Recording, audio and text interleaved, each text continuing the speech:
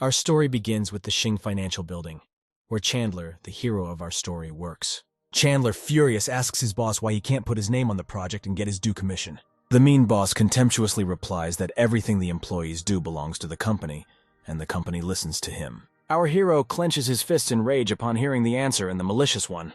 Logical, isn't it? The guy flies out of the boss's office saying that working for this company is idiotic. Our hero, without thinking twice, began to collect his things from his desk. Colleagues are trying to calm the guy's ardor. One of them reminded that the boss has power, and the second asked how the hero would help his girlfriend with her paralyzed father. Chandler looks at the framed photo of him and his girlfriend smiling happily. Having collected his things in a box, the guy tells his colleagues that after their death, his parents left him a house and a car, which he plans to use as a taxi driver until he finds another job. Since no one could stop him, Chandler walked down to the parking lot without any obstacles. The guy almost walked to the car, holding a box of things in his hands, when he received a new message on his phone. On the phone screen, he saw a message from his girlfriend, in which she said that she had decided to break up and go towards her dream. Not believing his eyes, our hero immediately called the girl, but in response, he heard that the number was unavailable.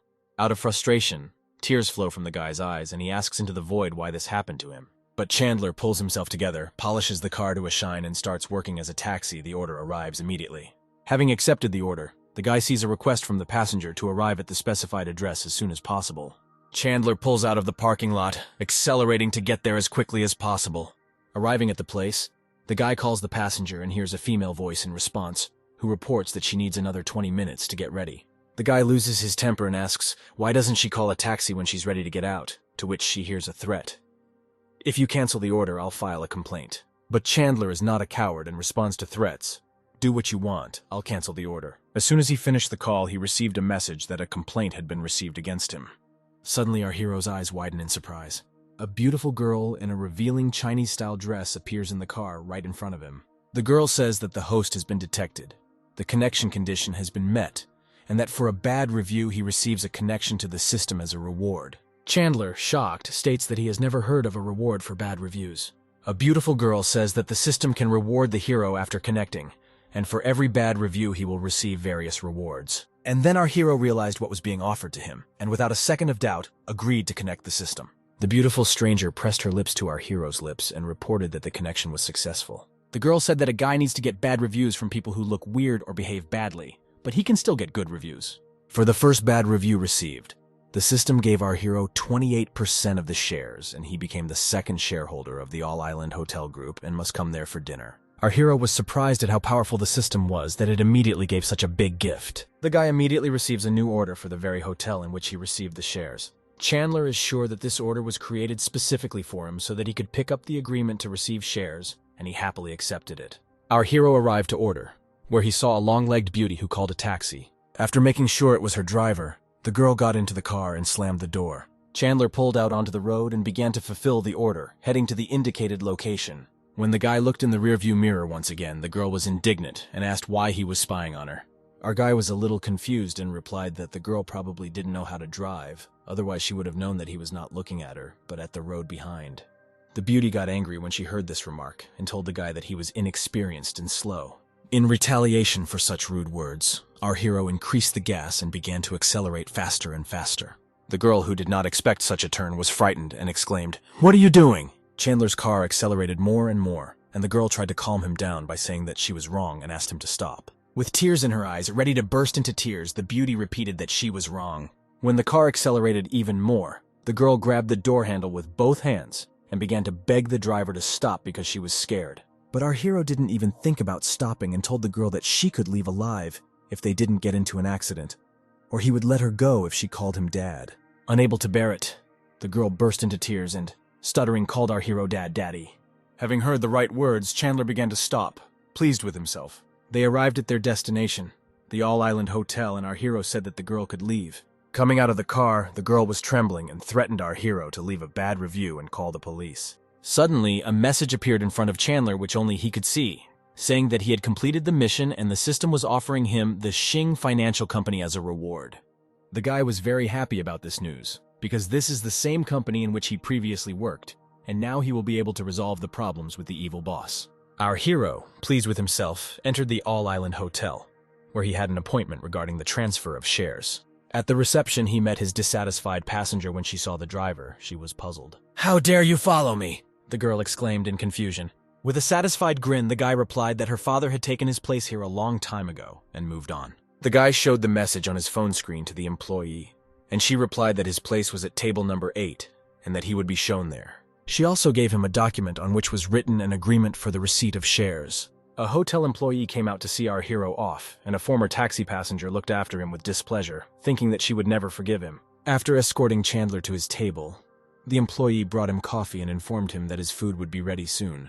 While sipping coffee, Chandler suddenly noticed a recent passenger who walked past him. The girl shook hands with the guy at the next table and they started talking, and our hero realized that it was a blind date. Our hero was taking another sip of coffee when the door to the hall swung open. 3 people entered the hall. A balding, short, middle-aged man and 2 beauties on either side of him. Noticing our hero, the blonde told her companion that he was an acquaintance of hers and went to say hello. But, approaching the table where Chandler was sitting, her friendliness disappeared. The girl began to ask why he was here, because she had already broken up with Faye, and asked not to pursue her. Chandler was cold and replied that he was not that low. He was not interested in girls like them. And if they were not ashamed to spend all day with men over 40, he felt sorry for them. At these words, the blonde in a red dress became furious and hit the table with both hands. The balding man heard the noise and asked the blonde what happened. Turning to the man with an innocent smile, the girl said that everything was fine and asked him to move on.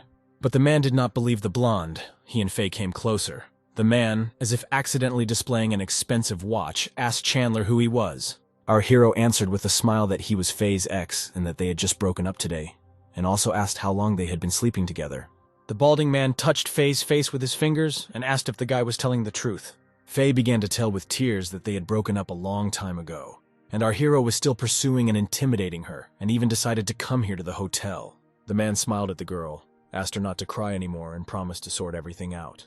Putting his hands in his trouser pockets, the man came close to the table and told our hero that he was annoyed by the harassment of his girlfriend. The man turned to the approaching waitress and asked to call the hotel manager. Faye approached Chandler and asked him to leave, saying that he would be in trouble. And at the next table, the passenger who left a bad review thought to herself that the situation had reached the point of absurdity and that our hero would no longer be able to get out.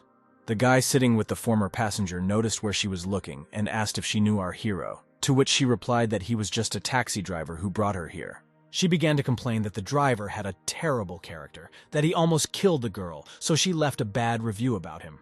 The guy got angry when he heard the story, stood up abruptly and promised the girl that he would teach the driver a lesson. The girl tried to stop him, but the guy had already approached the table where our hero was sitting. The guy asked with hatred if he brought the brunette to the hotel and if he mocked the girl while they were driving. Chandler was calm and immediately answered, "Yes, what's the problem? My name is Louis, I'm on a date with this girl. If you apologize to her, I'll forgive you, and if not, I'll throw you out," the guy said. Chandler continued to calmly drink his coffee and asked the guy who his father was. Louis said that his father is the chairman of investment. He is going to invest in All Island, and if he asks, our hero will be blacklisted. "Okay, let's see how you do it," Chandler replied, smiling relaxedly. The disputants heard the hotel manager hurriedly approaching them. The blonde guy went straight to the balding man and asked why he didn't warn him that he was coming. Then he saw Luis and smiled widely, rejoicing at what a great day it was at the hotel. The man approached the manager with a complaint that he had come to the hotel to cancel a girl's birthday, but her ex was bothering them and asked him to kick him out. The guy immediately got involved, saying that our hero was bullying the girl he was on a date with and also asked to kick him out. The manager was trying to make a joke and asked who was so reckless as to anger both of them. The man and the guy simultaneously pointed to our hero, who continued to calmly drink his coffee. Seeing him, the manager became nervous as he immediately recognized that this was a new shareholder about whom he had recently been informed. The manager quickly made a decision and ordered the security to throw the man and the guy out and forbid them to come to the hotel again. Both did not believe what had happened and reminded the manager that the man was the hotel's food supplier, and the guy was from the family of the future investor. The manager leaned towards Chandler and introduced him, the second largest shareholder of the All Island Hotel. The balding man and the 2 girls next to him did not believe what the manager said and asked again in unison. The former passenger was also surprised and concluded that our hero was definitely rich if he dared to behave so arrogantly. Chandler turned to the manager and said that the services of the man and the guy would no longer be needed and asked to throw them out. Faye, looking at the situation, began to doubt whether she did the right thing by leaving our hero and decided that she needed to apologize. Faye fell to her knees in front of her ex-boyfriend and began to ask him for forgiveness. assuring that she had nothing with the man. The blonde pushed Faye away, accusing her of commercialism, and asked her to look at her, calling herself pure. Chandler was not interested in these girls and thought that they were clearly starting a fight. The balding man tried to justify himself to our hero. Allegedly, he did not know that Faye was already dating him and assured that he did not want to create a conflict. With a clink, Chandler set the coffee mug down on the saucer. The guy irritably asked the manager why these two were still there. The manager readily responded to our hero's words and called the security, ordering them to take the man and guy out. Security took the blonde and the man away. The girl continued to reach out to our hero, and the man shouted that he was mistaken. The manager leaned over Chandler and said that Louis was the son of the chairman of investment. But Chandler was adamant. "While I'm here, you don't need their investments. What are you afraid of, manager?" the guy asked. The manager ordered that Luis be blacklisted and ordered that he never be allowed into the hotel group again. Louis screamed not to be touched and pointed out that the second shareholder and the investor were not the same thing. Louis approached the brunette and invited her to eat somewhere else, walking away from our hero's table. Chandler noticed that Louis liked the brunette and decided to take her away from him so that he would no longer be proud of himself. Chandler stood up from the table and walked towards the departing couple, calling out to the brunette. Approaching the girl, our hero picked a flower from a vase that stood along the road. Chandler handed the flower to the girl, apologizing for his joke on the way to the hotel, and invited her to sit down and chat at his table. The girl stopped in thought, because since this is a blind date, maybe she should stay with someone who is more influential. The brunette approached our hero, giving him a chance to make amends to her. Louis lost his temper over this situation and started yelling at the girl, asking if she understood what she was doing and that this whole situation only happened because he decided to protect her. But the brunette replied that Louis did it only for himself and that she did not ask to stand up for her and start a fight. Louis turned to threats and promised to cause trouble for the girl if she stayed with our hero. Chandler walked closer to the girl and put his hand on her shoulder, telling her that everything was okay. With the sweetest smile, the guy sat the brunette down at the table and promised that if this fly Louis gave her any trouble, he would sort it out. But Louis could not calm down and swung with a scream, intending to hit the girl.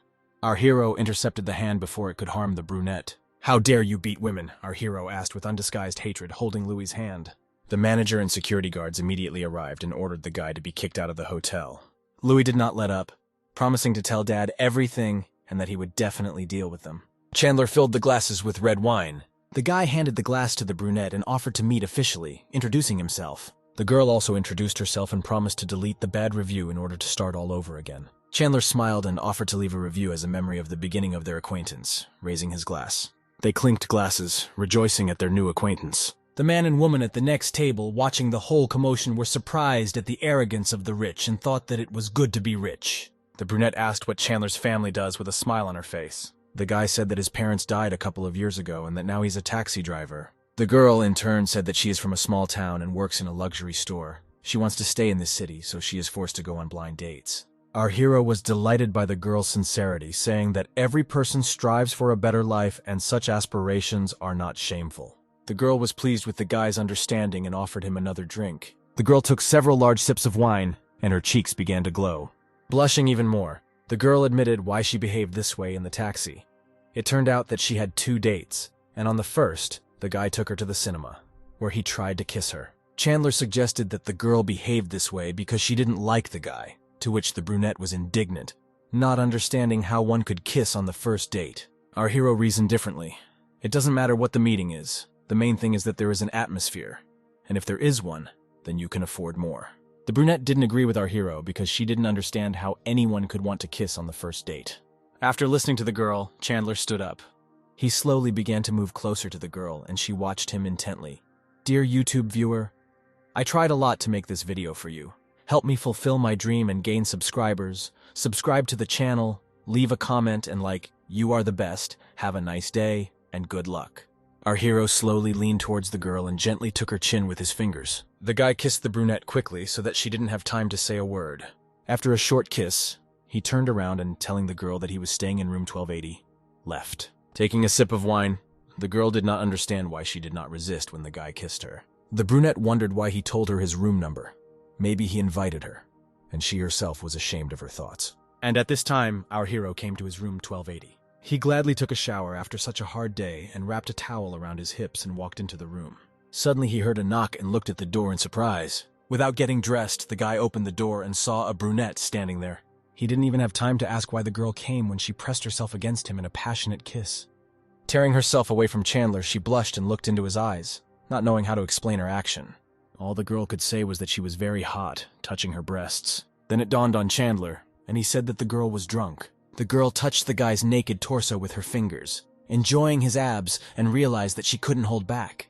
Our hero took the brunette in his arms and carried her to the bed, simultaneously warning that the girl should not blame him for what was happening. He pushed open the bedroom door with his foot. Having laid the girl on the bed, he pressed his lips into hers, from which the girl could not stand it and moaned, hugging his neck. Two hot bodies merged in an embrace, and their bodies were covered only by a carelessly thrown blanket. The next day at the same all-island hotel, Chandler woke up and saw that the girl had already left without saying goodbye. Stretching and rubbing his eyes, the guy stood up, throwing back the blanket. There was only a red mark left on the snow-white sheets, showing that the girl gave him her first time. Chandler was taken aback, not believing his eyes, looking at the bloody trail on the sheets. He looked at the nightstand next to the bed and saw a note and an envelope with money there. In the note, the girl said that she would return next month when she was paid, to put him to bed again. But in the meantime, she asked the guy to rest and gain strength.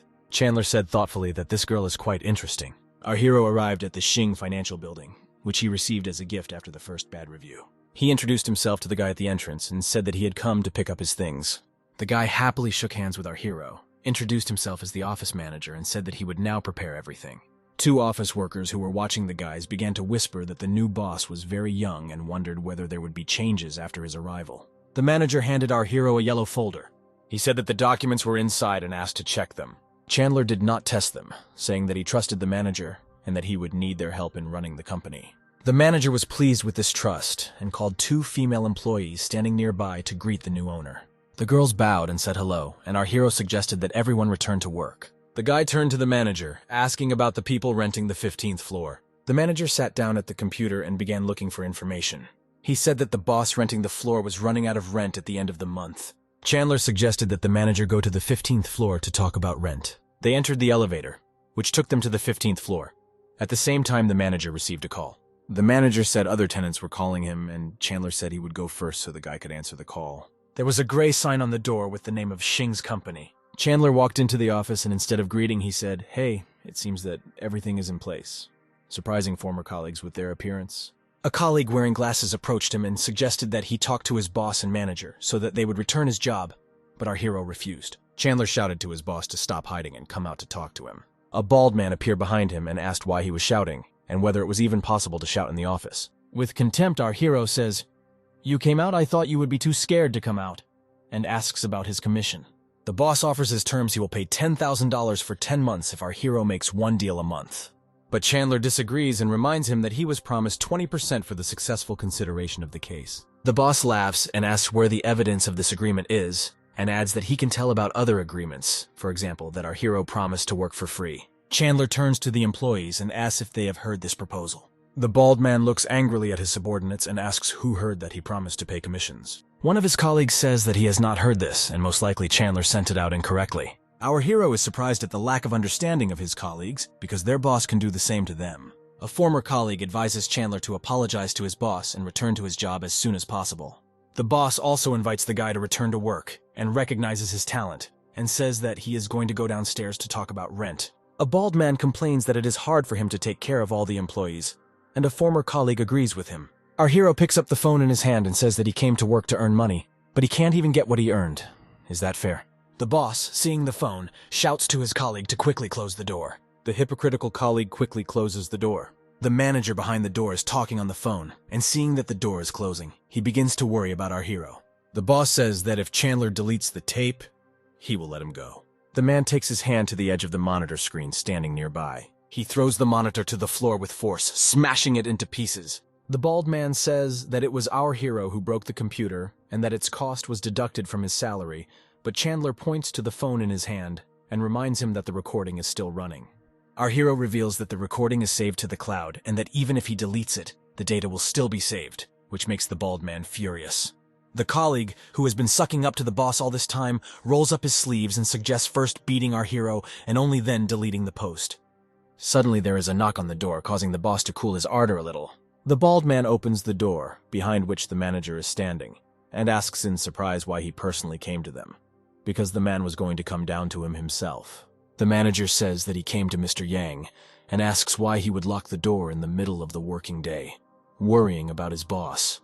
The man doesn't understand which Mr. Yan the manager is talking about. The manager points to our hero, telling him that he is Mr. Yang, the new owner of the company, shocking the bald man with this news.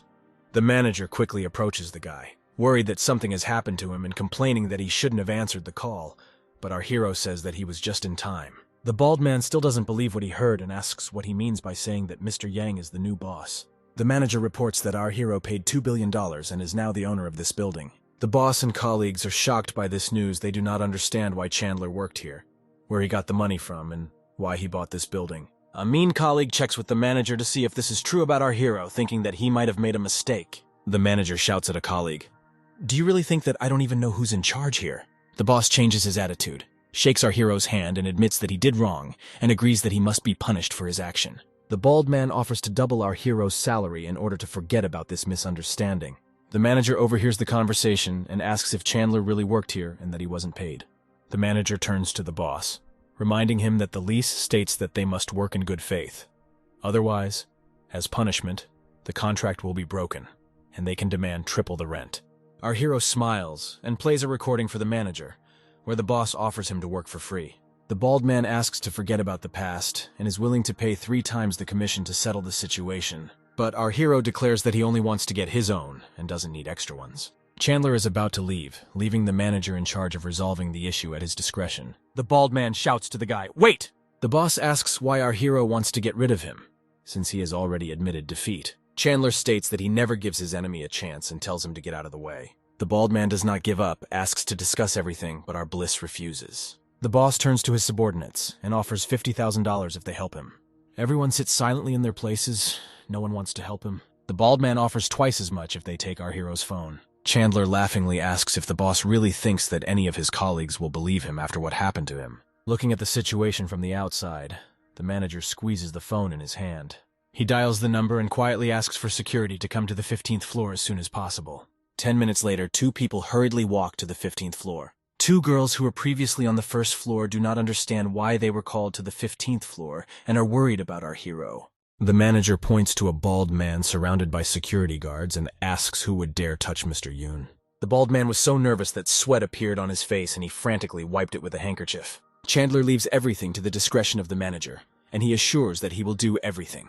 Chandler turns to his colleagues, offering to take what they deserve before their boss goes bankrupt. Colleagues began to complain that the boss did not pay overtime, and forced them to make dubious contacts. Colleague who recently wanted to beat up our hero suddenly declares that he always hated the boss, but was afraid to say something against him. Chandler watches his mean colleague get angry, complaining about the boss, and is amazed at how fickle he is. The door with Xing's modest sign is now covered with tapes that read sealed. The boss, taking away his things, threatens that he will get even with our hero, and he in turn says that the boss himself is to blame for what happened. Our hero turns to his colleagues and says that he plans to open an advertising agency, offering them jobs. Colleagues are happy to report that they really want to work for Chandler in his new company. Our hero looks at the very colleague who wanted to beat him up and kicks him out, not intending to work with him. The colleague falls to his knees and begs to be accepted, and says that he is ready to help him in the trial of his former boss. But our hero is adamant, and says that he sees no point in working with someone who was his former boss's faithful dog. Kicking him hard, our hero drives his former colleague away. Chandler transfers control of the new company to his former colleague, Susie, and invites everyone to take half a month off and contact her with any questions. Susie became worried, telling Chandler that she had no experience and was afraid of ruining everything. Our hero consoles her and says that these are normal feelings. The girl perked up and promised to do everything in her power. All his colleagues bow to Chandler and thank him for everything he has done for them in the last hour. The guys warmly say goodbye to our hero, seeing him off. And again, our hero finds himself in the parking lot of the financial company Sin. "I'm done here. It's time to get to work," he says, approaching the car. He gets behind the wheel and accepts a new order, which is located 500 meters away from him. Pressing the gas pedal to the floor, he rushed forward to a new order. 2 people are already waiting for him on the street, a guy and a girl. Our hero takes a closer look and recognizes the girl as his former classmate. Approaching closer, he's convinced that it is definitely her. The girl opens the door and they sit in the back seat of the car. The girl recognizes Chandler and greets him joyfully, and our hero wonders who she is walking with. The girl replied that this was her boyfriend, and introduced our hero, saying that he was the best student at the institute, and mentioned his beauty. The guy looked at Chandler, asking if he was popular among the girls. A fellow student replied that he was very popular and regretted that our hero already had a girlfriend. She asked the driver if they had broken up yet, and if they were going to get married. Our hero began to slowly stop the car, announcing that they had already broken up. A fellow student asked if our hero regrets that he refused so many girls at the institute. Chandler recalled that he refused the girl, not understanding why he should raise this issue now. The girl clung to her boyfriend and said that she doesn't regret it at all because, thanks to this, she doesn't live such a miserable life, hinting that our hero is just a driver. A fellow student said that our hero not only rejected her but also humiliated her. Chandler said he no longer remembers what he said then, and if it was rude, he apologizes. Taking our hero by the shoulder, the guy invited him to quit his job as a taxi driver and join his company, seeing how sincere he was. The girl was delighted with this offer and said that her boyfriend works in an advertising campaign. But Chandler immediately rejected this offer and, opening the car window, said that he liked working as a taxi. The girl was indignant when he opened the window and asked him to quickly turn on the air conditioning, since it was very hot in the car. Our hero refused, since the order did not specify an air conditioner, and suggested that the girl say a few kind words to him or turn on the air conditioner herself. The guy in the back seat yelled that if it weren't for his girlfriend, he wouldn't have been so nice to the driver, and demanded that the air conditioner be turned on immediately. The girl tried to calm her boyfriend down because he could distract the driver, and because of this he could get into an accident. A classmate said that they are old friends, and if our hero closes the window and turns on the air conditioner, she will forget about everything and will not give a bad review. But our hero calmly replied that he would not be scared by a bad review. The guy in the back seat screamed furiously, "Stop right now!" Chandler slammed on his brakes and stopped the car. The guy in the back seat got out of the car. "Get out of the car!" he shouted, kicking the fender of the car. But our hero had no intention of going out, and wishing the couple to enjoy the sun, he drove away. The guy ran after our hero, waving his fists, but he failed to catch up with the car. Under the scorching sun, the guy instantly began to sweat and asked his girlfriend where they were. They looked around and realized that they were on the bridge, and there was no way to call a taxi here, because stopping here was prohibited. The guy with a sharp movement took out the phone from his trouser pocket. "I will file a complaint."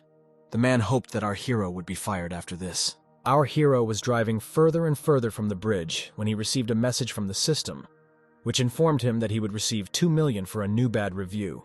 Chandler looked contentedly at the message, wondering how unpleasant it would be to be on the bridge right now. The guy heard a notification from the chat, picked up the phone, and saw that his former classmates were discussing him.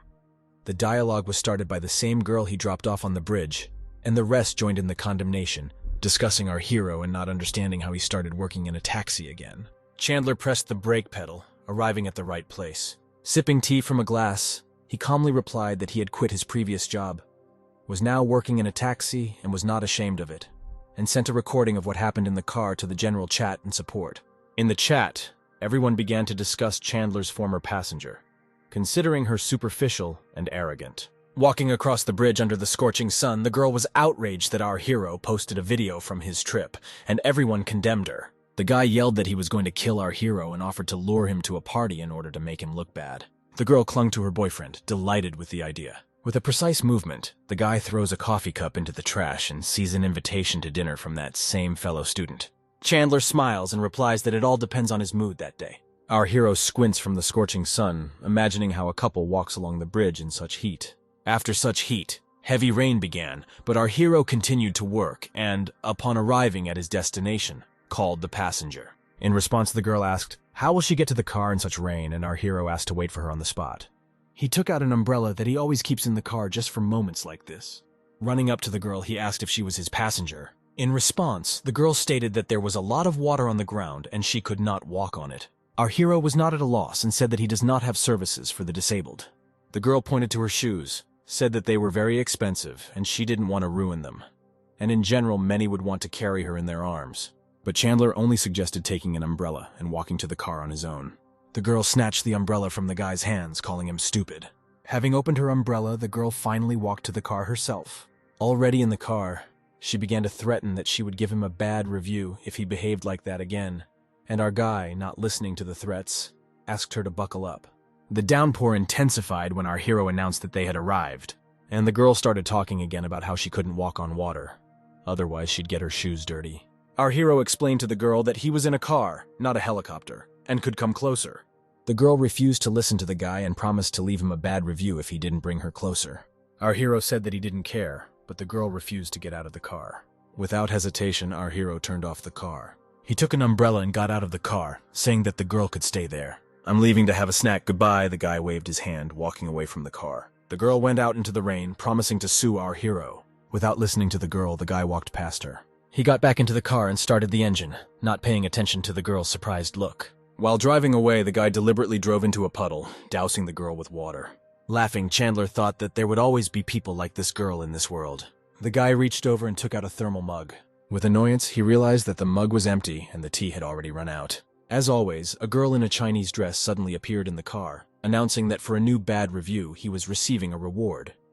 Tea from the mother tree. Our hero never ceases to be amazed at what a wonderful system this is. Taking the girl by the chin, he asked why there was so little tea, only 50 grams, and the girl replied that it was very expensive tea. The price of tea is so high that it cannot be bought with money. Chandler was shocked at how expensive this tea was. Our hero got out of the car and took tea from the trunk. He was surprised at the price of tea, $10,000 for a small package. The smell of the tea was delicious, and since the guy had 50 packages, he decided to try one. A message from the system appears in front of him that he has received another bad review, and that as a reward he receives a villa, the documents for which will soon be delivered by a courier. Calculating in his mind that the villa costs more than $500,000, the guy wonders that he left him a bad review, sipping delicious tea. After finishing his tea, Chandler put the mug back. A red-haired beauty in a short dress appears in front of his car. The girl jumped into the front seat and the guy asked in confusion what she was doing. The girl took out a wad of money and said she was ready to pay. Our hero explained that online taxis work differently, and for the trip she needs to place an order in the online service. The girl got angry and suggested that the guy just drive the car. She said that she wanted to ride this car today when a guy in shorts approached them.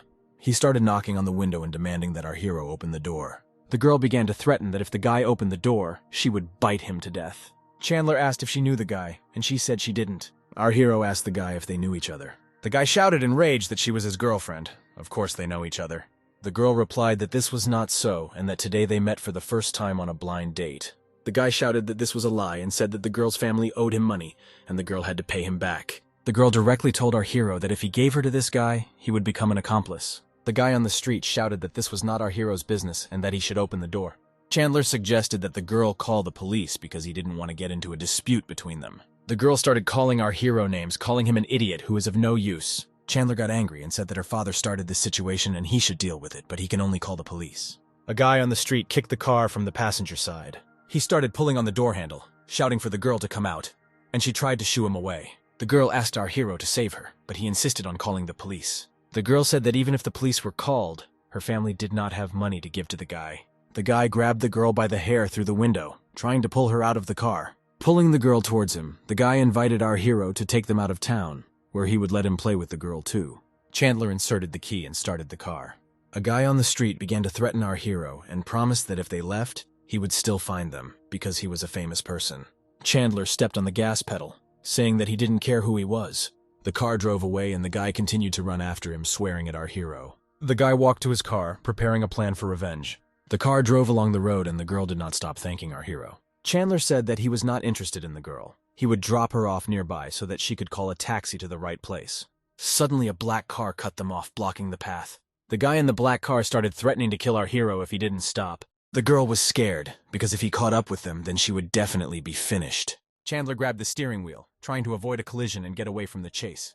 A man in a black car was driving behind, but lost control and his car overturned. Turning around, the girl laughed because the pursuer crashed the car. Our hero pulled up to a stop and demanded that the girl immediately get out of the car. The girl straightened her fiery red hair and offered Chandler to take her home. In return, he would get her for the first time. Our hero became angry because of this proposal and once again demanded that the girl get out of the car. Having called our hero a coward and a bastard, the girl got out of the car. She continued to call him names as Chandler drove away, and he didn't go to work but to his new villa. A man met him, handed over documents and offered to park, after which he would show him the villa. Chandler followed the man and entered the door. He immediately liked the villa, he just needed to move his things here. At that moment, the guy got a call. He received a call from the All Island Hotel and was invited to a meeting at 3 o'clock in the afternoon. Our hero returned to All Island, apologizing for being late. Upon entering the office, our hero introduced himself and thanked him for the meeting. One of the men showed our hero's place and said that he was pleasantly surprised that the new shareholder was so young. The guy was introduced to a man with a mustache, Vince, the chairman of the All Island Hotel. Another man, Gene, turned out to be an investor from the Sky Company, and they gathered to discuss his investment. Chandler wondered why investment from the Sky Company was needed at all. The men immediately began to discuss what happened between our hero and John's son. Vince asked the guy if he was not offended by the children's ignorance. Chandler said displeasedly that Gene's son had insulted him greatly, and he was not going to forgive him so easily. Vince suggested that John's son apologize to our hero and give in for the sake of their future. But John did not understand why his son should apologize for simply standing up for the girl. Chandler asked the chairman if any other issues would be discussed other than investing in Sky and received a negative answer. Chandler stood up and said he did not agree with Sky's investment in the All-Island Hotel. Our hero went to the exit stating that he still had work to do. Chandler didn't listen to anyone and left the office. Jean was furious because he was going to invest money, but instead of help and gratitude, he received insults. Vince tried to calm Jean down, promising that he would talk to our hero later and try to work things out. But Vince still insisted that Gene's son apologize, and the man said that he would talk to his son. And again, our hero goes down to the parking lot where his car is parked. He slowly approaches the car and turns off the alarm. "I finally found you," he hears a man's voice behind him. He sees the same guy who was chasing him in a black car with a crowd of suspicious guys. Chandler was surprised how the guy found him, and he replied that he promised to find our hero anywhere if he took the girl away. Rubbing his fists, Chandler wonders if the guy really wants to fight with him. In response, the guy raises his bat and says that he will not deal with our hero, but will crash his car. All the guys start frantically smashing the car with iron bats. Chandler takes out his phone and begins to record the massacre on video. The guy with the bat says he can afford to pay for the damage, but he wants our hero to lose his livelihood. A red sports car screeches to a stop nearby. A girl quickly gets out of the car. This is the same red-haired girl that our hero took away from the guy with the bat. She asks if he has gone crazy. The girl is perplexed why the guy crashes the car, because she promised to stay with him that evening. The guy with the bat replies that he just wants to ruin our hero's mood because he broke his heart. He accuses the girl of falling for the taxi driver and says that he's going to kill her in the evening. The girl states that she communicates with the guy only out of duty, and under other circumstances would not even look at him. Suddenly, Louis appears in the parking lot and asks what happened, and our hero approaches him with interest. Louis rubs his bruised cheek and says that the answer made him apologize to our hero. Chandler suddenly became happy and hugged the confused Louis.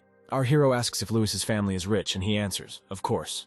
Chandler points to the guy with the bat and asks if Louis knows him, and he reveals that his family has invested in several of their companies.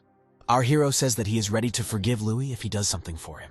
Louis asks in surprise what he wants. Chandler offers a deal. If Louis lends the girl's family money, he will allow him to invest in All-Island. Louis asks in surprise why our hero doesn't lend money himself, because he has huge capital. But our hero points to the wrecked car and says that he still works as a taxi driver. Louis, in shock, suggests that our hero is from some secret family, but he asks not to talk about it.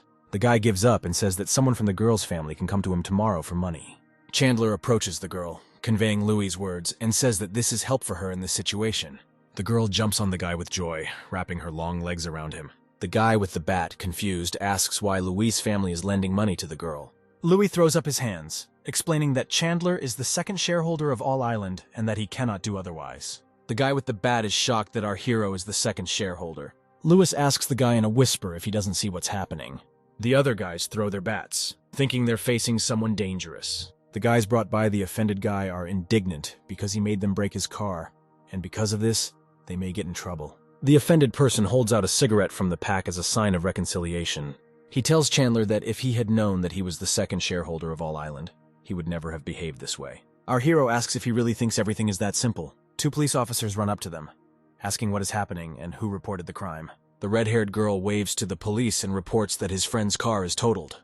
Suspicious guys immediately turn in the one who brought them, saying that it was he who ordered them to crash the car. The policeman turned to the offended guy and asked why he crashed someone else's car. The guy introduces himself and says that our hero stole his girl, so he decided to take revenge on him. The policeman asks if he's willing to pay compensation. The guy says with his arms crossed that compensation is possible only by court decision. The policeman tries to reason with the guy, explaining that damaging property is a criminal offense that cannot be solved with money, and the guy again tries to tell who his father is. The policeman replies that he doesn't care who his father is, and repeats that the guy committed a crime for which he must be punished. The guy agrees to pay for the car and offers $100,000 as compensation. But Chandler says he did not agree to the settlement and will take legal action. The guy raises the amount to $200,000 because the car was old and not worth more. Our hero points to his car and says that he doesn't want money, but justice.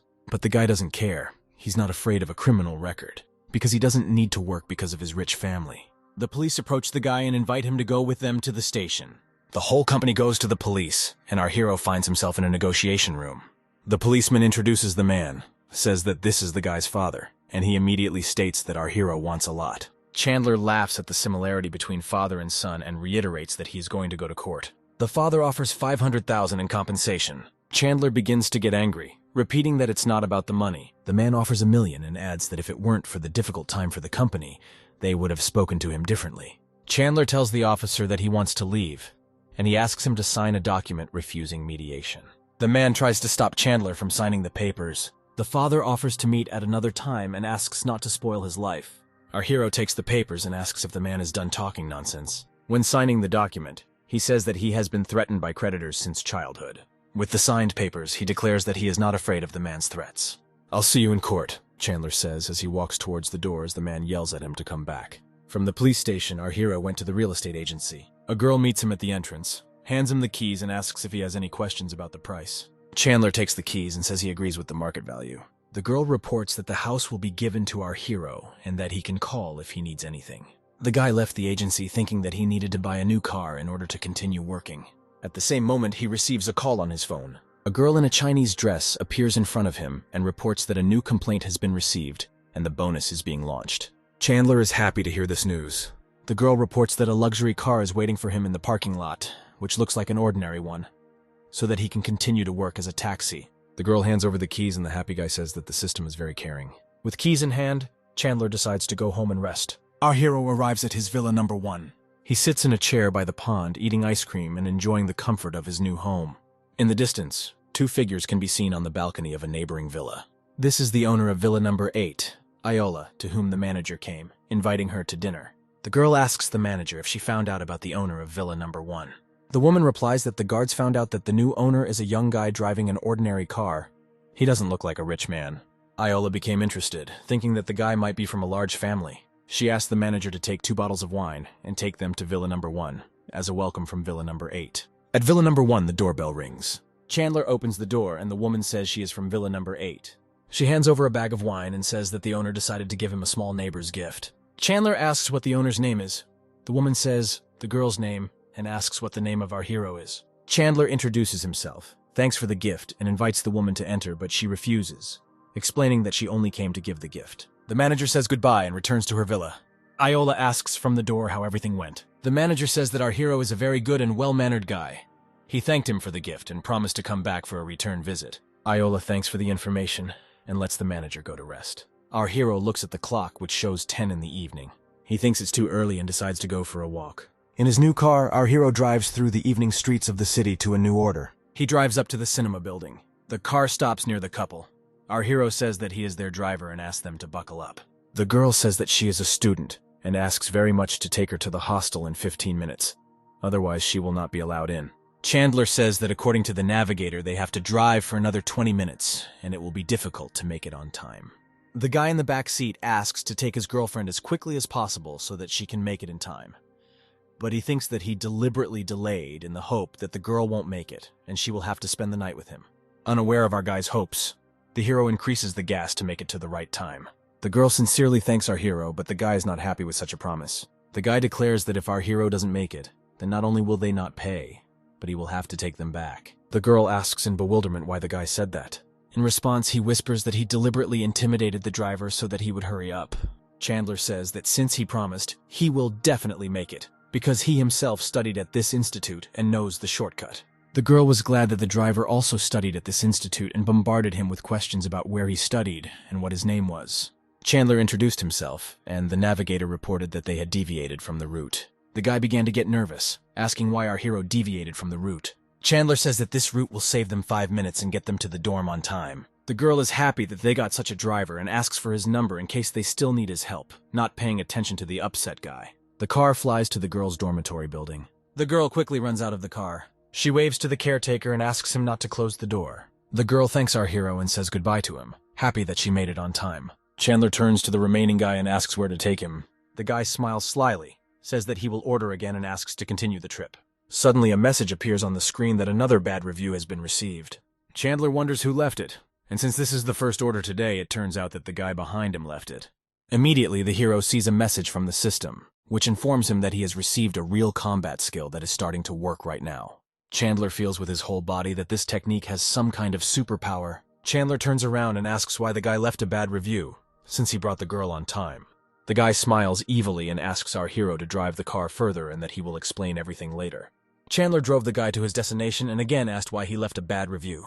But he doesn't answer and says on the phone for the guys to come over. 3 hooligans run up to the car, begin to smash the car, and demand that our hero get out of the car. Chandler turns to the guy again, trying to understand what's going on. Here the guy finally says that he deliberately detained the girl so that she would not have time to spend the night with him, and our hero ruined his plans. Chandler still doesn't understand why the guy tried to persuade him to take them faster. The guy flies out of the car, cursing. He kicks the car's side mirror and demands Chandler get out. Our hero reflects that he has just received a new technique and will be able to try it on hooligans. Guys with bats surround our hero, planning to finish him off quickly. Chandler stops the guy and asks him to wait a minute. The guy thinks that our hero was scared and invites him to kneel to beg for forgiveness, otherwise they will beat him. Chandler points to a street camera that will record the attack and suggests they go where they won't leave evidence. The guy with the bat laughs, thinking that our hero has accepted his fate. Chandler walks forward, rubbing his fists, and a crowd of hooligans follows, but unaware of anything. Suddenly, our hero turns around. The only sounds heard in the quiet residential area are the groans of being beaten by hooligans. Without receiving a single scratch, Chandler leaves, leaving behind the beaten hooligans. One of the hooligans threatens the guy who called them that he will be responsible for what happened and pay the medical bills. The guy agrees that our hero was very strong and tries to justify that he didn't know about the guy's strength. A car drives up to a crowd of hooligans. Our hero calls out the guy who started the fight. The guy fearfully begins to beg for mercy and asks not to beat him to death. Chandler assures him that he won't hit the guy and he comes closer.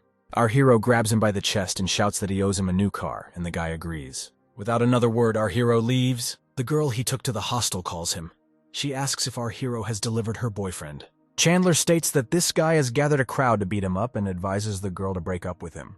The beaten guy was walking down the street when he got a call. The girl immediately started screaming and asking why he decided to beat the driver. The guy shouts back that he was angry because they started flirting right in front of him. "Are you crazy?" the girl screamed in rage. Without listening to further screams, the guy lowered the phone, cursing. He decided to file a complaint against our hero to take revenge. Thanks to the complaint, the system gave our hero another reward, strengthening his body, and asked him to tell him when he would be ready to receive the improvement. Chandler was pleased with the complaint he received and the new gift from the system. Our hero finally made it home. He lay down on the bed and asked the system to start strengthening, and it responded immediately, saying that the process had started. The guy's body began to fill with extraordinary strength when the system started the process. After a few seconds, the improvement ended, and the system reported that excluding external factors, our hero is now the strongest person in the world. Pleased with the improvement, Chandler suddenly felt that the house stank of something. He guessed that this was the legendary clearing of the meridians. The next day at Villa Number 1, Chandler went for a run and met a girl along the way. He greeted, guessing that it was Iola, and the girl also immediately realized that this was the owner of Villa Number 1. They shook hands and our hero thanked for the gift, which he really liked. Chandler said goodbye to the girl, wishing her good luck in training. Looking after the running guy, the girl thought that he was quite suitable for the role of a son from a large family, and our hero was trying to figure out what to give the girl. It dawned on him, and he decided to give that very tea. The doorbell of Villa Number 8 rang. The manager opened the door, inviting our hero to enter. Chandler handed over the bag, saying that he wanted to share some tea with him. The manager was surprised by such a gift. A girl appeared on the second floor, drying her wet hair, and offered to treat our hero to wine. Chandler greeted the girl, and the manager said that the guy brought them tea and offered to prepare it. The girl liked this proposal and suggested boiling water. Chandler handed the package to the manager with a smile and said that he couldn't stay because he needed to pick up the car. Iola hurried to go downstairs and asked what our hero was doing. Chandler said that he works as a taxi driver, and without allowing further questions to be asked, he said goodbye. Hearing these words, Iola doubted whether our hero was really rich because he works as a taxi driver. The manager opened the package and asked the girl what kind of tea she thought it was. Iola replied that she didn't know and offered to take it to an old friend who knew about types of tea. The manager agreed with the proposal and went to find out what kind of tea it was. Iola wondered how the taxi driver could afford Villa Number 1. Our hero arrived in his new car for his next order. Having arrived, he saw the same red-haired beauty whom he had recently saved from a guy. Chandler smiled at her and asked if she had ordered a taxi. The girl opened the door, not understanding why our hero bought himself such an ordinary car. The girl sat in the front seat and suggested that the hero should have bought himself a sports car. Crossing her legs, the girl asked the guy if her legs had become even more attractive. The guy replied that if the girl was silent, she would score 99 points. But if she spoke, then only 59. The girl was surprised by this assessment, and the guy changed the subject and asked her to buckle up. The car was driving along the road when the girl said that she was inviting the guy to lunch at a restaurant, but he refused because he needed to pick up his car. Chandler says that the girl clearly wanted to get him drunk so that she could then go up to the hotel to continue the evening, and the girl does not deny this. But Chandler adamantly replies that he doesn't want dinner. The girl is indignant at how Chandler can refuse such a beautiful and smart girl and begins to suspect that he has a problem with sexual orientation. Our hero pressed the brake pedal, announced that they had arrived, and asked the girl to get out if she had nothing more to say. The girl got out of the car, annoyed that our hero was not interested in girls and sure that he was gay. Our hero arrived for the next order and saw that the man was saying something to the frightened girl. Our hero said that he had arrived and the girl waved to him. However, the man did not want to let her go and asked to pay, but the girl refused because it was not her fault that the bicycles fell. But the man did not give up and blamed the girl for causing the bicycles to fall on a parked car. Our hero pointed to the street camera and asked if they wanted to watch the video to resolve their dispute. The girl was happy about this idea because this way they would find out what happened. The man turned to our hero, saying that he noticed temporary registration plates on his car. The man threatened that he would crash our hero's car if he continued to interfere, and the guy realized that the man was simply extorting money from the girl. Such an arrogant man shouldn't bully a girl, our hero said. The man was indignant. What does this have to do with you? Chandler replied that the girl ordered a taxi and he arrived to order, and the man was delaying them, and once again offered to watch the video from the cameras. Suddenly a bat appeared in the man's hand and he said that he had warned our hero. The man asked if our hero really thought that he wouldn't crash his car. Chandler pointed to the car and said the man could crash it if he could pay for the repairs. The man laughed and said that he could easily buy several of these cars. The man rolled up his sleeves, and the girl asked not to involve others in their affairs. Our hero took the girl by the hand and asked her not to stop him. He hugged the girl and said that he had already dealt with such bastards before. Let him do what he wants. The girl blushed in the arms of our hero and apologized for dragging him into this. Chandler smiled broadly at the angry man and asked the girl not to worry. The man swung the bat, saying that if he didn't crash the car, he would be ashamed of himself. But suddenly the man saw something and stopped. He noticed in time that the car was very expensive, and thought that he would not pay for it in his entire life. Chandler irritably asked why the man stopped and asked him to continue. The man threw the bat, telling our hero that he had misunderstood him. With an apologetic smile, the man admitted that most likely the wind had overturned the bicycles and that he had questions for the girl. Our hero did not understand the refusal because the man was going to be proud of himself forever if he crashed his car. But the man admitted his guilt and invited the guy and girl to leave on their own business without stopping any longer. Chandler walked the girl to the car and invited her to sit down. Sitting in the car, the girl thanked our hero, and he modestly noted that if she had not called a taxi, he would not have been able to help. The girl could not understand why this man suddenly became so kind. Chandler didn't understand either and assumed it was a sudden change of mood. Having arrived at the desired building, our hero announced that they had arrived. The girl introduced herself as Juno and invited our hero to have dinner with her and her friend. But the guy refused and wanted to have a good time. Juno asked for the guy's phone number so she could call him when she needed the car again. They brought their phones to each other and exchanged numbers. The girl got out of the car and watched our hero's car drive away. As Chandler drove away, he suddenly realized that he was hungry. The car stopped, its polished bumper shining. Our hero entered the cafe and asked the waitress to take his order. He had just sat down at the table when he heard the sound of a message received. It was Juno, who wrote that something had been slipped into her wine and she was asking for help. The room was located in the same building where our hero was sitting. The guy approached the waitress and ordered her to quickly check what was happening in room 302.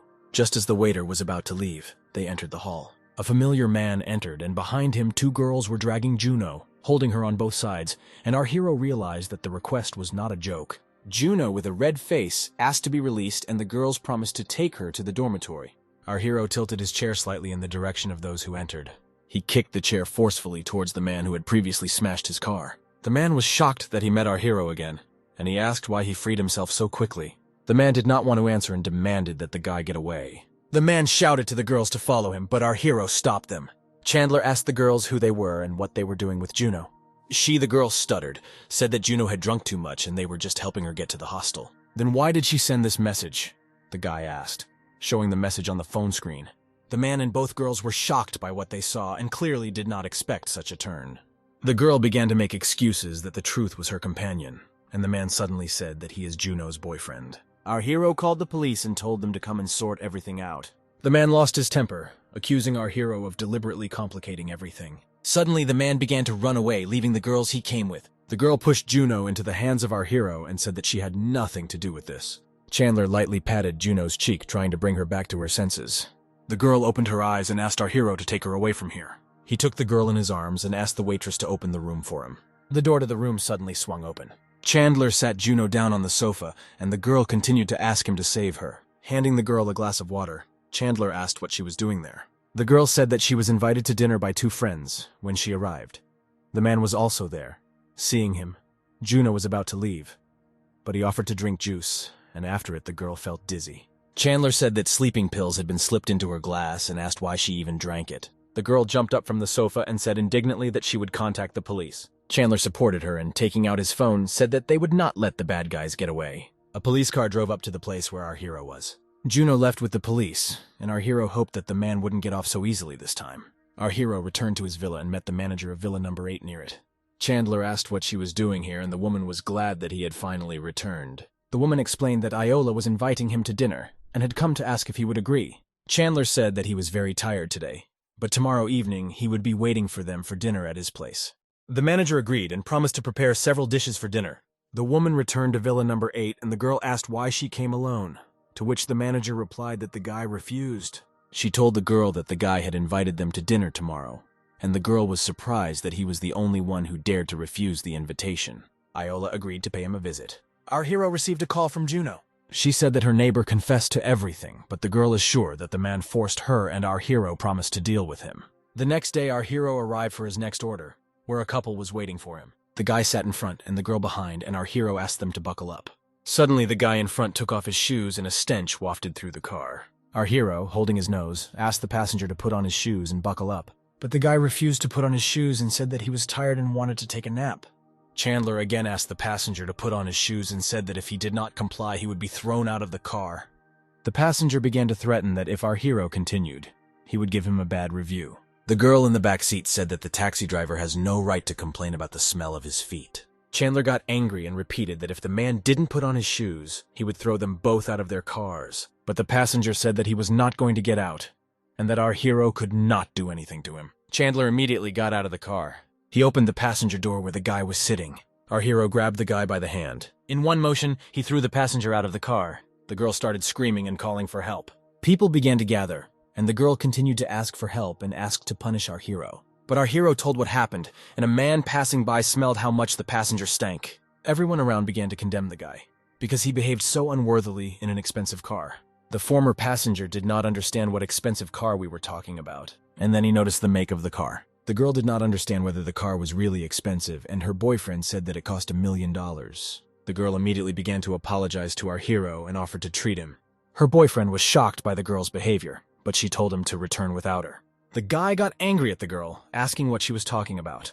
The girl drove the guy away, saying that he never listens to her. Our hero asked the girl to remove her boyfriend's shoes, and the girl agreed. She threw her shoes out of the car, and she immediately sat down in the front seat, offering Chandler dinner. Chandler thanked the girl as he opened the car door. After getting behind the wheel, our hero asked the girl to get out and wipe the rear view camera. The girl happily agreed to fulfill this request. But as soon as she left, our hero hurried away, and the girl shouted after her that her purse was left in the car. Chandler, without stopping, threw his purse out of the car. The guy with the smelly feet laughed as the girl was thrown out of the car. She slapped him in the face, calling him a moron. The girl got angry, asking if the guy didn't understand why she did that, and he rubbed his cheek in confusion. The girl said that she tried to beg forgiveness from our hero. The guy hugged the whining girl, glad that she did this, and the girl asked to leave a bad review for our hero. The guy grabbed the phone and left not only a bad review, but also a complaint.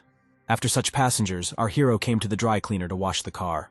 While sipping his coffee, he saw the message that a new bad review has been received. A girl in a Chinese dress appeared in front of the guy again and said that he received 32% of the shares of the Baoking Hotel and $5 million, which made him the second shareholder. The happy guy asks if the system can compensate for the damage caused by smelly feet. He receives a message from Vince saying that he must come to the Baoking Hotel at 3 o'clock tomorrow afternoon. The guy is happy with his luck. Upon returning home, he was greeted by 2 cooks. Chandler was surprised what they were doing here. The cooks report that they have received orders from Iola to prepare dinner. Chandler invites them into the house, getting ready to do the dishes. He opens the door, letting the cooks into the house. The chefs are shocked by the luxurious dishes and knives in the house. The chef warns the other guys to be careful. He scolds the cook so that they should be more attentive, and they agree. They continue to discuss our hero and are surprised that even the faucet in the house is gold-plated. Chandler asks the cook if he needs to buy anything for tonight's dinner. The cook assured our hero that there would be enough food and he did not need to worry. Chandler thanked him for his work and the cook was glad to hear it. Suddenly there was a knock on the door. Our hero opened the door and invited Iola to enter, saying that her presence made the house more beautiful. The girl said that it was a great honor for her to be visiting our hero.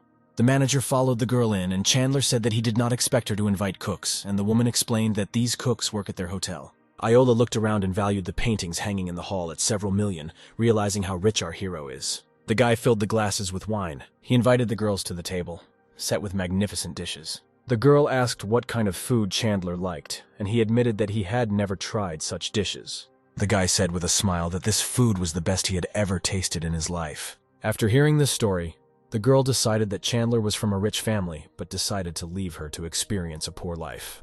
Iola asked what kind of cars Chandler liked, and he replied that he liked sports cars. Our hero added that he is now drunk and unable to drive.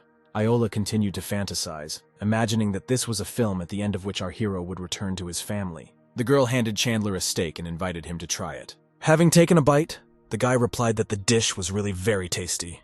An hour later, everyone had eaten their fill and there was no more food left on the table. Iola suggested going out for a walk after a hearty lunch, and the guy agreed.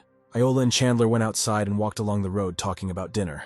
"Hey bastard, you're really unlucky," someone said, addressing our hero. It was the same guy again. Chuck, who crashed his car and gave the poor girl sleeping pills. Now he was with a crowd of bandits and said that he hoped to never meet our hero again. Iola became furious and demanded that the guys get away. Chuck sized up the girl and said that this was a personal conflict with our hero, and he didn't want to get her involved. Chuck asked the girl to leave, and she concluded that the man did not know who Chandler was. The girl once again exclaimed that they should get out and not interfere with her walking with our hero. Chuck began to threaten the girl and said that if she did not leave, she might get hurt. Chandler blocked the girl and told the guy that he only relied on his father's company, but if she wasn't there, then he would have something to rely on. Chuck agreed that he was being offered to his father and pointed out to our hero that he could not do anything with him. He gave the order to the bandits to kill Chandler. Our hero scattered the bandits who attacked him in a few blows. The girl was delighted with our hero's martial arts skills. Chuck got scared and cowardly asked Chandler not to come near him, otherwise he would tell his father everything. Our hero slapped him in the face, asking how dare he threaten him. The man was shocked that Chandler dared to hit him, because even his father had never hit him.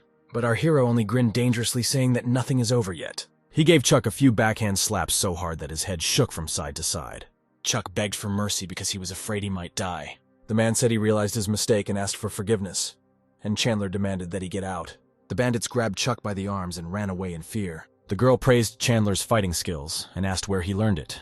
Our hero was confused because he could not say that he had received skills from the system. So he evasively said that he had not seen his teacher for a long time. The girl wished that our hero would definitely meet the teacher and asked what he was going to do with Chuck and his father's company. Chandler thought out loud that he did not yet know what to do, and the girl decided that the matter was most likely in his family, so he could not act openly. Iola offered to help Chandler figure it out as a sign of their friendship. Our hero gladly accepted the girl's offer and promised that he would definitely repay her. The girl was embarrassed and said that he did not have to be so polite, and also promised that in the near future he would see the collapse of the Java company, which belongs to Chuck's father. Chandler said that he recently received shares of the Baoking Hotel and invited the girl to dinner tomorrow. She gladly agreed. At Villa Number 8, the manager handed the slippers to the returning girl. The woman asked how it all went, and the girl replied that she was now sure that Chandler was from a rich family that practiced martial arts and told about the fight. Iola ordered the manager to find information on the Java company and added that she wanted to bankrupt this company. The manager understood the order and got to work. The next day at the hotel, the guy asked Lexi, the girl who insulted our hero in the taxi, where Chandler was, why everyone had gathered, and he was still not there. The girl said that he was not responding to messages. The guy said that if Chandler didn't come, he wouldn't pay for her classmates' dinner. A guy and a girl, Lexi's former classmates, came in and asked why they were fighting. Lexi explained that her boyfriend was refusing to pay for everyone because our hero didn't show up and offered to reschedule the meeting for another time. The guy with glasses was shocked because the girl herself invited them to dinner and now she's canceling the meeting. The red-haired girl was angry at Lexi, asking if she really thought that all her classmates were beggars. Lexi attacked her boyfriend with her fists, blaming him for what happened.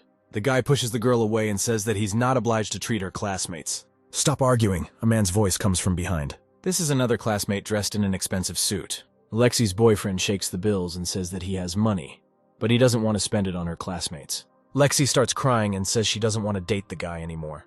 The guy turns around and says that she will regret what she did.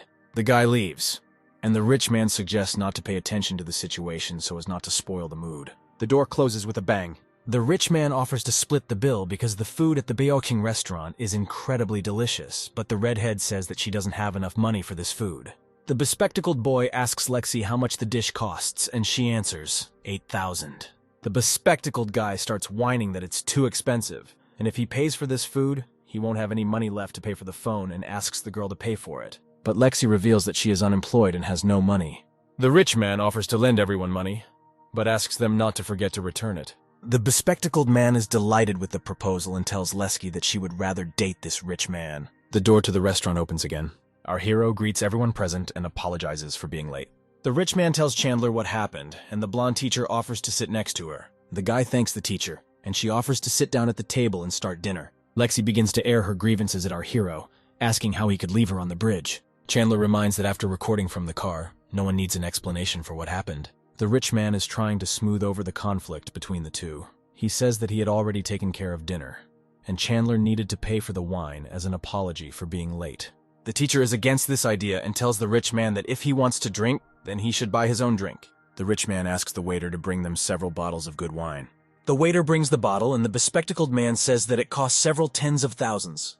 The redhead asks how expensive this wine is, and the waiter replies that it costs 120,000. The rich man is embarrassed and says that they did not order such expensive wine. The waiter turns to Lexi and says that it was her boyfriend who ordered such expensive wine, and the girl asks to cancel this order. The rich man estimates the price of the bottles and thinks that Lexi is definitely not worthy of that amount. The waitress says that it is inappropriate to refuse what has already been ordered. Chandler asks people not to argue and says that he will pay for everything. The teacher is worried that Chandler won't have enough money and suggests canceling the order. The teacher turns to the waitress, asks to cancel the order and call the manager, and the waitress repeats once again that the wine cannot be returned. 2 minutes later, Manager Chow comes into the room and asks who wants to refuse the order and why. The manager notices our hero and realizes that a new shareholder is sitting in front of him. Chow immediately turns to Chandler and asks if he likes the food.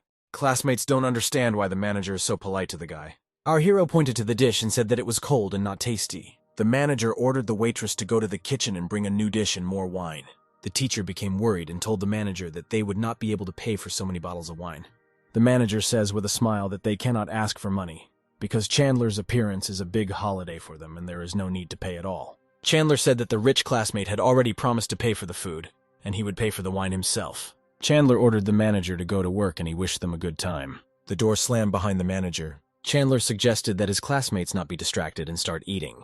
The teacher asked our hero why the manager was so polite to him, and the red-haired girl added that the manager behaved like our hero's subordinate. Chandler said that he bought several shares of Baoking Company, which is why the manager is so courteous. The rich man and the bespectacled man were shocked, asking where our hero got so much money, because he is just a taxi driver, and the shares of this company are very expensive. Chandler lied and his father left him some money.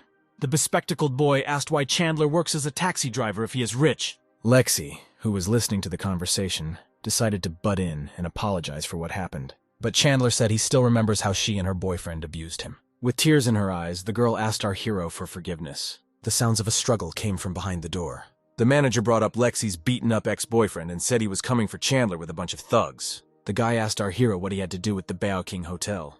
The manager hit the guy hard, asking why he decided to attack the second shareholder of the company. The guy didn't believe what he heard and realized that this time he was in trouble. He asked Lexi for help, but the girl stated that it was his fault that he was in this situation. Chandler looked at the time and thought it was time to go on a date with Iola. Our hero asked the manager to take care of the rest, and he happily agreed. Our hero told the guys that he was paying for everyone except the rich man and added that he would try to return to them after the date. The manager said that since the guys are classmates of our hero, they will be treated as the best guests. The man wished them bon appetit and left the room. The door to the hall slammed shut as the manager and our hero walked out. Silence reigned in the hall where the guys were sitting. The silence was broken by the teacher who suggested we eat while the food was hot and was glad that our hero had become rich. The red-haired girl said that I didn't expect this, and they clearly underestimated the guy. Lexi thought that she needed to win Chandler over in order to fulfill her dream of becoming a rich man's wife. Our hero came to number 318. Iola was already waiting for him there. The guy complimented him, saying that the girl looked great, and she said that on the first date with our hero, she must look great.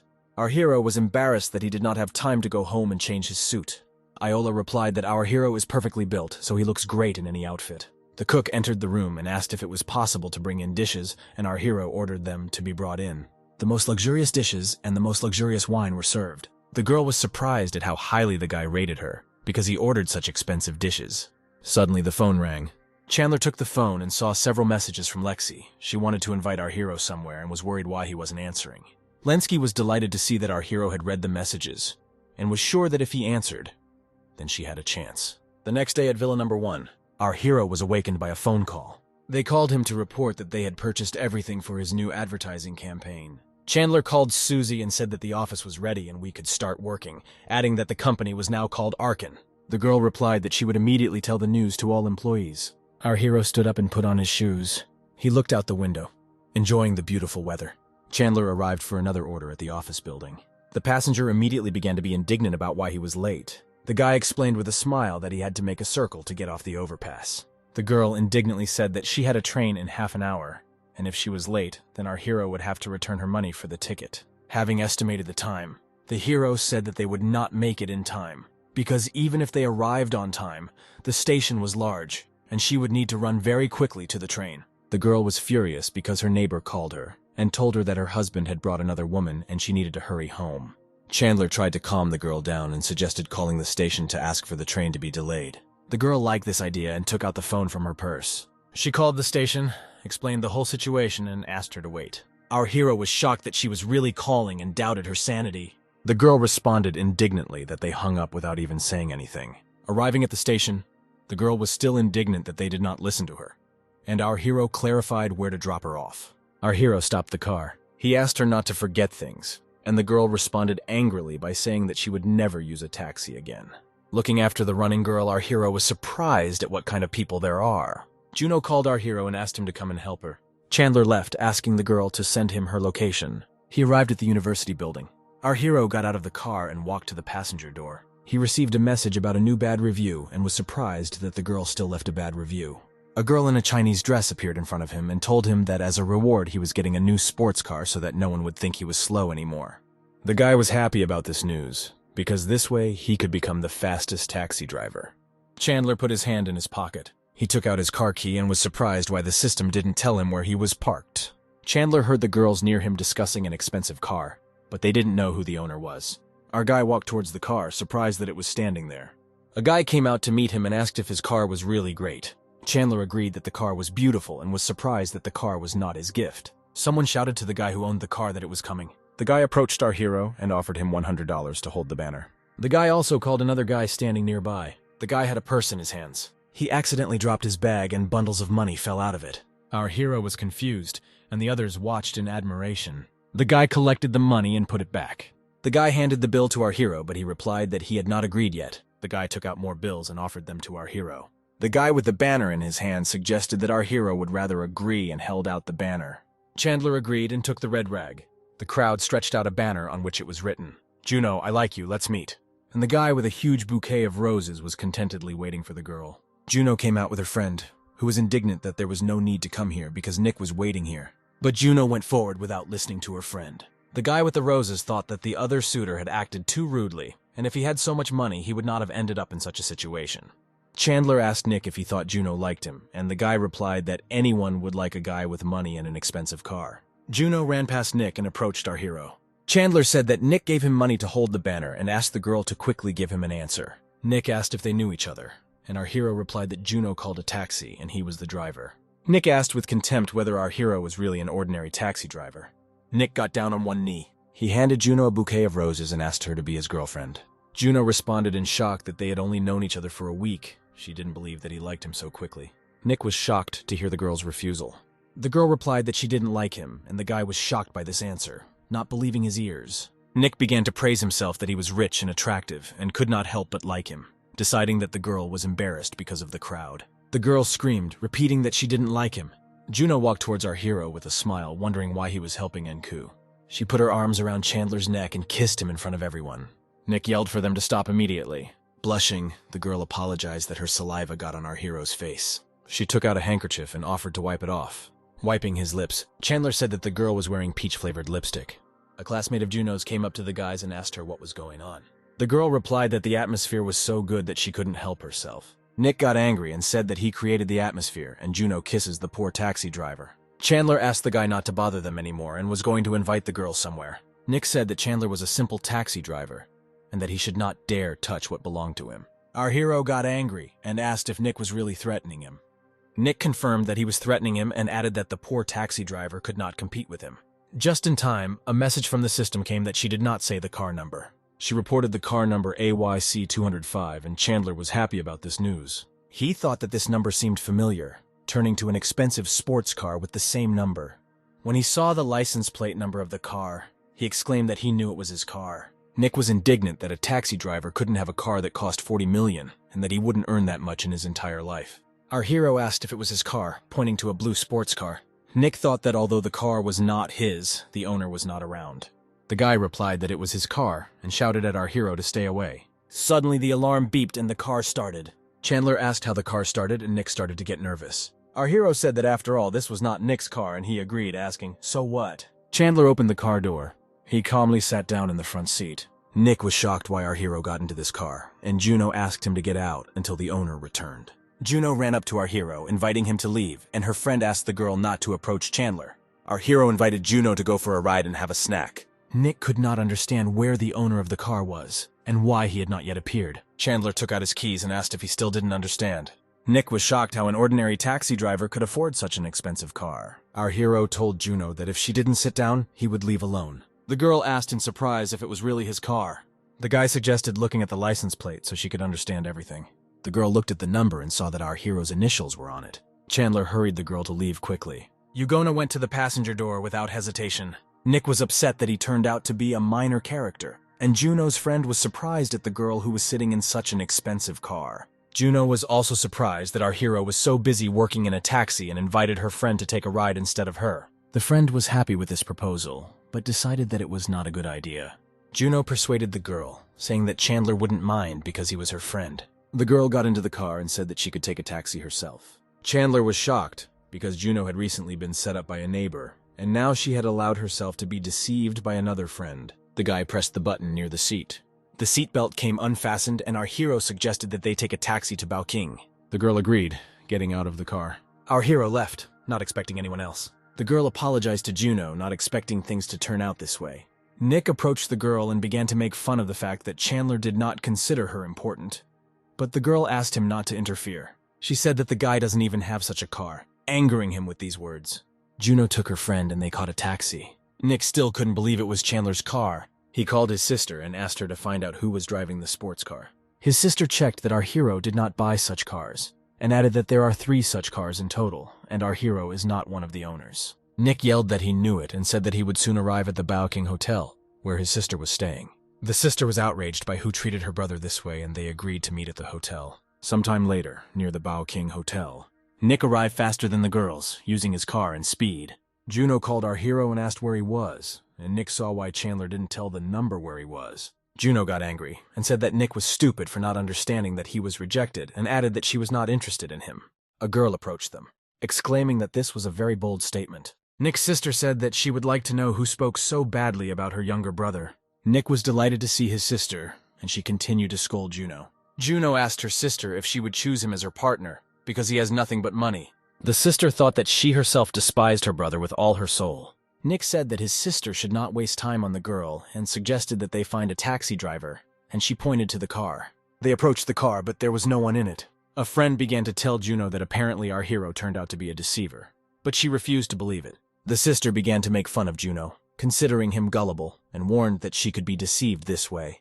Juno said that she would decide for herself who would deceive her, but it would definitely not be her brother. Nick was angry that the girl insulted him and promised to beat her right now. At that moment, a car drove up to the company. Juno recognized Chandler's car and was glad that she had not been deceived. Nick started laughing at our hero's car, saying it was a good joke. Chandler got out of the car. He asked the girl why she didn't go inside. Juno asked where he was and complained that they were laughing at her, and our hero replied that he was taking his car. Chandler asked Nick why he continued to pursue them, and the guy still did not believe that the sports car belonged to our hero. He said that the sister checked everything, and the car belongs to another person named Chenland. Our hero became convinced who this Chenlin was. The sister intervened in the conversation, said that our hero has no money at all since he works in a taxi and offered to tell the truth, and in return she would get him a job. Chandler immediately refused, saying that he did not want to work for someone who had such a black heart, and added that she was deliberately making her brother look bad in order to look better compared to him. The woman got angry and ordered the guards to teach him a lesson. Suddenly, the man said that he really wanted to see who would touch our hero. The man in the suit asked the guy if he was okay. He replied that everything was fine and asked who he was.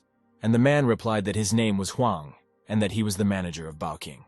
The brother and sister were surprised why the manager was so polite to the hero. The sister asked the manager why he was so polite to Chandler and who he was.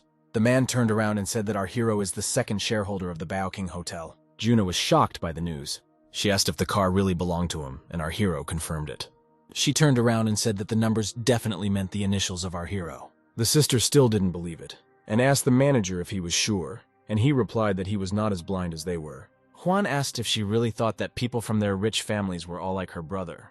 He asked his sister to leave the hotel and refused to sign a contract for the reconstruction of the library. The woman clenched her fist and cursed. She hit Nick hard and said it was his fault. The guy was shocked and asked why she was hitting him. His sister grabbed him by the neck. She made him bow and told him to apologize to our hero.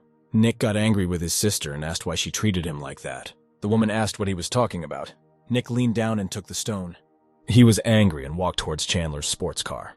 The sister got scared, asked him not to act impulsively, and ordered the guards to stop him. Juno was afraid that he would crash Chandler's car, but our hero was calm and said that he would pay for it. Unexpectedly for everyone, Nick walked past our hero's car. He swung and crashed his car. The sister exclaimed why he was crashing his car, but the guy just waved the guards away. Nick replied that he was the heir to the family and from now on would be focused on the family business. Nick turned to his sister with a serious face, thanked her for her contribution to the family, and made a promise that he will never forget this. Chandler was happy about the change and praised Nick for quickly coming to his senses. Nick bowed to our hero, saying that he hated him, but was still grateful, and if he needed anything, he could reach out. Chandler suggested we talk about it when necessary. The sister was furious and blamed Chandler for ruining her plans. Our hero asked what she was saying, because these words made no sense. Chandler suggested forgetting and going to dinner, and Juno replied that she was just hungry. The guys were sitting at a table laden with expensive dishes. Juno's friend was worried that since Nick crashed his car, he might crash our hero's car too. Chandler replied that he could have broken it, but didn't. Our hero asked Juno why she wasn't eating, and invited her to order whatever she wanted. Juno said that she called our hero not for this, but to discuss something. The guy asked what happened, and the girl said that after the last incident, her neighbors were detained, and their families hope that she will forgive them. A friend said that this issue needed to be sorted out, because they could not come to a common decision. Chandler said the girls must turn in the ringleader, or he may come after them in the future. Juno replied that the girls were afraid to testify against him because his father was the boss of the Java company. The guy poured wine and told her to listen to him. He told the girl to explain her conditions to them, and this would already be considered kindness, and there was no need to worry about the Java company. Juno agreed to do as our hero said, raising his glass. Chandler suggested we go to the movies now that the conversation was over. My friend was very happy about this offer.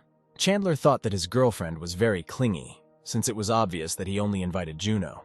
And her friend, noticing his gaze, thought that he liked her. At the exit of the Baoking Hotel, Chandler gave the keys to the manager, asking him to drive his first car, and the manager promised to do everything in the best possible way. Chandler praised the manager and promised to tell the manager how well he did. The manager embarrassedly thanked our hero. At Villa number 8, Iola's father asked if it was too early to assume that Chandler was from a wealthy family, and the girl replied that he was trying to hide his identity. The father said that they have a share of shares in Java, and it is not logical to break off relations now for the sake of someone whose identity has not yet been confirmed. There was a knock on the door. A flushed manager entered the hall and said that our hero had returned in an expensive car. Iola asked what brand it was, but the manager couldn't see it.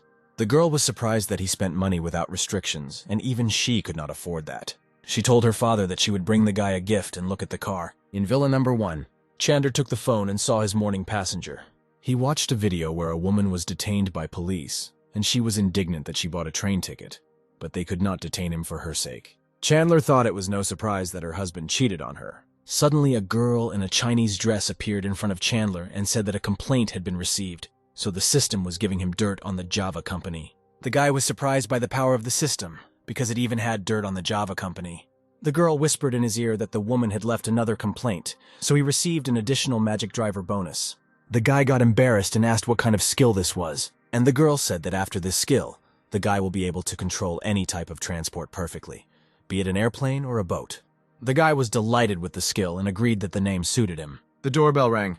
Chandler wondered who could come at such a late hour. The guy got up and opened the front door. Iola asked if she had disturbed him at such a late hour. The guy replied that she didn't bother him. The girl said that she brought a watermelon that they bought especially for him. Our hero thanked the girl and invited her to come in and eat watermelon together. The girl suggested looking at the view of the city from the shore of the lake. Chandler liked the idea and went to cut a watermelon to eat it against the backdrop of the city at night. Looking after the leaving guy, the girl decided to come closer to the car and look at it. The girl came closer and was surprised that the car was worth about $50 million and had an individual license plate. Chandler arrived with a bowl of sliced watermelon and told him it was ready to serve. He suggested they sit down and enjoy the night view while they eat watermelon. Iola expressed admiration for the guy's new car. Chandler offered the girl a ride, but she refused, saying that she was terrible at driving.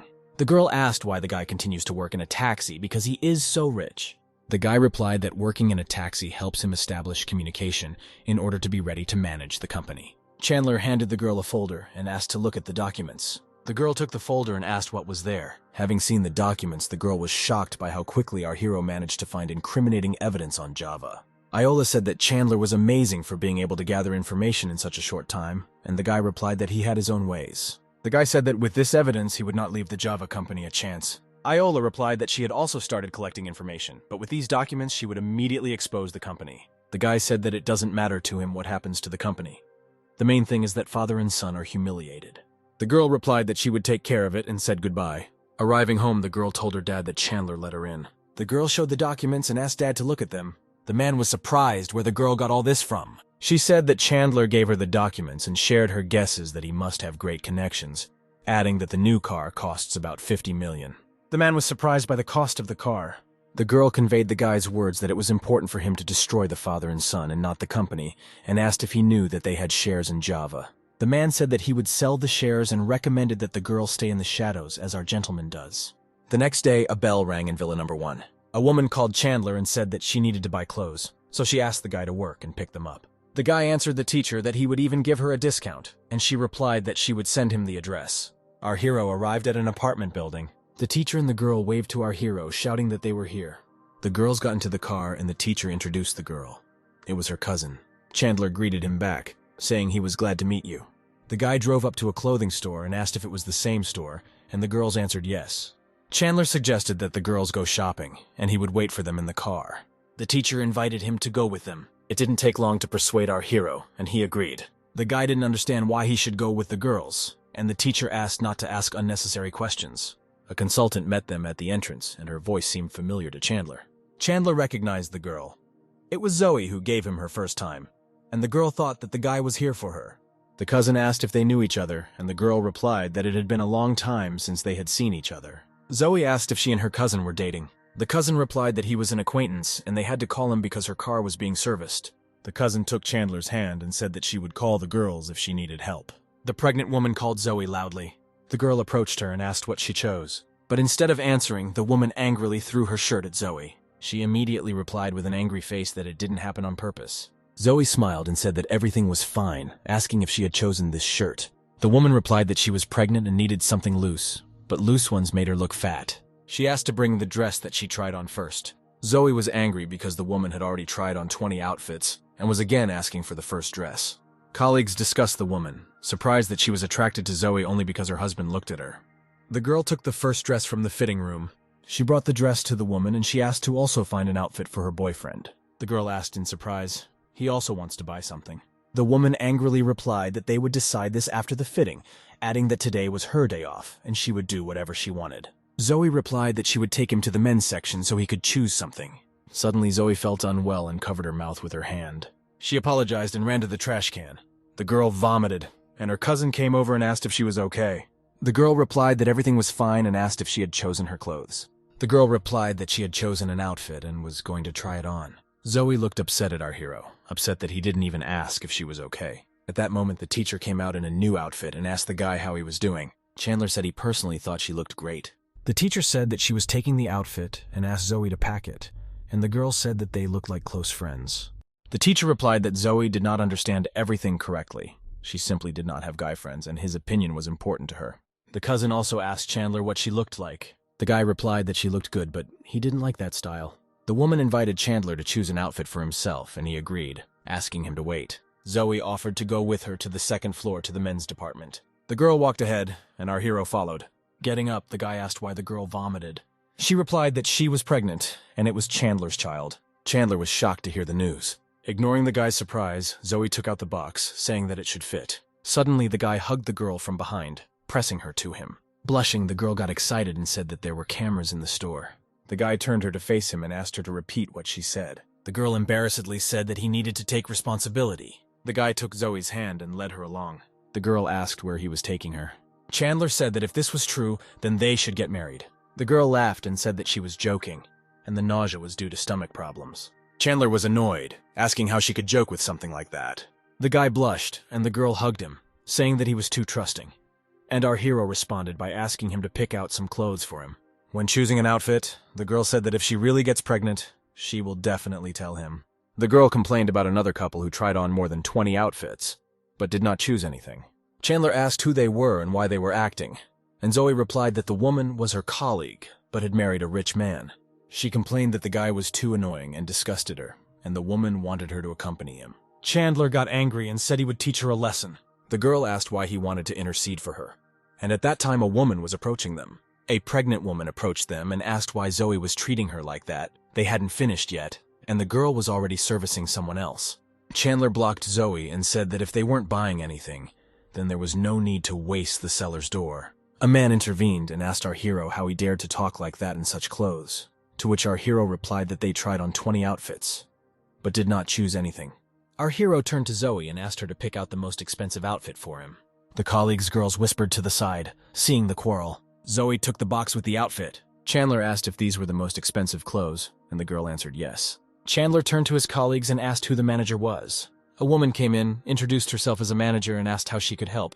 The guy said he wanted to buy the most expensive clothes, but Zoe had to accompany him, and the manager gave the go-ahead. The woman approached Zoe, saying that she should accompany Chandler. The pregnant woman was indignant because they came earlier, but they were ignored. Chandler said that they tried on 20 outfits but didn't buy anything, and if they weren't going to buy anything, they shouldn't waste other people's time. The man said that he had money to buy clothes, but they did not find anything suitable. The woman ordered Zoe to bring all the outfits that she tried on, because if they don't buy anything, then others will think that they have no money. The man thought that the clothes cost a lot, and he said it just like that, but the woman took it seriously. He tried to stop the woman, saying that they had a lot of clothes at home, and the woman screamed that he didn't want to buy clothes. She started crying, saying she was pregnant and he didn't want to take care of her. He tried to calm the woman down and ordered Zoe to bring her things.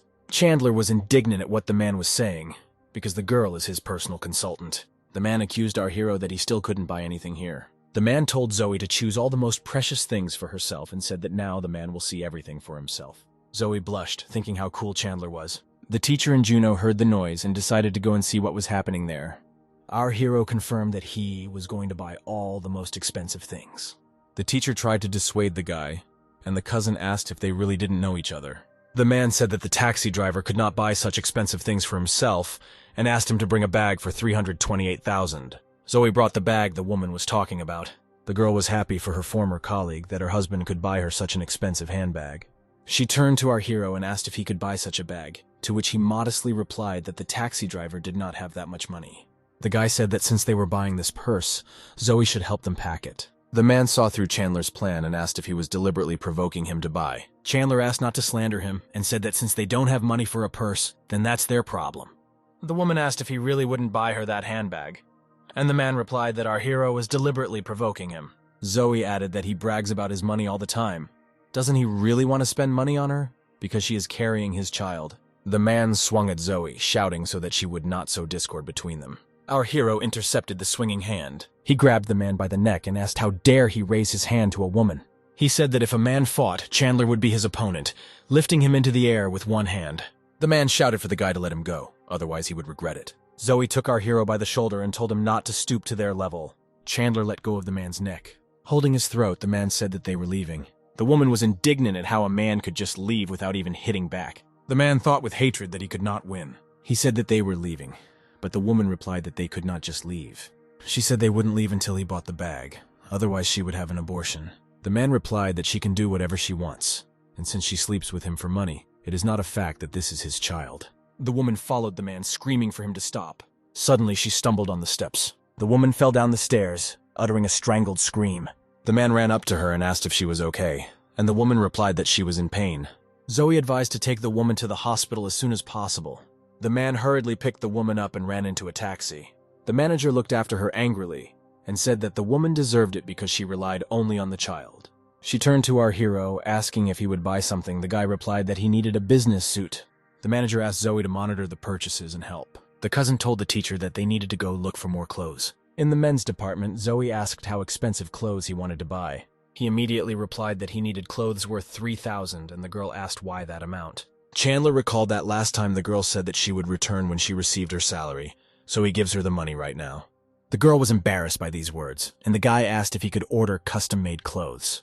The girl took a measuring tape and said that she needed to take measurements. While the girl was taking measurements, she noticed that our hero had become stronger. Chandler asked what was the matter if the girl was feeling unwell. She asked if our hero had gone to the hall. He thought that because of the system his body became better, and replied that he went to the gym for its sake. He pulled the girl towards him, said that he had become stronger, and she said that no one wanted to touch him.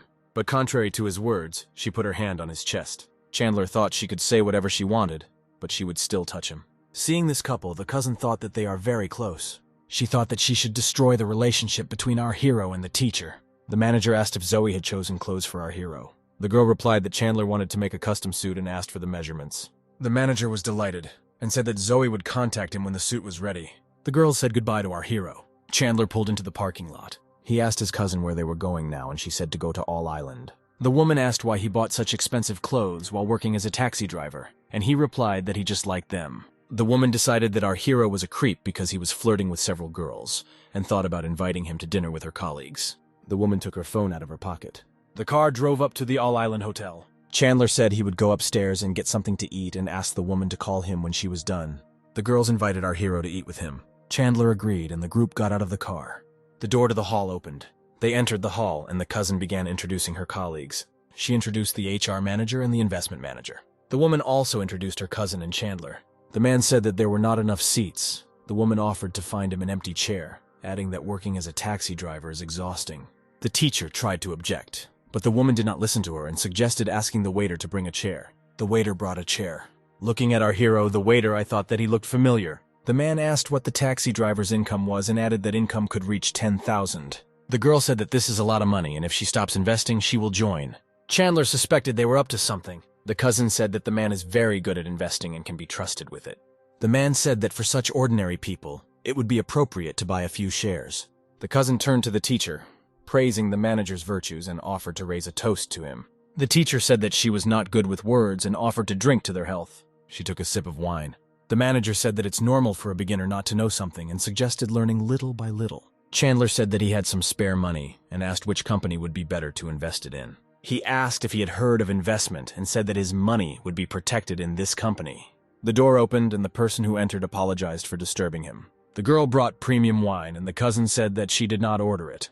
The waitress said that the manager had instructed our hero to bring this wine and he would soon come down to greet him. The cousin thought they meant the manager. She said that he must have excellent connections for the manager to personally come down to them. The man said that the manager probably used his services and he would come down to thank him. A man entered the hall, apologizing for being late. He asked if our hero had received the wine, but the manager answered him and thanked him for it. The manager asked who he was, and the man replied that he was an investment manager. The manager replied that he didn't care and asked to bring wine to our hero. Everyone was shocked by these words. The cousin asked why he should bring wine to Chandler. He is a taxi driver, to which the guy replied that our hero taxis for the soul.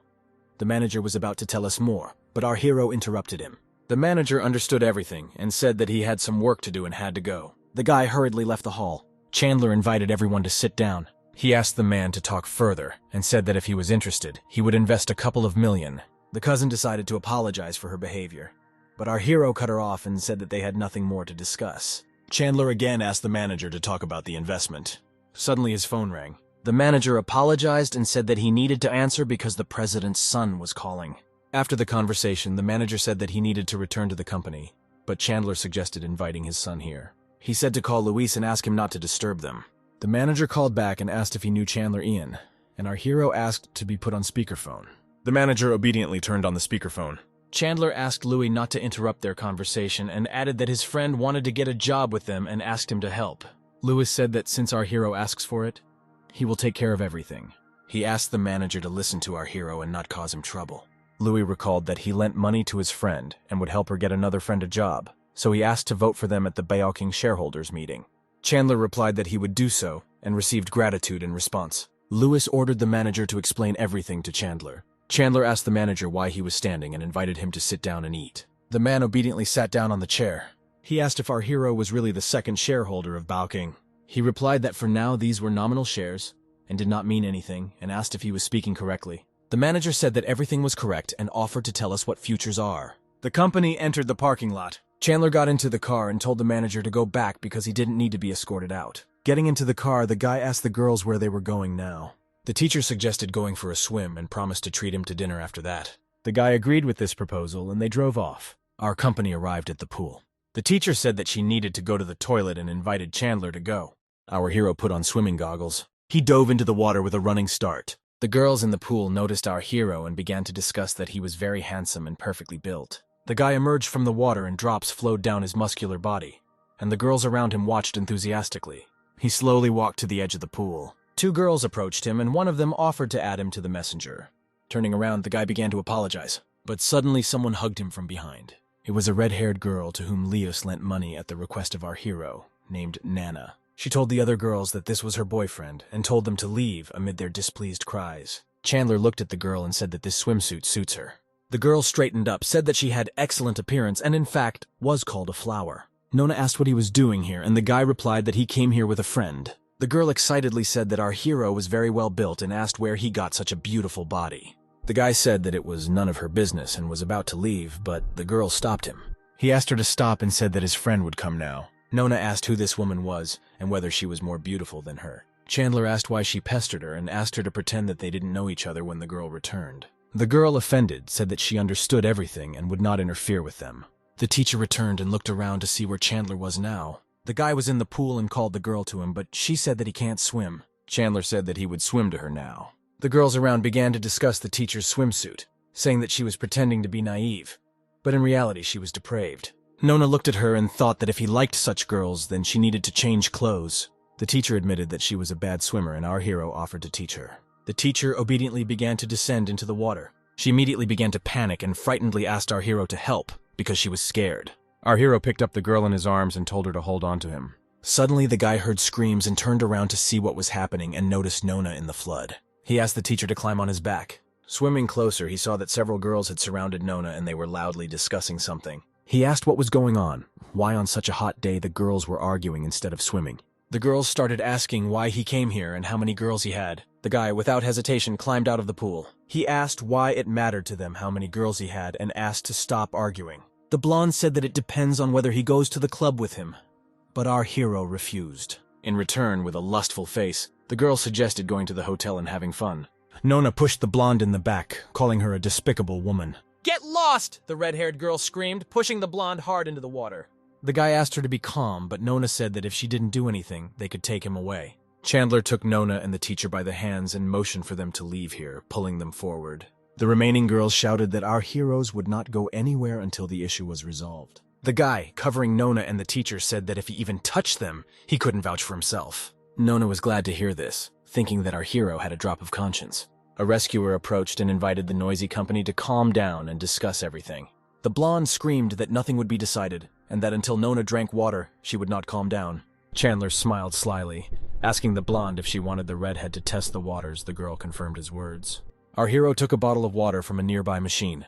He threw a bottle of water to the surprised Nona. The girl immediately understood everything and took a few sips, telling the blonde to watch her drink. "Now the issue is resolved," the girl asked, but the blonde only became angry because of this performance. Nona touched our hero's muscles and told the girls that he could easily handle them. And the guy reminded that when a girl speaks, she scores only 59 points, and when she is silent, she scores all 99. The blonde became even more angry about what was happening and told them to wait here. "I'll be right back," she said, and left. The teacher got worried and offered to leave, but Nona said that there was no need to worry, because our hero could handle everything. Chandler told them not to worry, because he would figure everything out and suggested they ignore what was happening and have fun. He took the teacher by the hand and offered to continue teaching her swimming.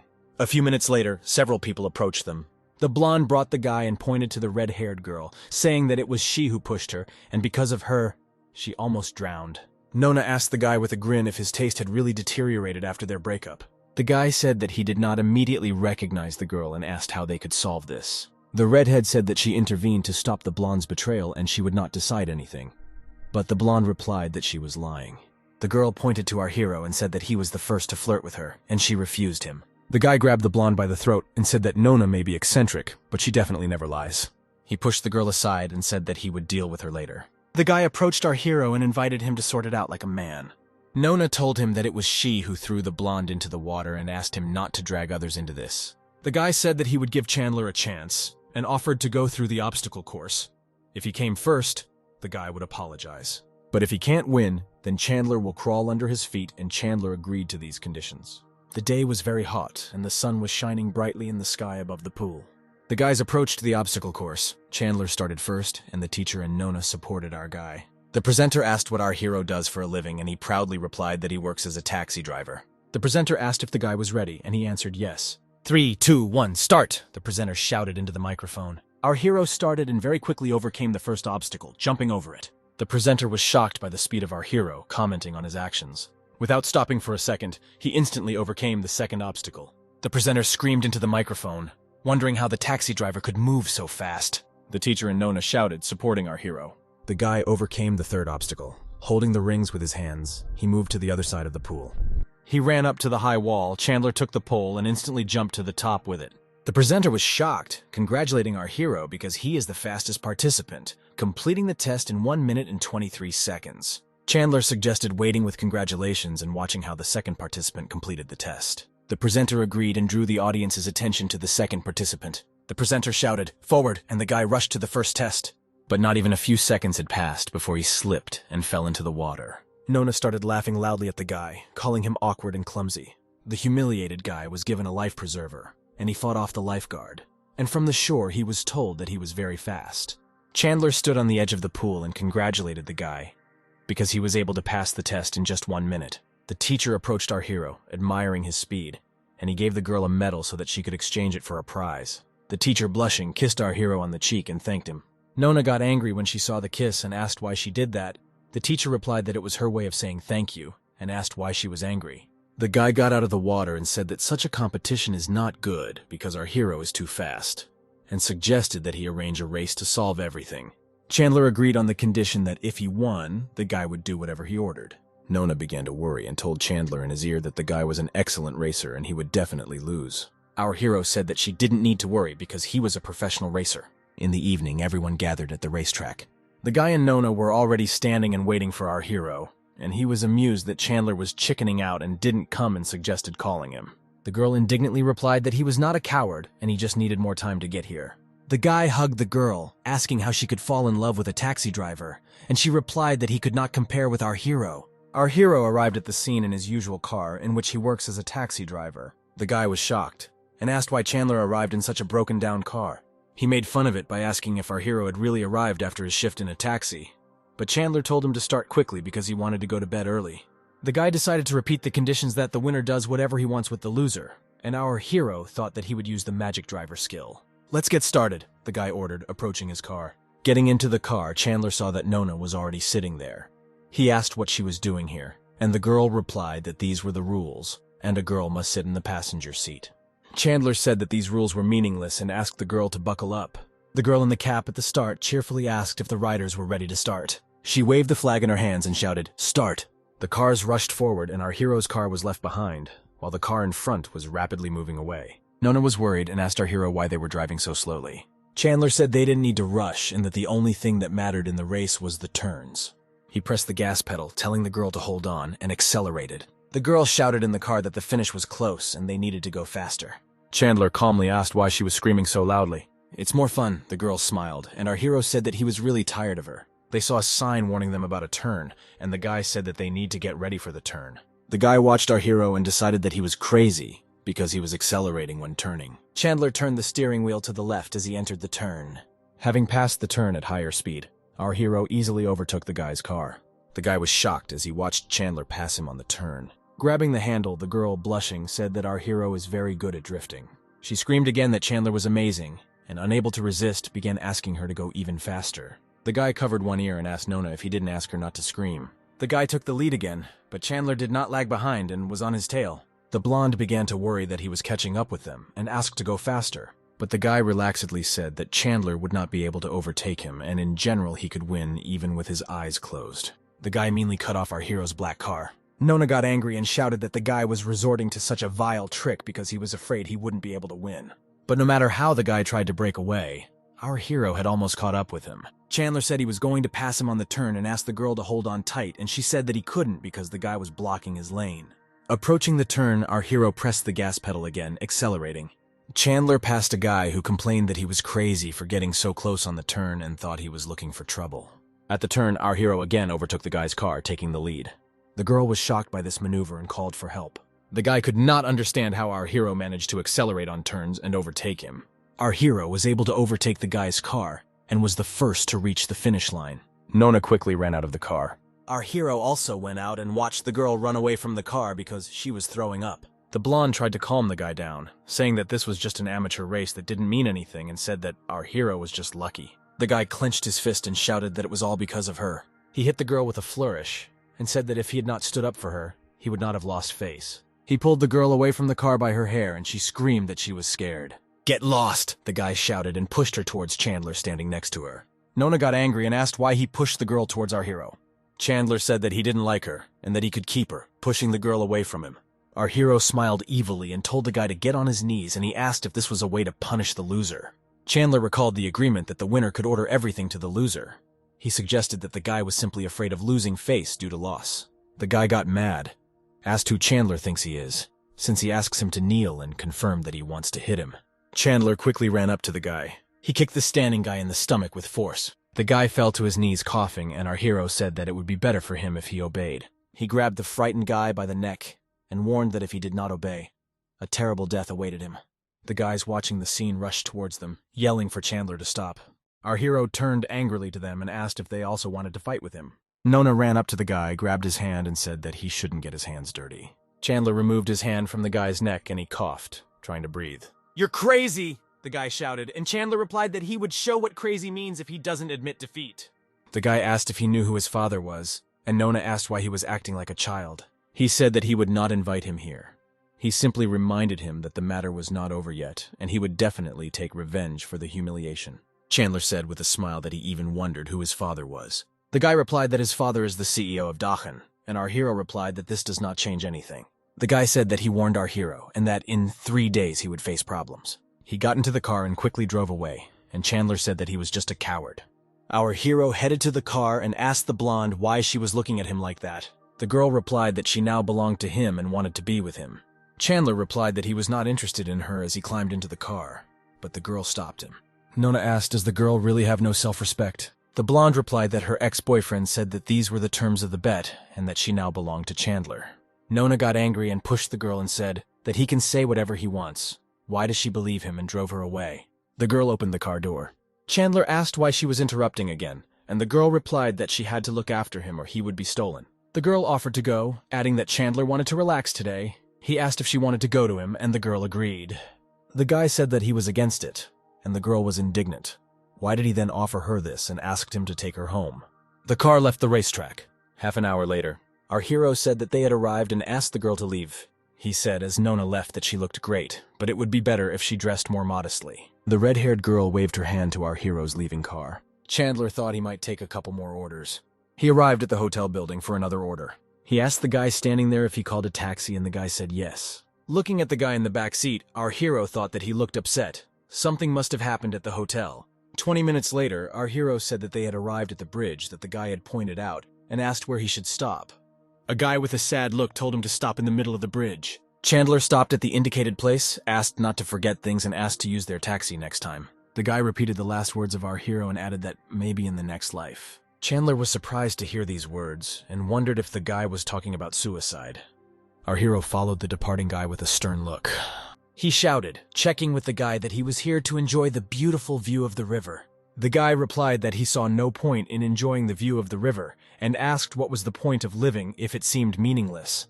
Our hero asked if he had a quarrel with his partner, and the guy replied that it was not just a quarrel, but betrayal. Chandler said that since he was cheated on, it's not the guy's fault, why blame yourself, and added that he was also cheated on.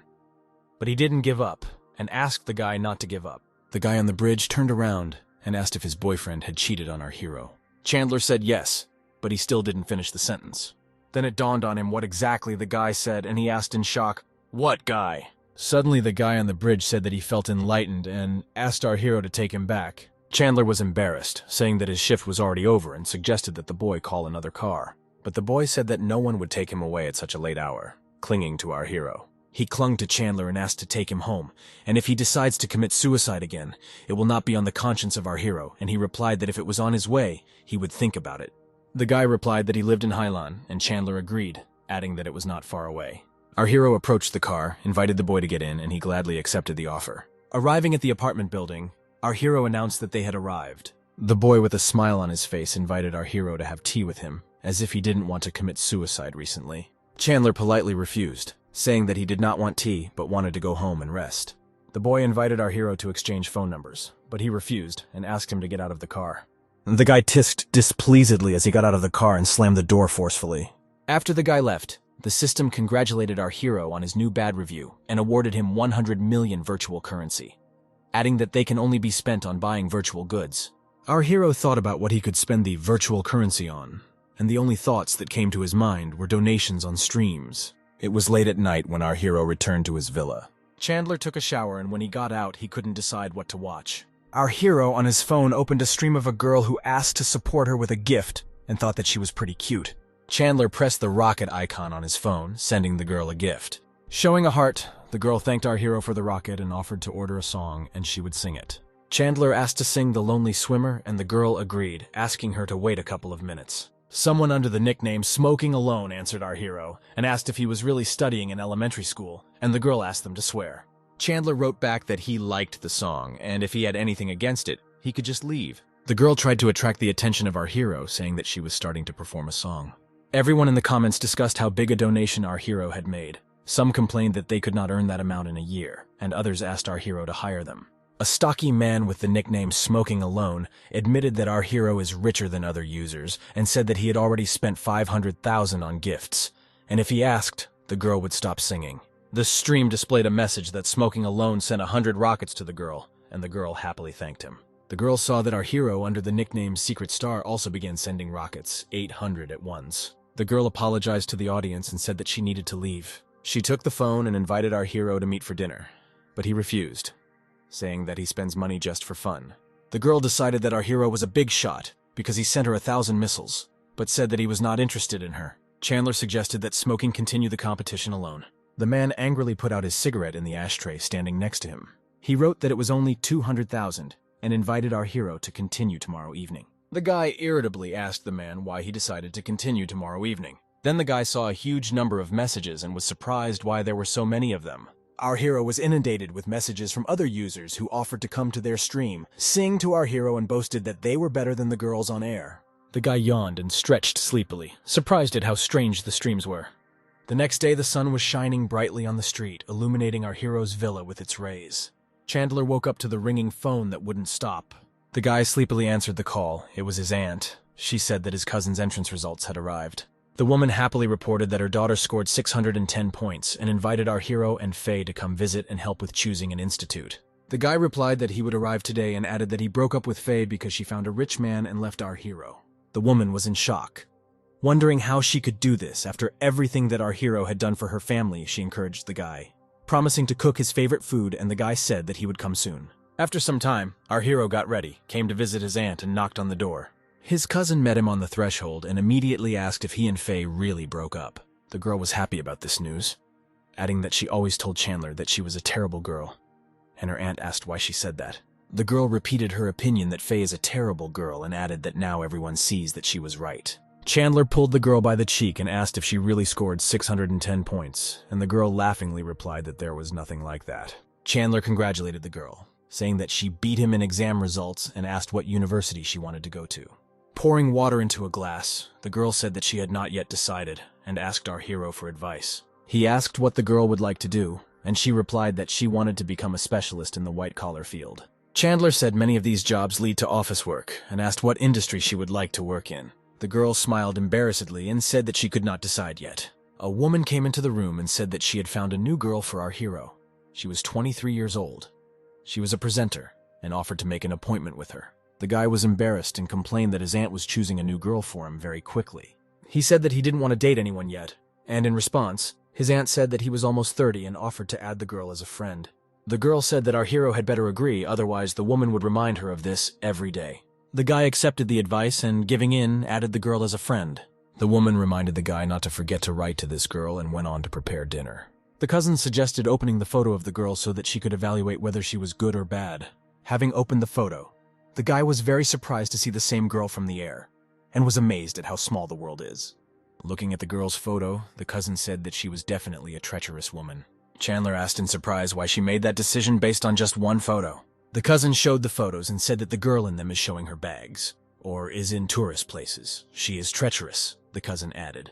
The aunt heard the conversation and, looking out from the kitchen, asked the girl not to say nonsense. The cousin answered my mother that she had only been at home for a few days, but she was already starting to irritate her and decided to spend the night with our hero today. She also said that if she left, she would not come back, which made the woman angry and said that she would deal with her as soon as she finished cooking. The girl turned to our hero and asked him to take her to visit, and he said that she had not decided on the choice of institute. A woman from the kitchen shouted at him not to listen to his cousin and to invite that girl to dinner. The aunt said that if he didn't do this, she would be angry, and the guy agreed to invite her to dinner. The guy began to doubt, because the girl is a talented presenter, whether he could invite her to dinner. The woman smiled conspiratorially and said that she'd already agreed with her mother that she would definitely come. The cousin took the phone and invited our hero to invite the girl on a date, saying that she knew a good way. Auntie threatened that if the girl screws up, she will kill her, but the girl asked her mother not to be distracted from cooking. The girl was surprised because she sent so many messages and received only hee-hee in response. Chandler laughed and asked if she hadn't spoken who knows about this matter. The girl gave the phone and said that judging by the messages, she was becoming more and more convinced that she was a bad person and asked our hero to be careful.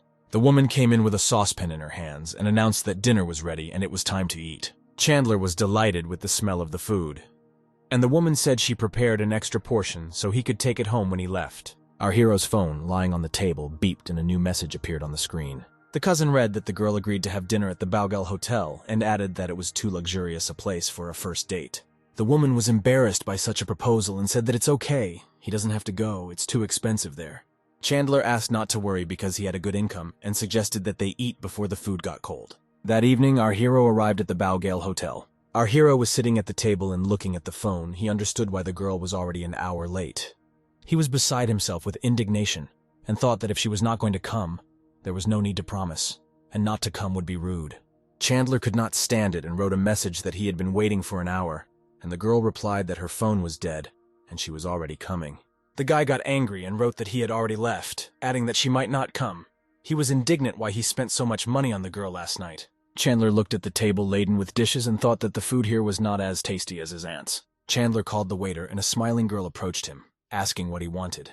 Our hero asked the girl to warm up his food, which surprised the waitress. The couple at the next table started laughing and whispering, thinking that our hero had come to the diner and if the waitress would agree then they won't come here anymore. Chandler calmly explained that his aunt prepared this food for him, so he asked him to warm it up. The girl, hiding her irritation, replied that they do not provide such services. Our hero offered to buy their most expensive bottle of wine in exchange. The couple at the next table was shocked that they could afford such expensive wine, because it cost tens of thousands. The waitress agreed, took his food, and said that she would prepare everything, and our hero thanked her. Suddenly that same girl appeared in the hall, arm in arm with some guy, and our hero was shocked that she came. As he sipped his wine, he thought it was a good thing he hadn't sent her his photo. But contrary to hopes, the girl recognized him, surprised that he still had not left, and our hero realized that his aunt had sent his photo. The man asked if he was an ex-boyfriend, and the girl replied that she was supposed to be on a blind date with him. He smiled sarcastically and said that then they should get to know each other better.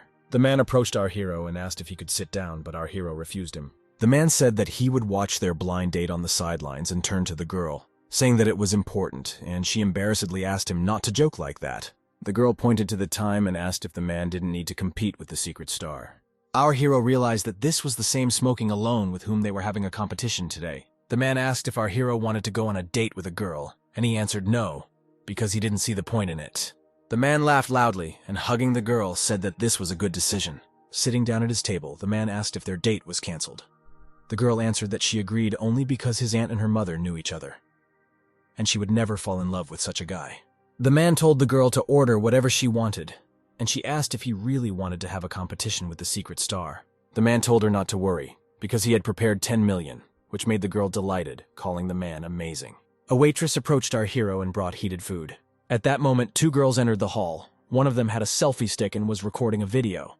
The girl approached our hero and asked if he was free, and he thought that she was another streamer. The girl asked if she could sit down and talk to our hero, but he refused. The girl came closer, saying that he looked young. Then she saw his ears, and saying that they were big. She asked to touch them. Our hero pushed her hand away and said that if she continued, he would sue for sexual harassment. The girl thought that the guy was very arrogant, and if it weren't for the stream script, she definitely wouldn't have approached him. The second girl started crying, saying that Chandler was very rude. The guy was shocked that the girl burst into tears because of this, and she said that they were just small streamers and asked to give them some slack. The guy asked her to stop crying and asked what platform she was streaming on. The girl introduced herself and said that she streams on the Teasing Fish platform. Our hero asked if she needed donations, and the crying girl replied that this was her main source of income. The guy pointed to the girl who had pushed him on a date and asked him to arrange a battle with her, and he would help. She replied that she would be glad to donate, but this streamer had 2 big donators yesterday and is unlikely to win. Our hero said that if she needs donations, then she needs to start a battle and he will help, or she can forget about it. Chandler asked for the bill, and the waitress said his bill was $259,000. The little streamers were shocked by such a bill, wondering that he could order something like that here. The waitress replied that he had ordered almost nothing. That was the cost of 2 bottles of wine.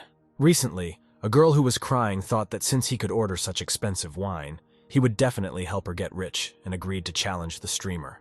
Confidently in white shoes, the girl approached the table. The girl turned to the streamer, asking if she was doing this. She confirmed, and asked, "Is she a fan?" The girl replied that she was also a streamer, and that she wanted to challenge her, and invited her to fight in a streamer battle. The streamer laughed at the girl's proposal, and, pointing to the man, asked if she knew who was in front of her. The girl answered in the negative and asked who this man was. The streamer proudly replied that this is her best donor, smoking alone. The man asked the girl what her nickname was, and added that if he had time, he would come in and donate to her too. The girl was taken aback by this offer, thanked her, but refused. She turned to the streamer and asked if she agreed, but she laughed and asked if she wanted to poach her audience. The streamer turned to the man and asked if he would help her, and the man was happy because the girl turned to him. Turning to our hero, the girl thought whether she should trust him. The streamer noticed the girl's gaze and asked if she really threw down the challenge because our hero asked her to. The man said that our hero looked like an office worker, and that he shouldn't have believed him, adding that she looked pretty, but was quite stupid. The girl was angry that the man got personal and asked whether the streamer agreed to the challenge or not. The man told the streamer to accept the challenge and he would easily bankrupt our hero. The streamer agreed to participate in the battle, and the girl set the time at 10 o'clock in the evening. They turned around and saw that our hero had already left, and no one noticed when. The girl did not understand why he left because she had started the battle and was worried whether he had deceived them. The girl with the selfie stick suggested they leave because they had already filmed enough material. Night had already fallen on the city, and the stars were shining brightly in the sky above our hero's villa. Chandler was fast asleep, his bed still in his bed, with his phone in his hands.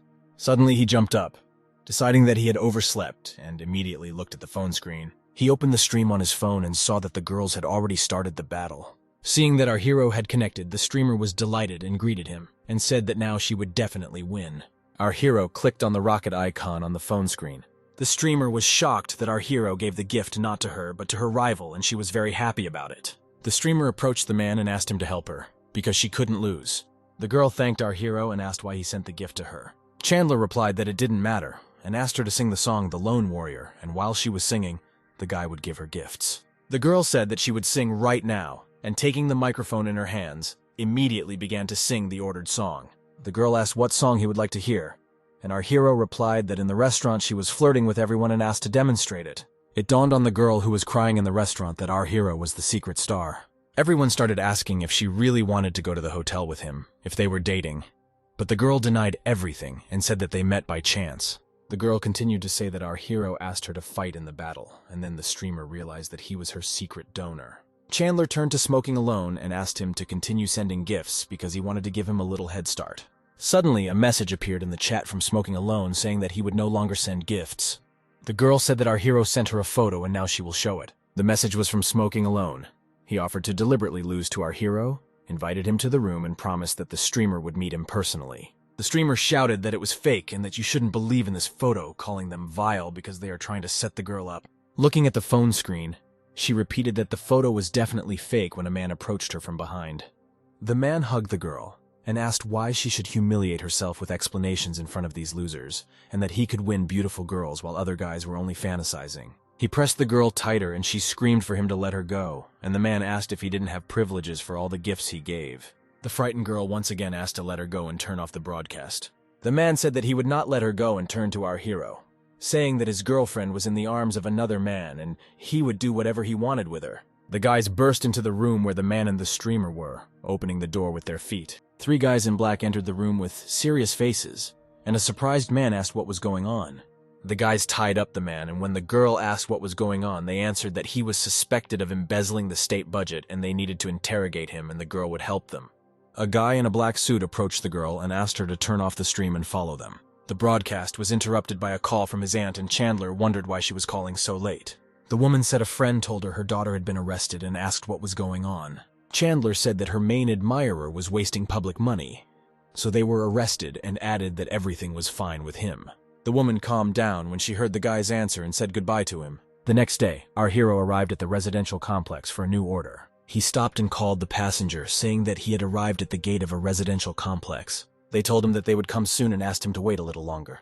10 minutes later, our hero called again and asked where the passenger was, but she replied that she didn't know. He clarified where exactly she was now, and the girl replied that she had been walking for 10 minutes but could not find a way out.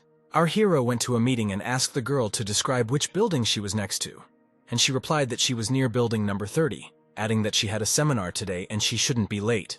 Chandler approached the girl sitting on the path and asked if she had called a taxi. Pressing the phone to her chest, the girl replied that it was her. Chandler extended his hand to her and asked her not to cry, promising that he would help. Finally, our hero found his passenger and they got into the car. Chandler asked to buckle up and said that they were now heading to the MANHUA hotel. The girl complained that drivers used to wait no more than 3 minutes and then cancel the order. Our hero asked not to blame other drivers, because no one knew that she could get lost in her own complex. The girl said that she liked Ioana, and that she was the author of web novels. But she had terrible sense of direction, and our hero asked what her pseudonym was, promising to subscribe and support. She said that her pseudonym is Lan and she writes romance novels that a guy is unlikely to like. The guy was glad that he still had 80 million of virtual currency left. They arrived at the right hotel and the girl sincerely thanked our hero for his help. The girl said that she would contact him if she needed help and asked him to pick her up on the way back. Chandler promised to come and the satisfied girl went to the hotel. Our hero found Ioana's account, looked at how many subscribers she had in her work, and clicked the subscribe button. There was a solemn atmosphere in the hotel hall and everything was hung with balloons. A woman in the center of the hall with a microphone in her hand thanked everyone who had come and someone shouted her name and nickname. Ioana was sitting in the hall when her phone notified her of a new message. On the phone screen it was written, "Congratulations on the gift of the Golden Master." The girl immediately guessed that the prize was from our hero and was surprised how an ordinary taxi driver could give so much. The girl wrote to Chandler, asking if he had sent a donation, and he replied that he had read her novel and liked it. The guy continued by saying that it was a pretty popular idol novel, and the girl laughed happily. Her laughter attracted everyone in the room, and the girl in the next seat asked what made her laugh so much. Ioana happily showed her phone and said that she had received the Golden Master Award.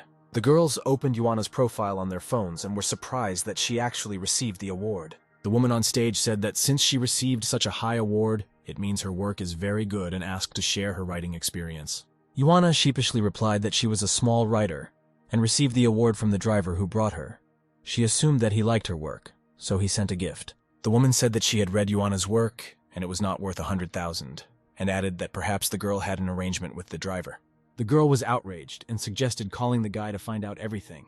Our hero's phone rang and the writer's name appeared on the screen. He answered the call, and the girl immediately asked him to explain why he decided to support her. The guy asked why he had to explain something. He immediately realized that they didn't believe the girl, so he said that he would donate 10 times more when everyone believed her.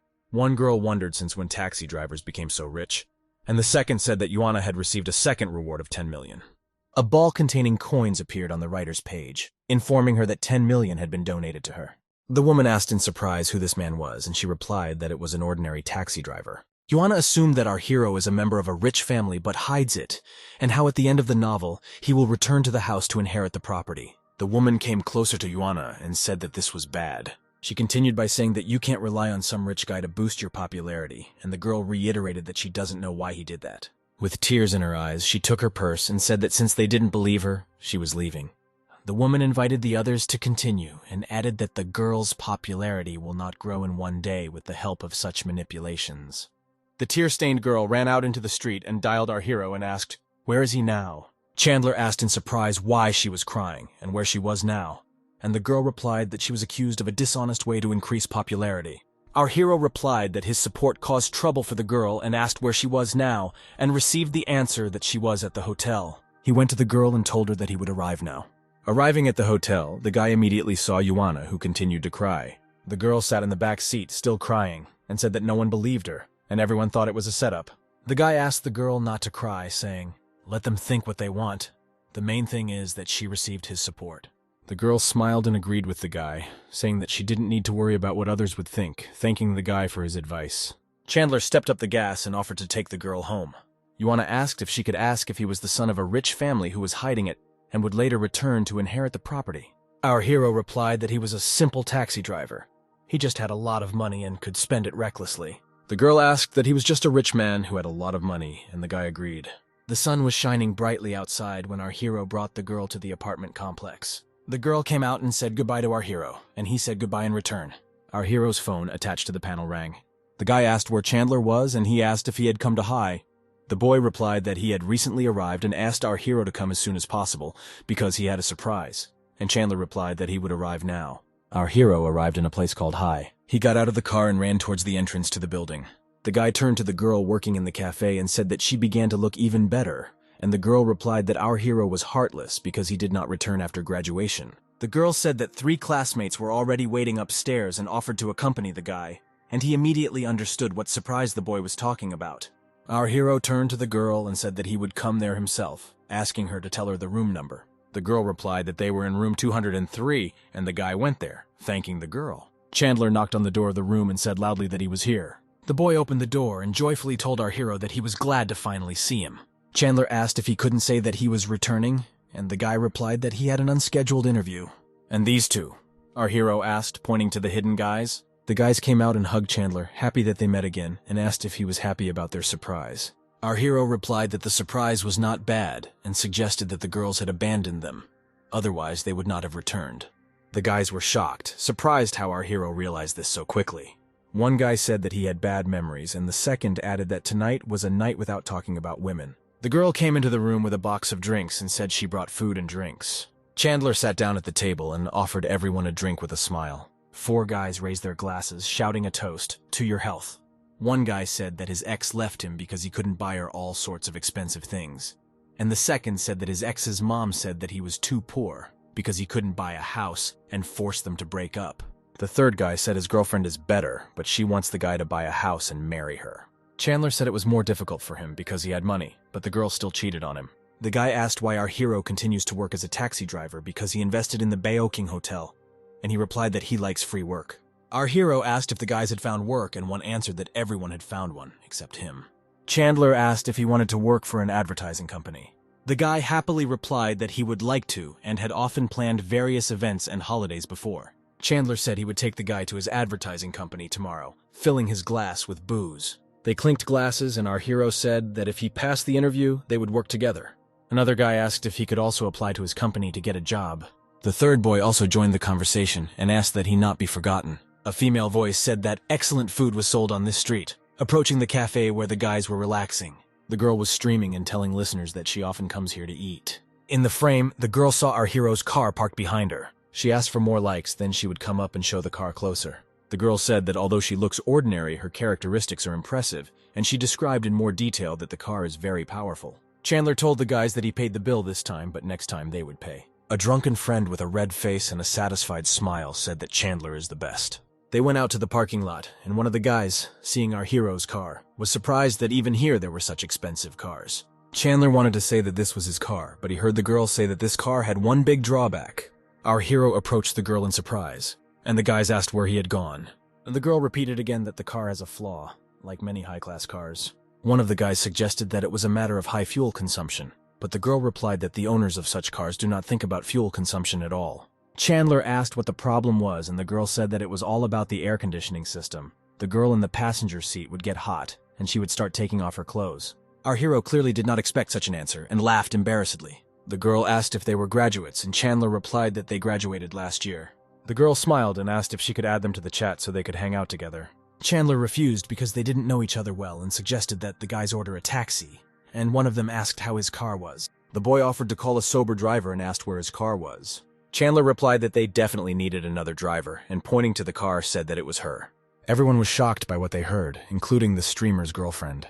Chandler replied that he was serious and took out the keys and turned off the alarm. The guys hugged our hero, surprised at how rich he was, and said that they would have gotten a job with him long ago. While the guys were looking at the car, our hero said that he sent another car for repairs, and immediately added that he was not bragging. The guys said that they were happy for our hero, smiling contentedly at him. Another guy said that he would join his company tomorrow, and our hero said that they need to call a taxi.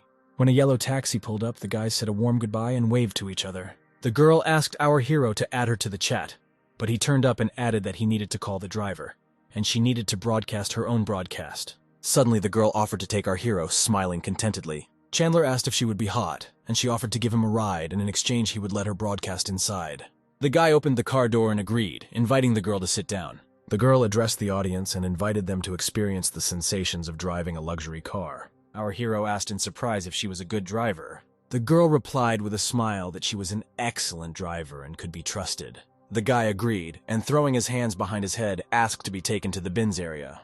The girl turned to the audience, asking if they had heard that the guy was traveling to the bins area, where villas cost from 100 million.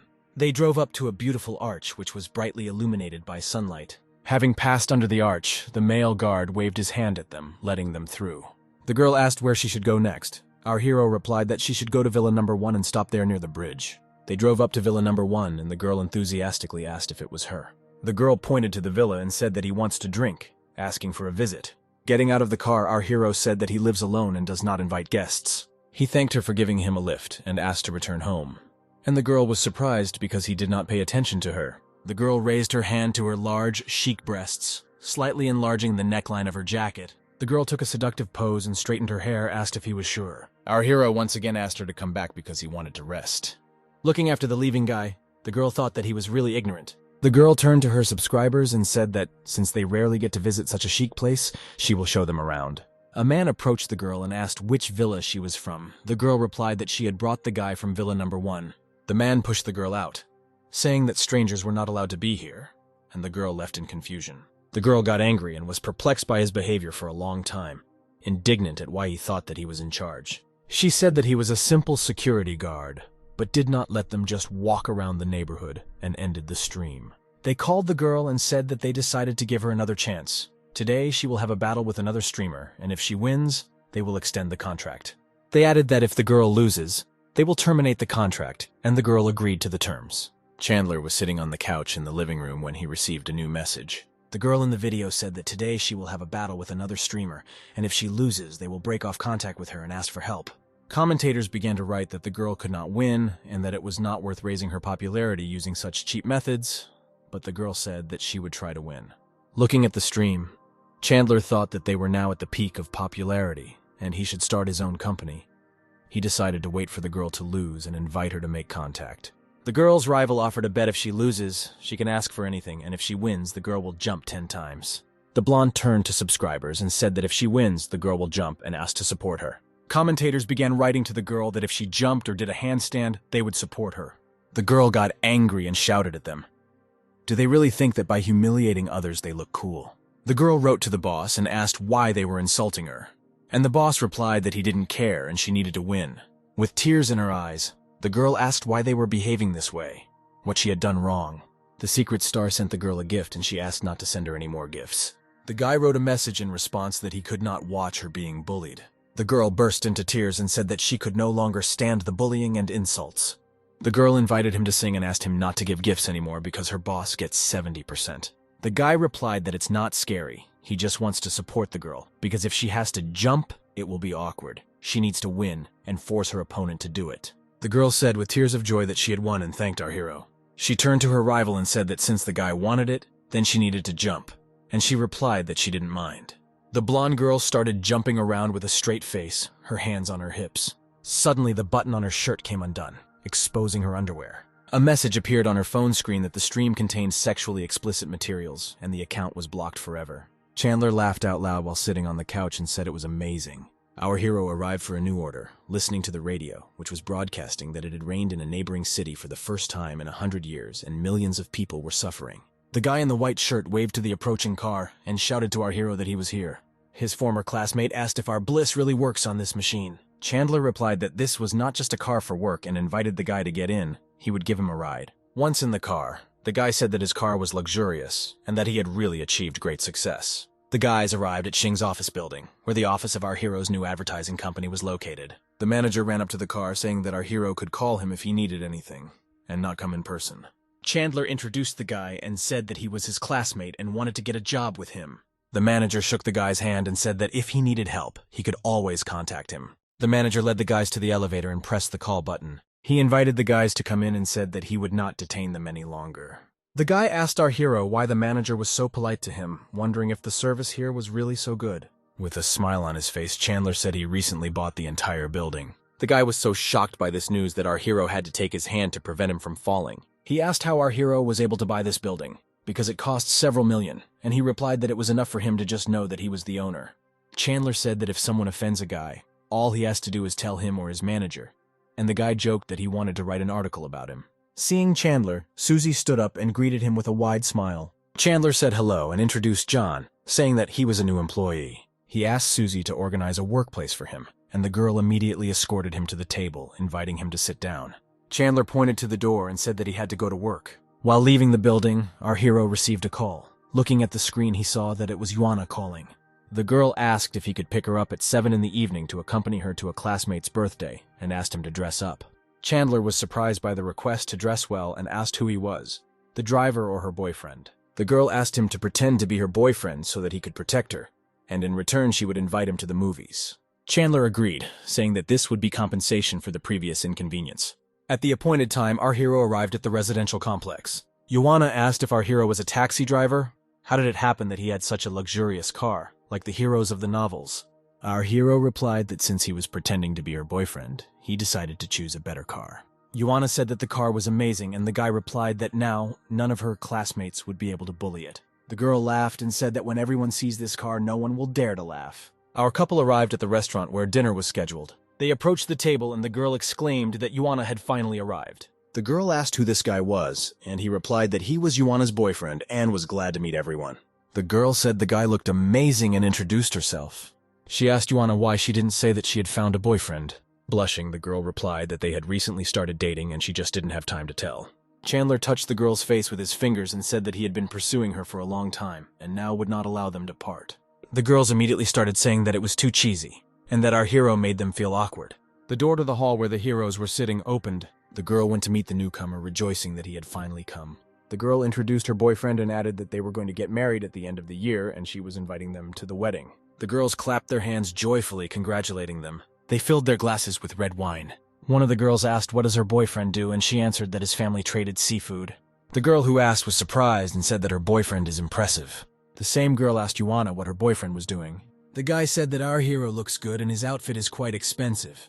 Chandler replied that he bought the outfit at a secondhand store and doesn't usually dress like that, and he works as a taxi driver. The girls asked how he managed to win Yuana because she has high standards and comes from a rich family, and she also spent millions on the development of her book. One of the girls asked how she could be so wasteful and spend so much money on a book. Our hero replied that he supported the book, not her, and that he sent her more than a dozen gifts so that she would notice him. Yuana replied that it is impossible to resist someone who is so generous in love. The guy asked if our hero really earns so much money working in a taxi and how much he now needs to save. Chandler replied that it doesn't matter because when you're courting a girl, you should be generous, and the guy agreed with him. A girl entered the hall and turned to the guy, asking him to move the car because it was blocking the passage. The guy replied that he had reserved a parking space in advance, but the manager said that it was busy and added that because of such service, the desire to come to this hotel disappears. Chandler gave his keys to the waitress so she could give them to the manager and ask him to park his car on the side of the road. Our hero said that the manager left the place, but gave it to Chandler and added that he was returning the place. The guy asked in shock if that sports car really belonged to our hero. Chandler replied that he decided to take this car as he was going to Yuana's friend's birthday party, and usually he drives a simpler car. The birthday girl said that it was a simple party, and there was no need to hide who her boyfriend worked. The girl smiled and said that he really works as a taxi driver, and it was he who brought her to the author's meeting. Another girl said, who knew that a taxi driver could be so rich. One of the guys asked where our hero worked, because he also wanted to get a job with him, and the second guy said that he couldn't earn that much as a taxi driver, and decided that he had rented a car. He warned Yuana, saying that she needed to be careful, but the girl replied that she believed in the sincerity of our hero. The guy asked how much this car cost and added that he knew all the dealers, but thought to himself that a simple taxi driver just wanted to show off in front of the girl. Chandler said that he knows the most popular one, so let him call and find out. The guy threw up his hands and said that his number was stored in another phone and invited Chandler to call himself. Our hero agreed, and without hesitation, dialed the number on the phone. The man on the other end was surprised by such a late call and asked if something had happened to the car, to which Chandler replied that his friend just wanted to find out about the purchase. The man found out the guy's name and said that there are a lot of scammers these days, warning our hero, shocking the guy and his girlfriend. With a smile, Chandler thanked the man for his concern. There was dead silence in the hall after this conversation. The silence was broken by the waiter, who said that they were afraid to move such an expensive car themselves. Chandler said that everything was fine, and even if the manager scratched her, he wouldn't have to pay for it. Chandler said that it was time for them to leave, and Yuana added that she did not have time to prepare a gift and would make amends next time. The birthday girl replied that everything was fine, and her appearance at the birthday party was already a gift. The girls said goodbye and the couple headed towards the exit from the hall. The manager entered the hall with a waiter who had drinks on a tray. The manager said Chandler bought them drinks and they wished the guys a good evening. The manager turned to the guy and said that he was sorry because he had given away the parking space, and he replied that he understood, because our hero arrived in a sports car. But the manager said that's not the case, because Chandler is the second largest shareholder of the hotel and gets priority for parking, and after today's incident, he asked for more parking. The guy was shocked to hear that our hero is the second largest shareholder of the Baoking Hotel. He asked us to convey his gratitude for the drinks to our hero. Chandler and Yuana returned to her apartment complex. Blushing, the girl asked if our hero would like to come visit her. The guy hugged her and said that she had better focus on writing her novels. The girl got out of the car and our hero drove away, shouting goodbye to her. Night fell on the city and the lights in the apartments of the multi-story building began to light up. Our hero called the next passengers and said that he had arrived at the place. 5 minutes later, he called again and said that he was still waiting, and the passenger replied that he would be right over. 15 minutes later, a guy approached the car, hugging a girl. Sitting in the back seat, the girl asked how long it would take them to get to their destination, and our hero replied that about 45 minutes. The guy asked why it was taking so long and said that they should get there in 30 minutes. He asked why the car stopped. Our hero said that the traffic light was red, and the guy replied that he should go to the red light. Chandler said that if they don't care about their lives, then he values her. And if they are in such a hurry, then they should have ordered a taxi earlier. And the guy got mad, asking why he was talking to passengers like that. Our hero asked what was wrong with his communication, and added that if it had been another driver, he would have canceled the order. The guy said there was no point in arguing and promised to leave a bad review. Our hero drove up to a red sign on the side of the road. Chandler's car stopped abruptly in front of a yellow taxi car. The girl screamed why they stopped again, and the guy said that if our hero doesn't know how to drive, then he will drive himself. Chandler loudly told the passengers to get out of the car. The guy looked around and said that he couldn't even catch a taxi here. How could he get out? Chandler, having heard the answer, got out of the car himself. He opened the passenger door and grabbed the guy by the shoulder and told them to leave, but the guy yelled that they weren't going anywhere. 2 policemen ran up to our hero's car, asking what was happening here. The girl said that our hero has a terrible attitude towards passengers. Chandler responded by saying that he had a camera in his car, and they could see everything themselves. After watching the recording, the policeman asked how passengers could be asked to break the rules and run through red lights, and the guy tried to make an excuse that he was too hasty. The policeman said that it was too hot, everyone was annoyed, and that they just needed to apologize to each other. The guy got angry and said that he was the vice president of the company and was not going to apologize to the taxi driver. The policeman asked Chandler to hand over their luggage and said that he could be free. As he left, Chandler said that he wished the guy would never be on time again. The system reported that a new negative review had been received, and for it, he received 67% of the shares of the security company, and if something happened to him, the security would sort everything out. Chandler wondered if it was too much to send security to deal with that guy. Chandler received a call, and was told that he had received a complaint from a passenger that he had behaved badly and attacked a client. Our hero sharply pressed the brake out of shock. He said that he had a video from the salon where everything was visible, and the caller asked our hero not to worry and to send the video. Chandler thanked the girl and asked if she wanted to have dinner. She replied that she would call when she was free. The guy was overjoyed that he was able to invite the support girl to dinner and decided that tomorrow he would pick up the shares and wait for her call. Our hero's morning began with a visit to a security company. The girl brought our hero to the manager and introduced him. The man shook hands with our hero, surprised at his young age, and our hero asked without formalities. The man handed him a share transfer document to sign and asked if anything else was needed. At that moment, our hero received a call. Our hero was informed that his house had been vandalized, that there was now a crowd of hooligans there who were threatening him. Having finished speaking, Chandler looked at the man and said that he needed his help. An hour later, they arrived at an apartment building. The realtor came running to our hero and said that his house could not be sold until they left. Chandler asked him not to worry, and asked where the people were who were preventing the sale. The realtor pointed to a group of guys sitting on the porch. Several men in black suits appeared behind our hero. Chandler pointed to the guys on the porch and ordered them to be taken. The guys started screaming why they were grabbed and asked to let them go. One guy begged to be spared and said they were just paid to destroy the house. Chandler asked who sent them, and the guy replied that it was Honey. Our hero pointed to the graffiti and said that if they painted it over, they would not be held accountable. The guys immediately agreed and said that they would do everything right away. Chandler thought that he had already handed over incriminating evidence about the company to Java Iola, but she did nothing and came to the conclusion that no one could be trusted, deciding that he would deal with them himself. Our hero arrived at the house of Hani's father, who is the owner of the Java company. Seeing our hero, the guy asked in surprise what he was doing here. Our hero replied that he himself should know why he was here. The man got angry and asked if he understood what he was doing, and Chandler asked to bring the guy. The security brought in a hooligan, and he said that it was Hani who ordered them to destroy our hero's house. The guy hit the bully and said that he was kind to him, but he turned out to be useless. Hani pointed to the guys behind our hero and said that they have been cooperating with this agency for more than 10 years. Chandler replied that cooperation was already a thing of the past and handed him a document stating that the company was terminating the contract with them. Hani asked who he was to talk about the breakup, and Chandler replied that if he said so, then it was so. The man said that they had only recently entered into a 10-year contract and that if they broke, they would have to pay. Chandler said that they have the right to terminate the contract if the company does something illegal or goes bankrupt, and that they have the right to hold the company accountable for such actions. The man asked so what, adding that his company would not go bankrupt.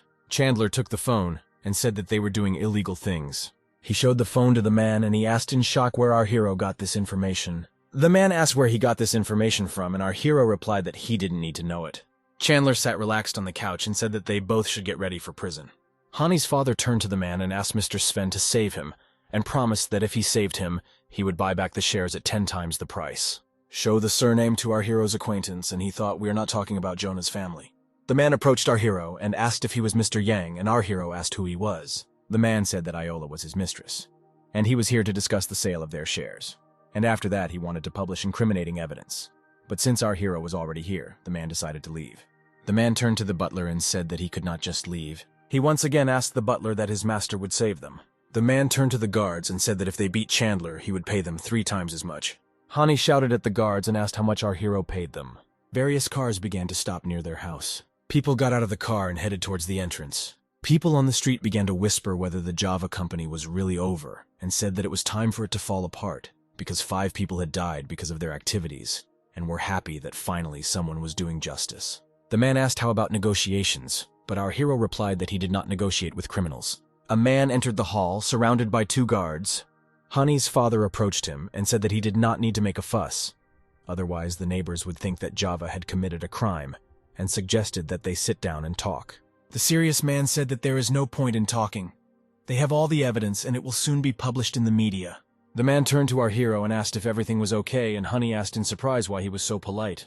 The man replied that our hero is the new largest shareholder of their security company. Hani's father was shocked, and the man continued and said that Chandler had recently acquired 67% of their shares. Hani fell to his knees in front of our hero.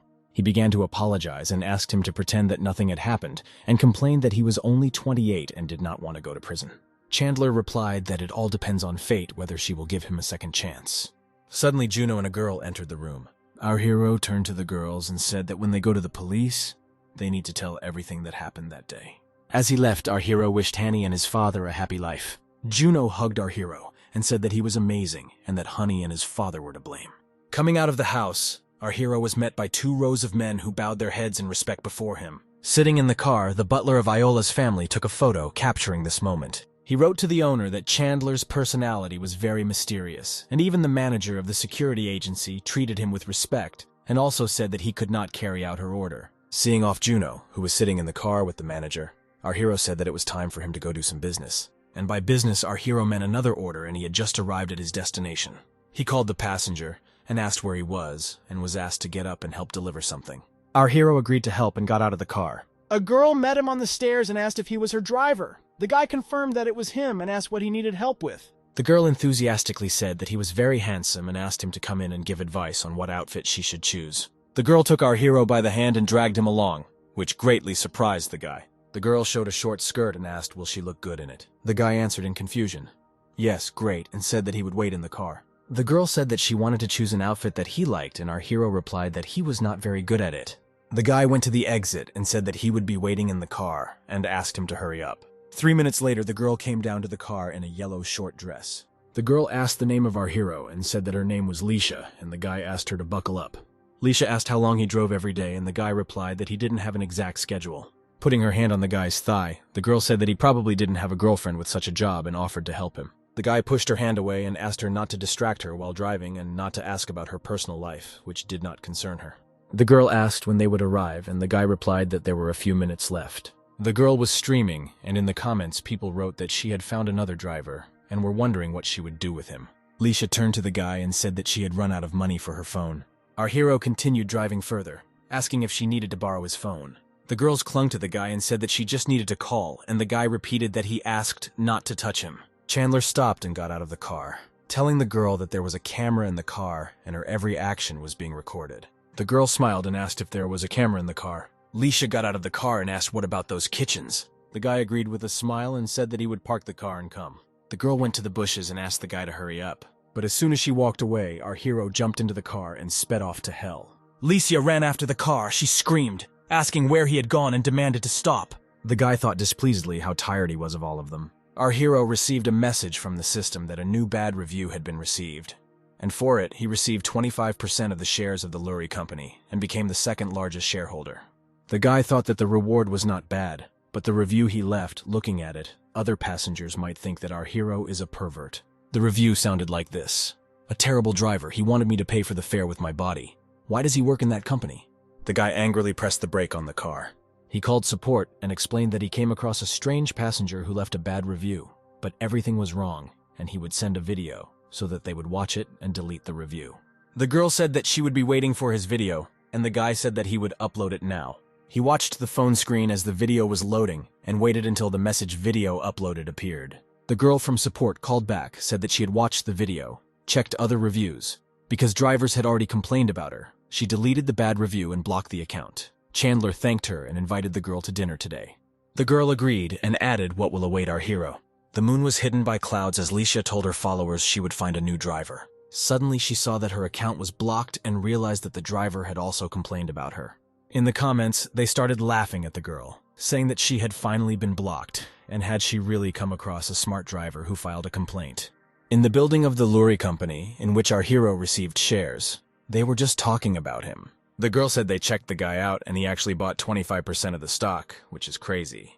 The man in the chair said that it looks like our hero is rich and this will greatly help in developing the business. He ordered the girl to go and contact him to make a good impression. The girl went to the landline phone and picked up the receiver. She called our hero, introduced herself as a secretary, and asked if he wanted to discuss the further development of the company. Chandler said that he is not very good at such things and just wants to receive stable dividends. He also said that he recently ordered clothes from their company, but they did not arrive. He asked them to send someone to take measurements and also discuss tailoring for his company. The secretary replied that she would immediately contact the chief designer, and they would solve everything. She came to the chief designer's office and knocked on the door. The secretary came to the girl and said that she had received an urgent order for sewing work clothes. The girl got angry and said that she was preparing for a fashion show and was not going to sew work clothes, deciding that the secretary was playing a joke on her. The secretary calmly asked if the girl had heard that someone had bought 25% of the shares and the designer was interested. The girl said that the order came from just that person, and that after working on the work clothes, She needed to go and take his measurements. The designer quickly changed her mind and said that she suddenly felt that sewing work clothes was interesting to her. She told the secretary not to worry because she would make clothes that the shareholder would like. Our hero arrived at an apartment building. A girl was already waiting for him there and stepped towards the car. The girl said that our hero looks more beautiful than in the photograph. The guy replied that Lucy was also very beautiful and suggested they go for dinner. The girl asked for a favor, to pick up her friend and boyfriend, and then they would all have dinner together. Our hero agreed but said that he would skip dinner because he would feel awkward. The girl said that she would treat the guy to dinner another time as a sign of gratitude. Chandler brought the girl to the airport building. He invited the girl to go and meet friends and he would wait for them in the car. Looking after the girl, he thought that he could receive a lot of negative reviews, and she deletes them all. A couple was coming to meet Lucy, a guy in a cap and a girl. Lucy waved to the girl and she recognized her. The girl asked who this guy was and her friend said that they were dating. The girl enthusiastically said that he was the manager's son, very kind and covered all her expenses. A friend told Lucy that if she didn't find a guy soon, she wouldn't get married. Chandler met the guys, opened the trunk and asked for their suitcases. A friend asked Lucy who this guy was. The girl said without hesitation that our hero was her boyfriend. Chandler decided to play along, introduced himself and said that he was Lucy's boyfriend. A girl named Rin introduced herself and said she was glad to meet you. Chandler asked what hotel they were staying at.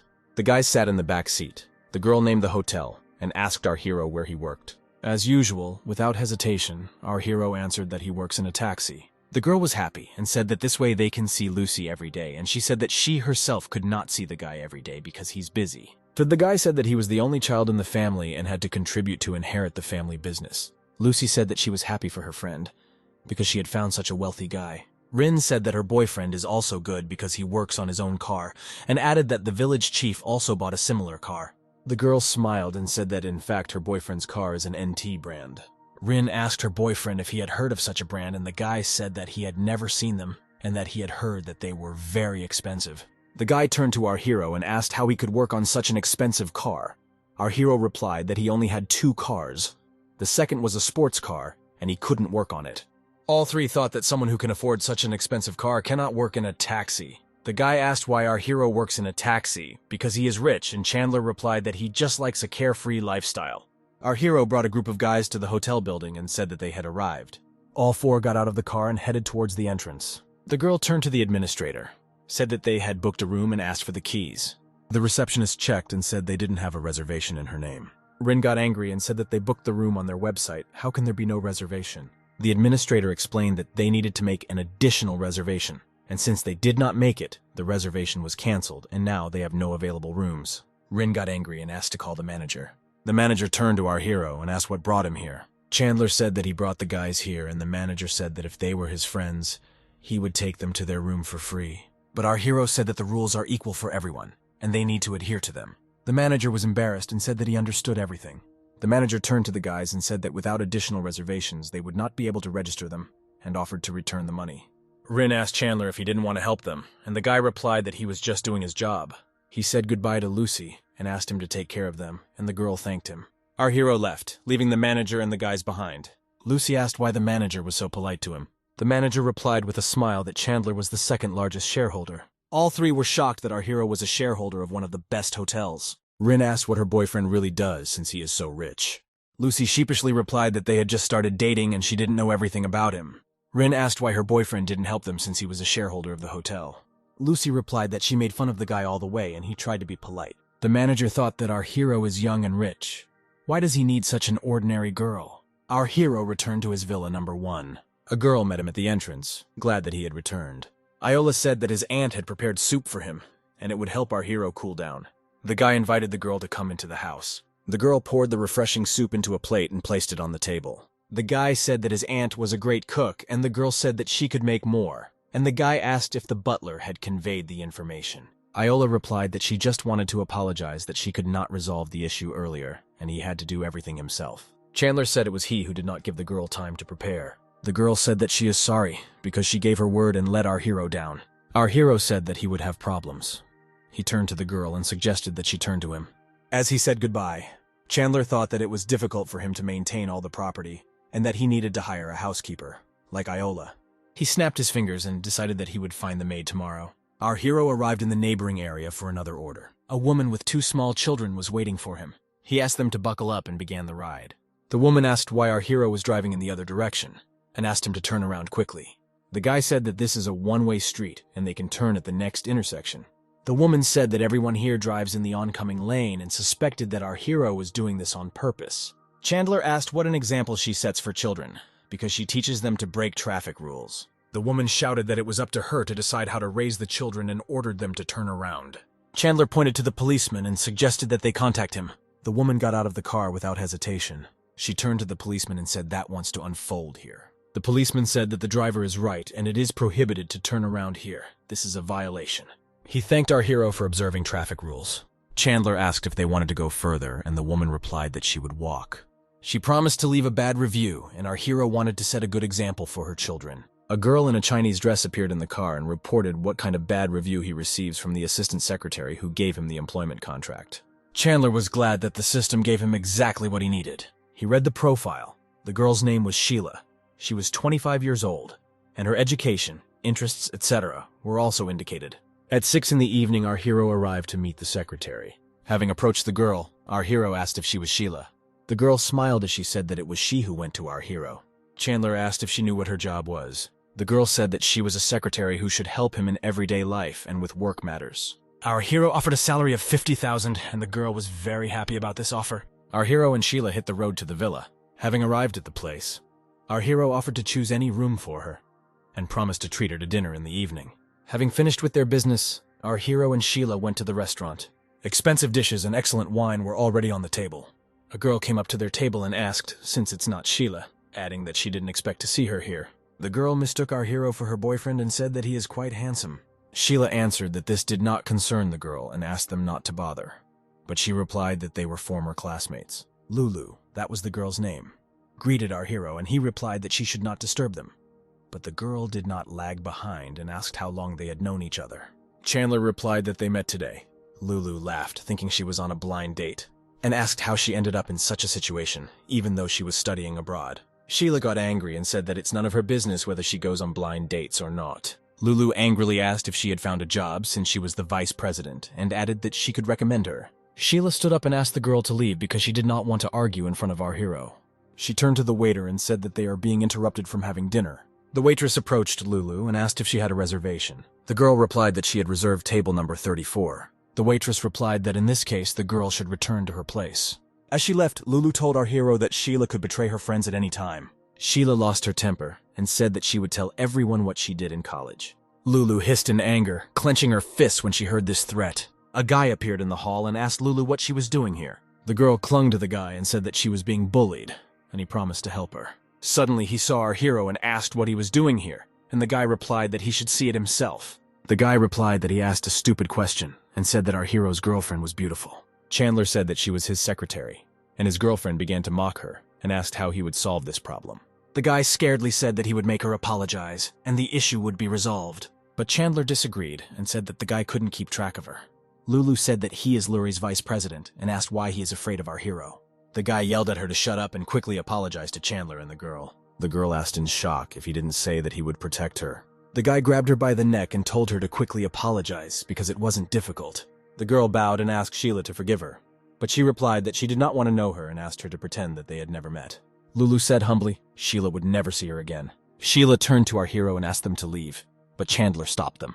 He turned to Lulu and asked her to talk about the betrayal, thinking that he should know such things about his subordinates. Sheila started to say something, but our hero left her and said that he wanted to hear it.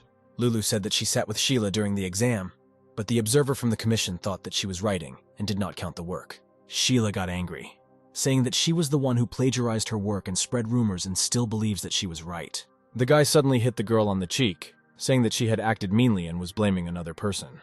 The waitress approached them and asked the guy not to hit the girl. The guy asked Lulu if he hit her, looking angrily at the girl. Holding her cheek, the girl said that she fell and hit herself. Chandler smiled widely when he heard this story and was surprised that the girl had kept this grudge for so many years. Lulu replied that she knew she was guilty, but she couldn't just leave it like that. Chandler said that they now had to decide for themselves what to do, and Sheila replied that she no longer wanted to see this girl. The guy also asked our hero for forgiveness and said that he would make sure that the girls never met. Holding the crying Lula by the shoulders, the guy led her out of the hall. Before hours, a system message appeared stating that loyalty had been increased to 50%. The next day at our hero's villa, Chandler gave orders to Sheila and said that he needed to go. Meanwhile, they were being watched from the window of a neighboring villa. The manager told Iola that the girl our hero brought yesterday is still there. Iola suggested that the woman go and find out everything herself.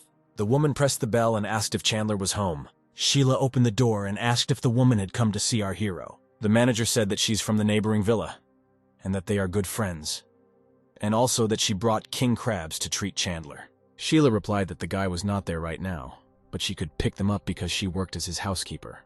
The woman handed over the package, saying that they both had to serve their employers, and said goodbye. The manager returned back to Villa number 8. Iola asked from the threshold how it all went, and the woman answered that they were in vain inventing everything. The woman replied that Sheila was also a housekeeper like her. The girl said that this was great news and offered to continue working. Iola wondered why her father repeated several times that she should stick to our hero. Meanwhile, Sheila put the bag of crabs in the refrigerator. Chandler called her and said that he bought a car to make it easier for her to do business, and the girl thanked him for his kindness. Our hero asked the girl to call him when she finished with her business, and they would pick her up together. The guy decided to check if there were new orders and immediately received one. He joyfully shouted forward and drove to the right place. Arriving at the place, he saw that several women were waiting for him. He asked if they had ordered a taxi and received a positive answer. The woman told the other girls to get into the car. Chandler thought in shock that there were too many of them, and asked if they had all decided to go in the same car. The woman replied that there was no point in ordering several cars if they fit in one. The guy replied that he only had 5 places, and the woman replied that they had good figures, and they would all fit. 6 girls got into the car, and the woman said it was a great money saver. Our hero asked to fasten his seatbelts and said that they were leaving. One girl asked another if she remembered her lines, and she retold the advertising slogan about buying a car. Chandler thought they were rehearsing a marketing slogan. The girl in the front seat asked him not to be distracted and watch the road. Chandler asked if the slogan was true because then they should all have cars. The girl said that they have cars, and that if our hero joins them, he can buy a new car in 3 months. The woman in the front seat said that her husband also worked as a driver for 10 hours, but did not earn much money. Chandler politely declined, saying he had work to do and thought she wouldn't calm down. The woman offered to join the chat, after which she would give our hero a good rating. Arriving at the scene, Chandler once again said that he liked his work and asked not to be so persistent. Getting out of the car, the woman called our hero ignorant, adding that his destiny was to work as a taxi driver all his life. Looking after the leaving woman, he thought that with such abilities, she would not make a career for herself. Sheila noticed Chandler and waved in greeting. The girl asked who these people were, and the guy replied that he was bored and decided to take one order. Our hero got out of the car, and his polished shoes glittered in the sun. A girl met them at the entrance and asked what car they wanted to see. Sheila replied that they were here to pick up the car in our hero's name. The girl said that the manager warned her and invited our hero and Sheila to follow her. As Chandler walked by, he noticed the 3 women he had brought here. The girl escorted them to the hall where they could see the car. Our hero was met by the manager and shook his hand, saying that he was very glad to meet you and asked the girl to prepare tea. Chandler received notification of a new bad review where a woman complained that the driver was not focused and was picking up more people than expected. Our hero immediately received a message from the system about a bonus of 10 million and the opportunity to increase bonuses if he can convince him to delete the review. Chandler thought in surprise that the system had new functions with rewards. The manager brought a glass on a tray and invited our hero to drink tea. Chandler said that he was in a hurry and asked to show him the car quickly. The manager led Sheila and our hero into the hall where his car was located. As they passed by, they saw 2 girls standing opposite each other and tension was felt between them. The manager said that he needed to move away and suggested that the hero go and see the car on his own. The girl said that this car was really amazing, and our hero invited her to look at the interior from the inside. Chandler took out his phone and invited the girl to take a photo of her inside the car. Suddenly, a woman approached them and asked how they got there. The women he brought said that an ordinary taxi driver would not be able to afford such a car, and the second added that he would not have such a car until he joined their company. Chandler thanked him for the offer and once again refused, asking the women where their cars were. The woman pointed to the car, saying that it looked beautiful, and she wanted to take a photo of it, but our hero was stopping her. Sheila asked what was going on, and Chandler replied that the women wanted to take pictures of their car. The women brought out a piece of red cloth and began to stretch it. 3 women held the cloth while the 4th took photographs of them. Sheila quietly asked our hero, covering her mouth with her hand, what they were doing. Chandler showed the phone, and the girl asked in surprise if the woman was really posting a photo with the caption that it was her car. With a smile, our hero told Sheila that they should have fun while they could. The woman said that the car had a license plate and added that she would really like to meet the owner. The manager told the woman to leave because she only had permission to rent unsold cars, and the woman asked where the owner of the car was. The manager angrily replied that because of her, the owner could not see the car, and that she had paid $200 to photograph the car. But if she offended an important client, she would pay more. The woman again asked where the owner was, and the manager asked if she had problems with her vision because he was standing right in front of her. The women were shocked to learn that the car belonged to our hero. The manager angrily asked the women to leave, hoping they wouldn't cause any more problems for anyone. Ignoring the manager, the woman approached our hero, asking if it was his car. The woman asked how the taxi driver could afford a Rolls-Royce, and our hero replied that it was none of her business. The woman smiled tensely and asked our hero to tell her. She offered to forget that situation, deleted the review, and offered to add me as a friend and go to dinner. A girl in a Chinese dress appeared in front of our hero next to a huge wheel, which only our hero could see, and invited him to spin it and say, "Stop for 5 seconds." The girl spun the wheel, and our hero, after waiting a little, said stop. After kissing Chandler on the eyebrow, from which he closed one eye, the girl said that his multiplier is 8, that is, he receives 80 million. Our hero told the woman that he believes in fate, and if they see each other again, he will invite her to dinner. Turning to the manager, our hero winked at him, hinting that he needed to act. The manager immediately ordered the women who were taking pictures of the car to be kicked out. 2 men in uniform took the struggling woman by the arms and dragged her to the exit. The manager apologized to our hero, but he replied that this was not necessary and suggested that we sign the papers as soon as possible. Suddenly, Chandler saw Nick's sister and asked if she had come to buy a car. The man next to her asked irritably, why does our hero speak to her so disrespectfully? The girl got angry, asking why he kept interfering in the conversation, and suggested that he wait in the car. She asked our hero not to pay attention and invited him to enter into an agreement that if he helped the girl become the head, and she would give him 49% of the shares. Chandler immediately responded that he was not interested in the girl's company. He turned around and, waving his hand, asked the girl not to bother him anymore. After leaving the building, Chandler suggested that Sheila return home, and he decided to do some more work. The girl said that if she returned alone, she would not have any work and asked to go after our hero. Chandler accepted another order and arrived at a tall building. A girl and a guy in business suits were already waiting for him. Chandler asked to fasten his seatbelts and named the final destination of the route. In the back seat, the girl reassured the guy, explaining that the company simply did not have free cars, and the guy was unhappy that he had to take a taxi. The girl said that this car was good and offered to look at the interior.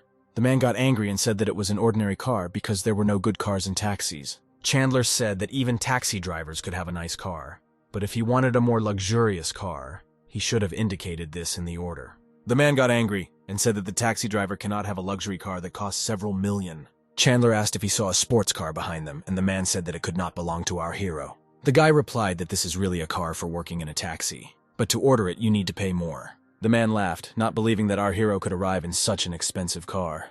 Chandler stopped the car, saying that his secretary was driving, and added that the man was pathetic, so it will show what a good car is. Our hero got out of the car and waved to Sheila, who was driving behind him. The girl stopped, got out of the car, and asked what happened. Chandler said the man complained the whole way, so he decided to let him ride in the expensive car. Sheila smiled and said that this car really belonged to her boss. The guy and girl were shocked when they heard confirmation that the car belonged to our hero. Chandler added that there were surveillance cameras in the car, so he was responsible for his words, and suggested that they move to another car. The man hesitated, said that he was joking, and could not travel in such a luxurious car, offering to continue the trip. Our hero waved for Sheila to get back into the car. The girl asked, "Since our hero is so rich, why is he a taxi driver?" And the guy replied that he likes free work. The guy, who had previously been silent, apologized to our hero for what he had said earlier. Chandler told him not to worry, adding that they had arrived and asked not to forget things. The girl said as she got out of the car that our hero is very caring and she will definitely order a taxi again. Looking after our hero, the guy and girl thought that they could not understand the thoughts and reasons why such a rich man worked in a taxi. Having found a place to stop, Sheila handed the car keys to our hero. Chandler told her to keep the keys for herself, because it would be more convenient for her to get around on business. The girl was very happy that our hero gave her a car, which increased the level of loyalty. Chandler was surprised that the level had increased because of the car, and asked the girl if she had everything she needed, since she had just arrived. He suggested going shopping together, and the girl happily agreed. They arrived at a large shopping center building with many stores. The girl asked our hero to wait while she bought a charger that she forgot on the way. Sheila walked into a hardware store, and there was a couple standing near the counter. The girl said she wanted an iPad, but the guy replied that he didn't have the money to buy it right now. The girl offered to take out a loan from the bank because he already owed money. Another couple of thousand would not affect this. Watching this conversation, our hero thought that they had a difficult relationship. The guy offered to come another time, but the girl began to get angry and asked if it was really difficult for him to buy it. She hit the guy in the face with a flourish, shouting that he was useless. The girl screamed for the guy to kneel down, and he replied that next time he would definitely buy everything. The girl shouted louder for the guy to get on his knees, and he obediently sank to the floor. Sheila and Chandler were shocked by the scene that unfolded before their eyes. The girl grabbed the guy by the ear and said that she agreed to date him, but he couldn't even buy her anything. The girl turned to our hero and asked if a guy shouldn't buy everything for his girlfriend, and Chandler replied that gifts should come from the heart. Our hero asked why she got the idea that a guy is obliged to give her something, and the girl replied that if he doesn't buy her gifts, then she shouldn't be his girlfriend. Sheila said that she had bought everything she needed and could go home. Showing the charger, our hero said that Sheila could even buy the charger herself, adding that the girl still had a lot to learn about love. The girl asked if Sheila really pays for everything herself when she goes shopping, because she is beautiful and should not be humiliated. Sheila replied that she had arms and legs and could buy everything herself, and asked the girl if she had no money, why was she forcing the guy to spend money? The girl did not answer, turned around and walked away, leaving the guy on his knees. Chandler patted the guy on the shoulder and said that he would find a better girl than her. Our hero and Sheila went down to the underground parking of the shopping center. They walked forward, approaching the couple standing in front. Chandler noticed an acquaintance and wanted to say hello to him, but stopped when he saw the girl next to him. Our hero doubted whether he should approach and interfere with them. Sheila, who was walking nearby, asked our hero why they stopped. Chandler asked the girl to wait for him in the car, and she happily agreed. The guy standing with the girl took the phone out of his trouser pocket. He called someone, said that the girl was drunk, and asked him to come and pick her up because they should be together, adding that he was only waiting for half an hour. Chandler finally made up his mind and called out to the guy when he finished talking on the phone. The guy recognized him immediately and joyfully said that they had not seen each other for a long time. Chandler said they hadn't seen each other for over 3 years, and the guy asked what he did. Our hero replied that he worked in a taxi, and the guy said that he was the vice president of the resort business, and asked in surprise why he worked in a taxi. The girl slowly sank to the floor, and the guy said that if our hero has problems, then he can work together. But Chandler refused, briefly telling him what he was doing. Our hero pointed at the girl and asked if they were dating. The guy replied that they weren't, and she just had too much. The guys stood and chatted, and the girl sat on the floor and even dozed off a little while they were waiting for her boyfriend. A guy came to the parking lot and asked who called him. The guy pointed to the girl and said that she was now in his hands. Taking our hero by the shoulder, he wished the guys good luck and offered Chandler a drink. Chandler didn't understand what was happening and asked why the guy gave the girl to someone else. The guy replied that if she couldn't forget her ex, then there was no point in their relationship. Chandler said he understood and agreed to go and have a drink. The guys came to the restaurant and, sitting at a table laden with food, raised a glass to their health. Chandler asked if he knew the guy who came for the girl. He replied that no, but judging by the car, he was wealthy. Our hero asked to answer honestly whether he wants to date this girl. Blushing, the guy replied that of course he wanted to date her. Chandler put his hand on the guy's shoulder and said that he would definitely help him. The guy exclaimed that he didn't care when the alcohol finally went to his head. Chandler said he had drunk too much and offered to call him a taxi to take him home. Our hero also decided to go home and got into a yellow taxi car. 1 hour later at Villa number 8. Our hero got out of the shower and looked at the phone, wondering what was happening. He opened the stream of a girl whom he had recently helped win a battle, and saw that she was lying in the hospital. The girl said that the boss bullied her and sent a bunch of people to force her to extend the contact. And when she resisted, she twisted her ankle.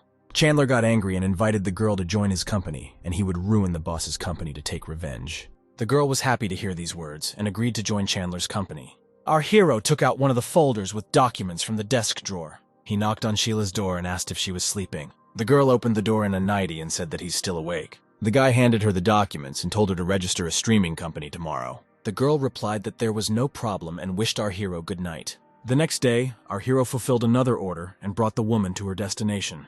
The woman said that she had mixed up the place of arrival and asked our hero to take her to the northern gate. Chandler said that it would be a long drive there. He had already brought her to her destination, and if she needed to go to another entrance, she needed to make a new order. The woman got angry and said that it would take a long time to get a new order, and if he didn't agree, she would give him a bad review. Hearing this threat, our hero realized that she often did this and said that she could give any rating, but now she must come out.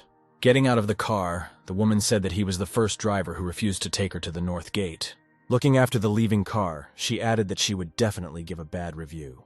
While leaving, our hero received a notification that a new bad review had been received. A girl in a Chinese dress congratulated our hero and said that he was taking full ownership of the company that runs the coastal resort. Chandler was delighted and thought that he could take his employees to the Kukrot. It was already dark outside when at Villa number 8, Sheila invited our hero to dinner.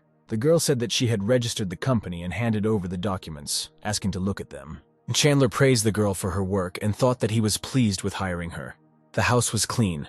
All orders were completed. Our hero invited the girl to have dinner together and she agreed and took the second set of dishes. Suddenly, our hero received a call from the guy with whom they had recently been drinking, John. He said that he was getting married on Sunday and our hero should come. And Chandler asked what kind of wedding they were talking about because they broke up. John said that the girl was pregnant. A DNA test confirmed that he was the father and that she was already 2 months pregnant.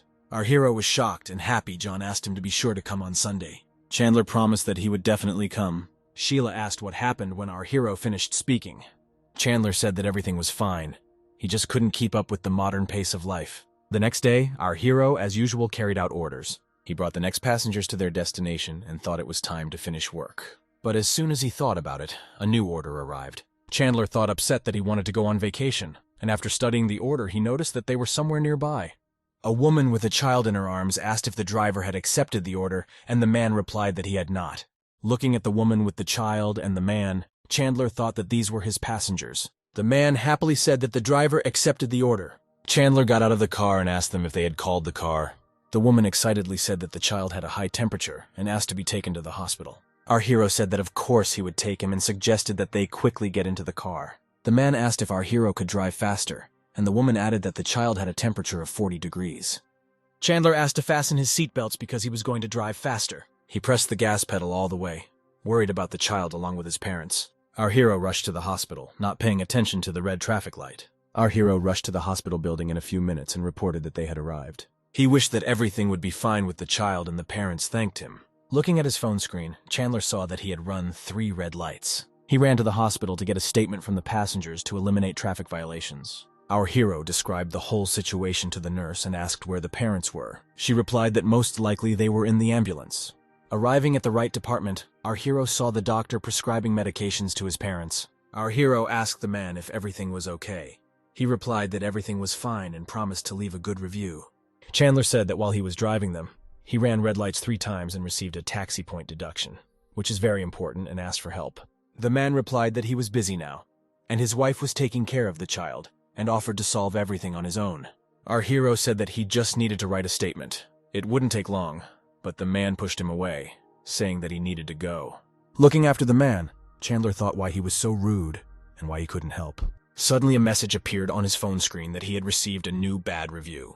A man left a review writing that the driver ran a red light and now demands to write a statement, and this greatly angered our hero. He closed his eyes thinking he just couldn't believe it. Our hero received a message from the system that for a new review, he receives 1/3 of the shares of the law company and is now the 3rd shareholder. Chandler was delighted with the reward and thought it might be worth suing his passengers. Already near the car, our hero received a call and asked if he was Mr. Yang. A man greeted him at the law firm and asked if he had any suggestions. Chandler replied that he had no special ideas, but there was one problem with the passenger and asked for help. The man replied that he could detain the passenger for 2 weeks so that he realized everything and apologized personally. Chandler was delighted with the lawyer's skills and asked him to help him deal with the passenger. The man replied that they would consider this matter as a welcome gift for the new shareholder. The next day, the sun shone brightly over Villa Number 8. Our hero taught Sheila to swim in the pool and told her how to stay on the water. The phone lying on the table near the pool suddenly rang. It was yesterday's passenger who called. He said that he was ready to immediately come to the traffic police and give evidence because a lawyer had contacted him. Chandler said he did not need to testify at this time and asked that the matter be resolved with his lawyer. The man said that he was ready to apologize and asked him not to be so harsh with him or to hire another lawyer, because this one could send him to prison and his family would have problems. Chandler was surprised by his lawyer's skills and thought he was asking him not to put the man in jail, but only to intimidate him, so he again told the man to talk to his lawyer. Our hero ended the conversation and Sheila asked what happened. Chandler replied that it was just a small problem and the girl asked him to put sunscreen on her. The guy happily agreed, taking a bottle of cream. Sheila was delighted and thanked him for his help. The girl lay down on the lounge chair, and Chandler said that he would start from the back. He carefully coated the girl's back with sunscreen, not missing an inch of skin.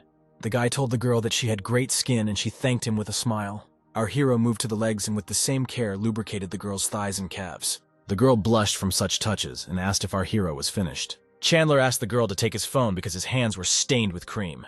The guy gave orders to call the company managers and asked to also invite Zoe. The girl dialed each of the named managers and held the phone to the guy's ear while he talked. Sheila took a jar of cream and said that now she must apply it to the guy. Chandler sat down on the lounge chair with a smile and agreed.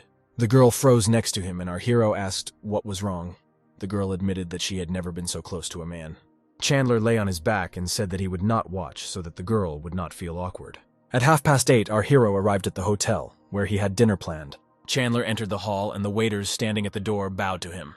Zoe recognized him immediately and was surprised that the second shareholder of the company was Chandler. The guy approached the president of the company and apologized for being late. The girl said that it was okay and offered to introduce him to those gathered. The president introduced the chief designer of the company, which was supposed to prepare clothes for our hero's company. Chandler shook the girl's hand and said that he was glad to meet you, and the girl responded in kind. The president then introduced Zoe, saying she was an outstanding sales partner. They shook hands. Zoe said that he never ceases to amaze, and the guy suggested calling it off in the evening. The president and the designer were shocked to hear this conversation. Chandler smiled and suggested we discuss this later. The company president was surprised to realize that Zoe and Chandler knew each other. Approaching the table, our hero said that he'd come to get acquainted with the management and offered to discard the formalities. The designer handed our hero the papers, saying that these were the designs for the work clothes he'd ordered. Zoe gazed at our hero, thinking that he embodied all her fantasies about men. The designer said goodbye, saying that next time she would choose a better clothing design. After everyone had left, Zoe walked up to Chandler and asked if she could hug him. The girl hugged the guy by the neck and said that when the manager asked to go to a meeting, Zoe thought that the new shareholder was some old man and did not expect to see our hero. Chandler took the girl by the chin and asked if it was a good surprise. He grabbed the girl by the hips and sat her down on the table. After that, he pressed the girl's lips into a passionate kiss. Our hero met the next morning in a hotel room. Rubbing his eyes sleepily, Chandler realized that the girl had left again, leaving a note. She again left 3,000 and thanked the guy for the wonderful night. After thinking a little, our hero took his phone. He called and asked how the store opening was going and was told that everyone was getting ready to open. The guy said that Zoe is now working for them on a 6-month probationary period. Chandler added that he had to go to a resort soon, so he wanted to finish everything as soon as possible. Our hero arrived at the Xing Financial Company for a meeting. Everyone had already gathered in the hall, and when he appeared, they stood up and bowed to our hero. Chandler took his seat and asked everyone to take their seats. The man started the meeting by saying it was about their next resort purchase. Chandler thought that John would celebrate his wedding at one of the resorts. Our hero asked the man to contact the managers of these resorts via video link. He took the tablet, dialed the manager's contact, and pressed the call button. One of the men on a video call said that our hero is young, and the second added that with such resources our hero will be successful. Chandler said that he recently made a large purchase and would not be able to begin cooperation. The men were surprised by this news and asked our hero to tell us more. The guy replied that he had about 200 million, and he could not buy both companies, so he needed to choose one.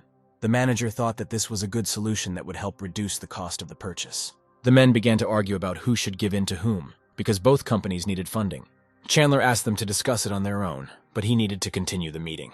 Our hero asked to end the call and the manager obediently ended the video call. The manager asked Chandler what they should do next. The guy said that the prices in the report were lower than what was offered and asked who offered them. The manager replied that this was an acquisition proposed by the former chairman.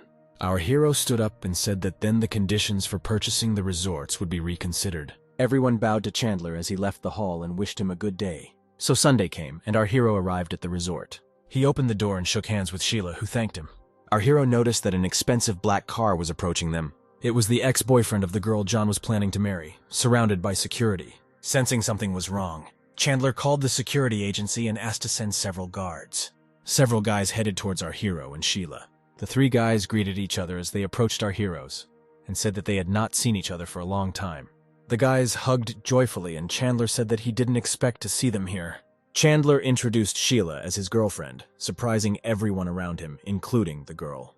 He whispered to the blushing girl that he shouldn't tell them that she was his secretary. One of the guys said that he had heard about working in a taxi and said that when they were studying, he had to work without experience. The second guy asked what his income was and if our hero earns more, then he will also take a taxi. Chandler smiled and said that he had enough for a good life. The third guy said that it was probably good to have a free job because his job was boring. Listening to his former classmates, our hero thought that they were geniuses of pretense. The guys handed red envelopes with gifts to the groom's father. Accepting the envelopes, the man said that his son was lucky to have such friends. The guys said goodbye to our hero and said that they would be waiting for him inside. Sheila opened her purse and went to look for their gift envelope. She handed it to the groom's father, who sheepishly thanked them. One of the guys asked how much our hero was giving because the envelope seemed empty, and added that they gave 5,000 each. Another guy said that they could take their envelope back, he himself would give 5,000 for them. Chandler replied that it is not the size of the gift that is important, because even if the gift is small, it can be better than a large one. Sheila opened the envelope and took out a bank check. She said the amount didn't fit in the envelope, so they had to put in a check. The 3 former classmates were shocked to hear this. Chandler reiterated that the feelings you put into a gift are important. The father said that these were excellent words and clarified the name of our hero. Chandler said that it was time for them to go to the wedding and proudly walked away, leaving the group of classmates in shock. The guys started whispering about where the taxi driver got so much money and thought that he might be working somewhere else. The ceremony began. The bride and groom, beautifully dressed, walked along the red carpet. The presenter asked John if he agreed to take the girl as his wife, and he agreed, after which the presenter turned to the bride with the same question. Suddenly there was a cry in the hall. Someone said that he was against it. The same ex-boyfriend of the bride, surrounded by security, repeated once again that he was against it. John became furious and asked what he was saying. The guy came closer to the groom and asked if it wasn't obvious. He knelt before the girl and asked her to marry him, adding that he loved her. With tears in her eyes, the girl asked John for forgiveness. She said that she loved him and asked John to cancel the wedding, but the guy said that they discussed this before the wedding. The guy told John that he couldn't make the girl happy. The security who came with the guy filmed everything on their phones and supported him with all their might. The bride's father and mother were shocked and asked what was happening. The girl said that she was pregnant by John, but loved someone else. He offered to have an abortion, but the girl refused. The father looked at the guy and said that they would support their daughter on the path of true love. John was already beside himself with anger, seeing that everyone was taking the guy's side. Chandler stepped forward and addressed the guy, asking if he had really brought so many people to disrupt the wedding. John turned to Chandler and asked him not to interfere so that he would not get into trouble. Our hero replied that he would help him regain his dignity and asked what he would do for this. John clenched his fist and responded passionately that he would do everything he could to restore his dignity. The guy tried to calm everyone down and said that the girl herself decided to go with him. Several men in black suits burst into the hall where the ceremony was taking place. They approached our hero and apologized for the delay because they were stuck in a traffic jam. Former classmates realized that these were guys from a security agency and were surprised what they were doing here. Chandler said irritably that he usually doesn't interfere with their work, but when he asked them to come, they were late. The men bowed and the main one said that it was his fault and he was ready to accept the punishment. A classmate was shocked that the security guys obeyed our hero. Chandler pointed at the guy and said that he came with a group of people to crash his friend's wedding and asked the security what they would do if they were his father. The man said that he would do everything possible to make them regret coming here. Chandler patted the man on the shoulder and said that was well said. Our hero pointed at the guy and his henchmen and ordered action. The guards surrounded the guys and they asked in horror what they were going to do. The guy was seriously scared and asked how much they were paid, and he would double the amount. One of the guards told him to shut up and grabbed him by the throat, and the guy screamed to be let go. Chandler led the man of their security to the car and said that he could be wrong, but judging by the license plate, it was stolen from his son. The man was shocked and said that our hero was right, and this number also seemed familiar to him. The guy said that he didn't steal it, but rented a car, and when the girl heard this, she was very surprised. The guy admitted that he has no money and that he relies on women, but he really loves the bride. The girl hit the guy in the face with a bouquet of flowers, calling him a scumbag.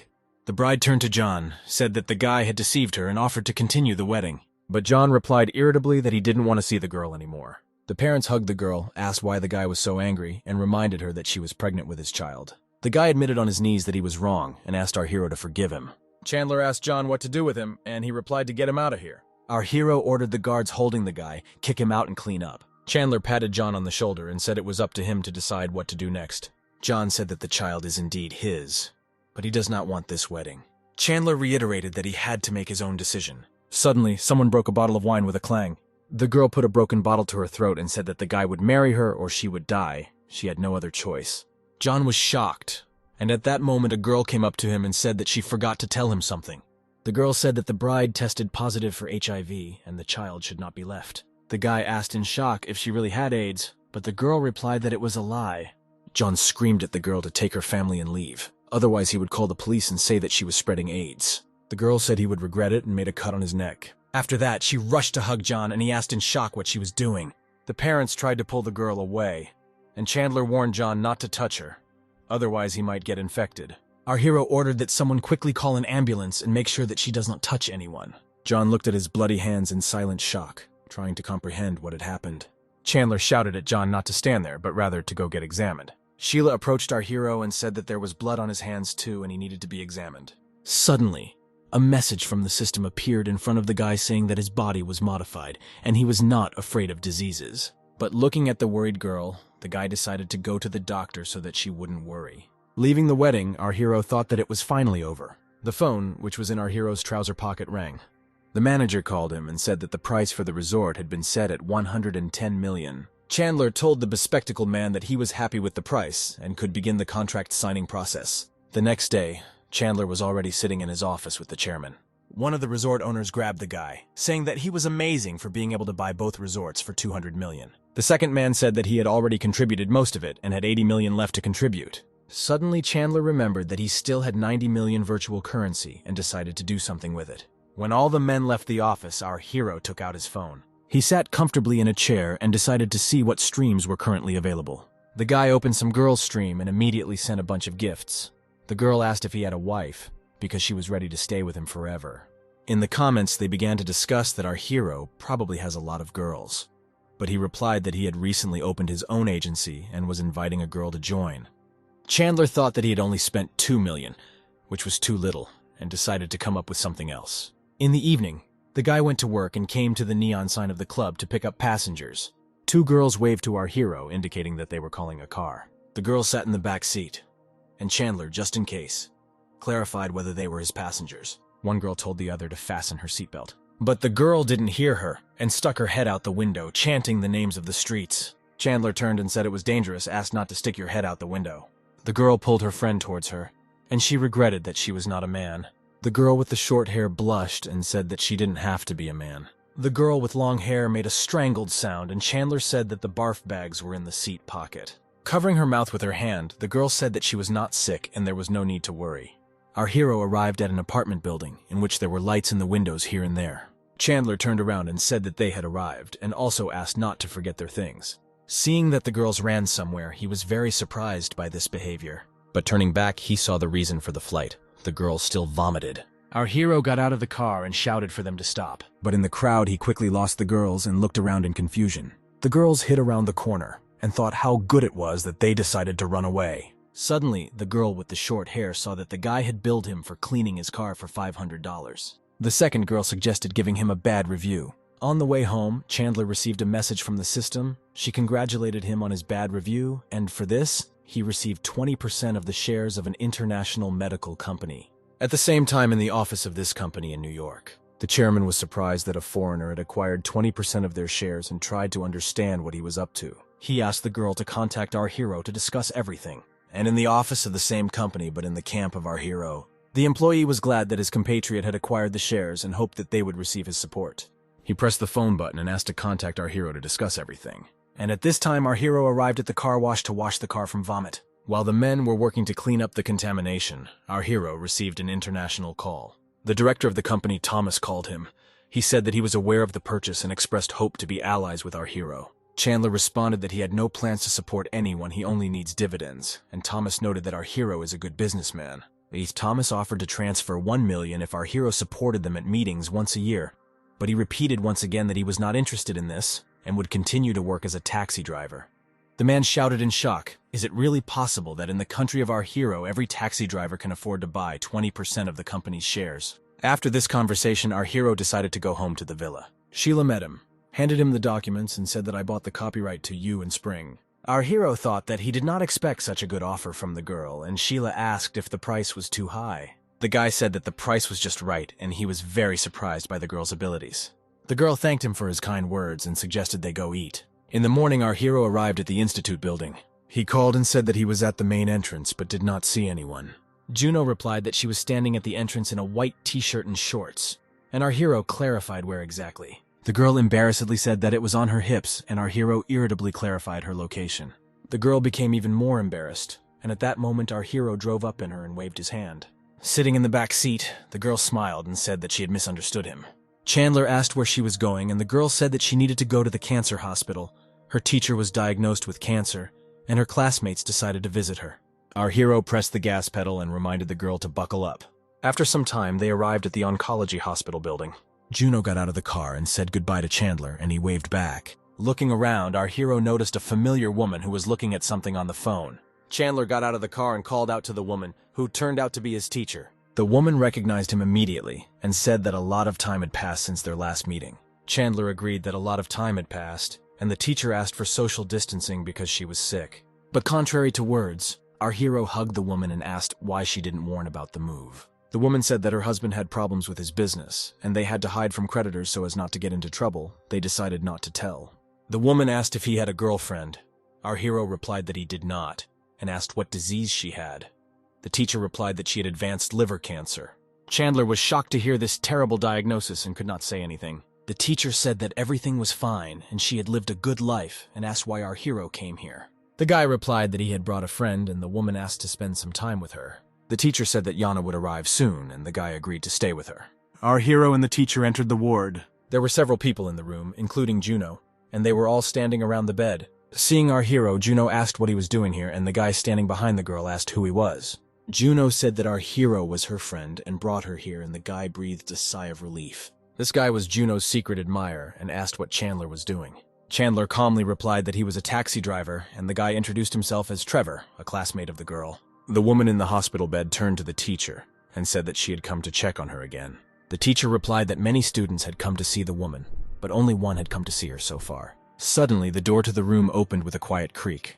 A beautiful girl in a blue dress named Yana entered the room. The teacher turned to the girl and pointed to Chandler.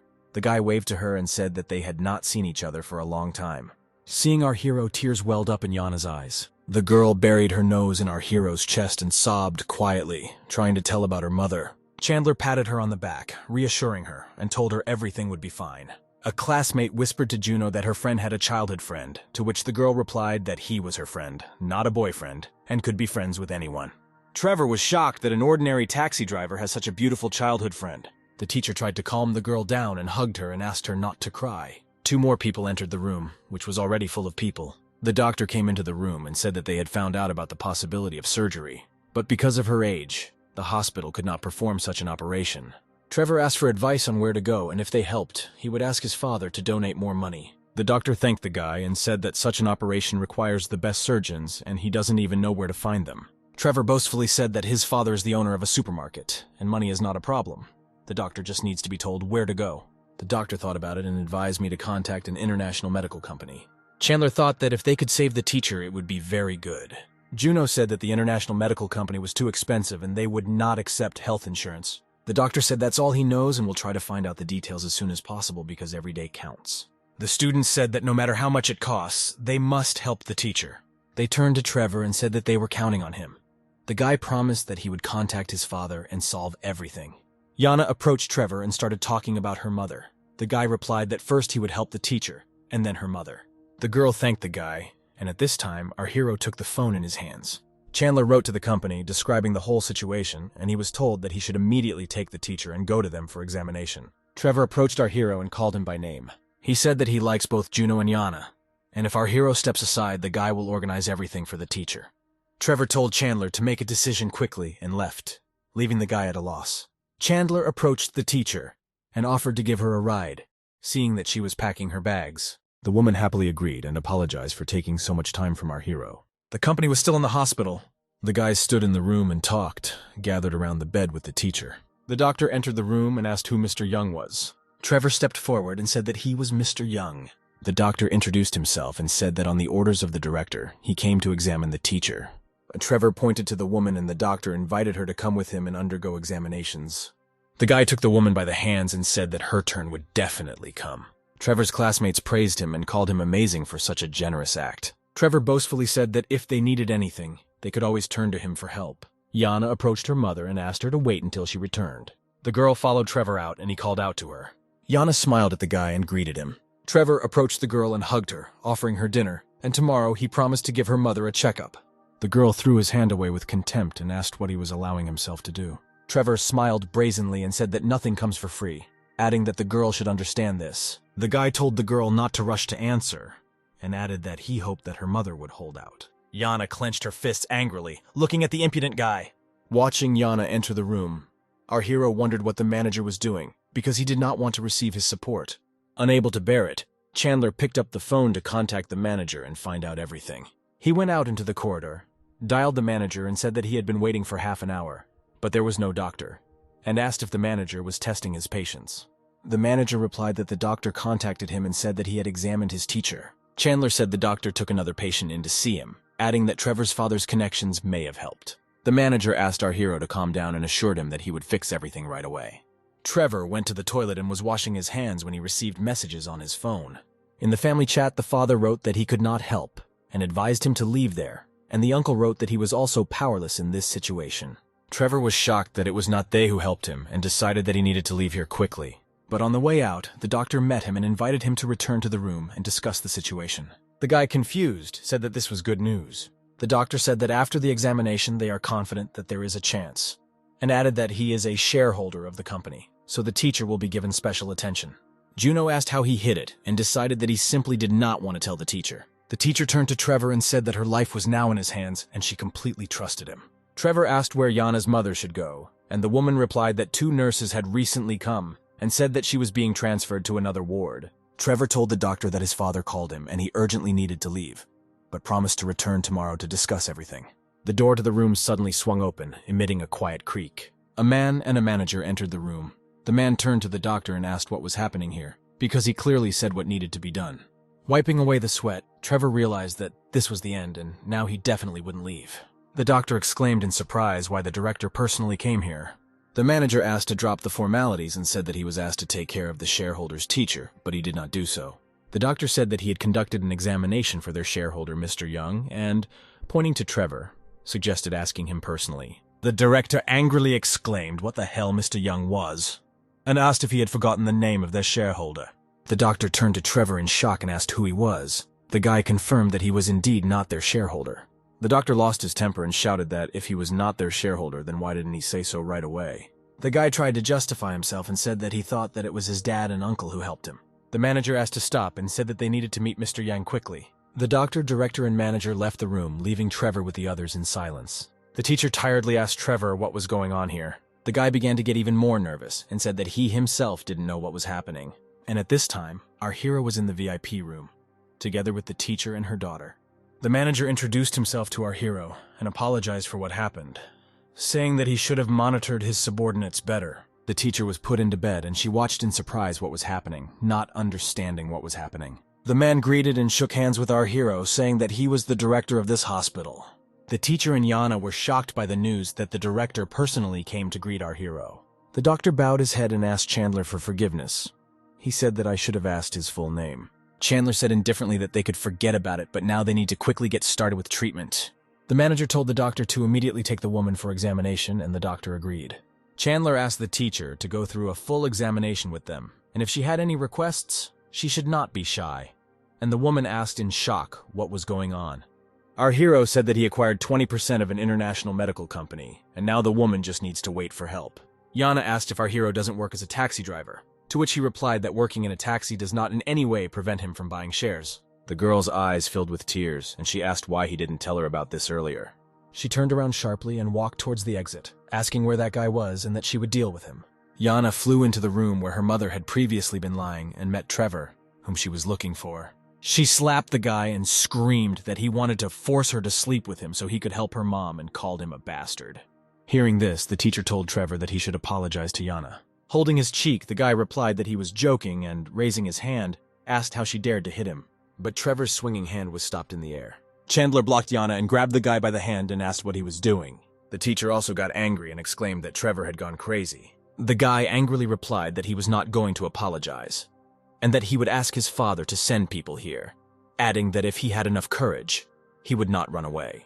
Yana told our hero that she was very angry and could not restrain herself, to which he replied that as long as he was around she had nothing to worry about. Chandler said with a perky smile that if someone bullies her, she should tell him and he will deal with everyone. The teacher entered the room, apologizing for causing him trouble, and Yana said that he was still the best hero in her heart. Chandler stroked the girl's cheek and told her not to exaggerate, but rather go with her mother for an examination. The woman and Yana went for an examination, and the teacher came up to our hero and said that she's very sorry about what happened. She said that her poor management led to this and asked for his forgiveness. Chandler said it had nothing to do with her and asked her not to apologize. The woman turned to Juno and asked to help her so that this situation would not affect the treatment. The girl said with a smile that Chandler was her friend, but his personality was very mysterious, and she did not know how he might behave. The teacher was worried and, wiping away the sweat, asked how it all led to this. The manager asked if our hero needed help, and he replied that he could handle it himself. A guy burst into the room where our hero and the manager were talking and shouted loudly, "Enough!" Trevor said that he had already called his father and uncle and they would be here soon. Chandler said irritably that he wanted to see how he would do it. The manager asked how his father and uncle dared to come here knowing who Chandler was, and the guy replied that he was just the third shareholder. There was nothing to be afraid of. The manager with a sly grin said that the guy did not understand the relationship between the company and the hospital. The manager asked our hero not to worry and said that he would get him out of here. The guards took the guy by the arms and led him to the exit, and he shouted that his father and uncle would soon arrive and they would be sorry. Juno was delighted and said that Chandler was truly impressive. The girl asked if he could help with their teacher, and the guy replied that he only had a conflict with Trevor and he would help. The girl pressed her lips to Chandler's and thanked him for his help. The girl asked not to misunderstand her. They are friends, but they can be a little closer, and the guy, blushing, agreed with her. Hurried male steps were heard along the corridors. His father and uncle came to Trevor's aid, and his father asked who dared to be so impudent with his son. Trevor opened the door to the room where our hero was. The guy pointed at Chandler, saying that he was the one making fun of him, and our hero asked if he really came to complain to his parents about him. The father said that he had never raised his hand against his son in his life. How dare he slap him in the face? The teacher told her father that it was her fault. Everything happened because of her illness. The man said that this had nothing to do with the woman, and added that only the one who insulted his son was important. Juno said that Trevor himself was to blame. He tried to persuade the girl to sleep with him, and when she understood everything, she slapped him in the face. Everything is fair. The father asked his son if it was true, and he began to get out of it, saying that it was a joke, and he didn't want to force her. Chandler said with an evil grin that it was the guy's fault for bringing this on himself. The man asked if our hero knew who he was and how he dared talk to him like that. Chandler replied that he was an ordinary supermarket chairman and asked what he could do for him. The man whispered to his son to pretend that he felt bad. Trevor grabbed his head, saying that it was spinning and that he was starting to feel sick. The guy sat down on the floor saying that he might have a concussion and urgently needed to undergo an examination, and our hero confirmed this with a grin. Chandler said that he understood their plan and offered to talk with his lawyer, Gene. His father asked again, "We are talking about the same lawyer who can put even the other side's lawyer in prison." Chandler said that in addition to being a shareholder in the company, he is a senior partner in Gene's firm. The father quickly asked his son to stand up, and he asked in shock whether this lawyer was really that scary. The man said that there was a misunderstanding and suggested that they forget about everything, but our hero told them to stand. Chandler asked if they really thought they could make threats and then calmly leave, and added that he had already sent a message to the lawyer. The father said that it was all his son's fault. He apologizes and will definitely teach him a lesson.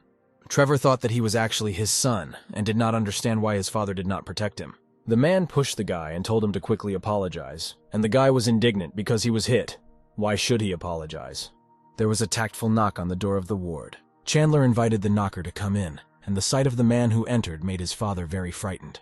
Lawyer Gene asked our hero what happened to him. The father froze with horror, not believing that our hero really called Jin. Chandler said if they have any complaints, they can discuss it with his lawyer. Father said that this was a small conflict, he didn't have to invite Jin.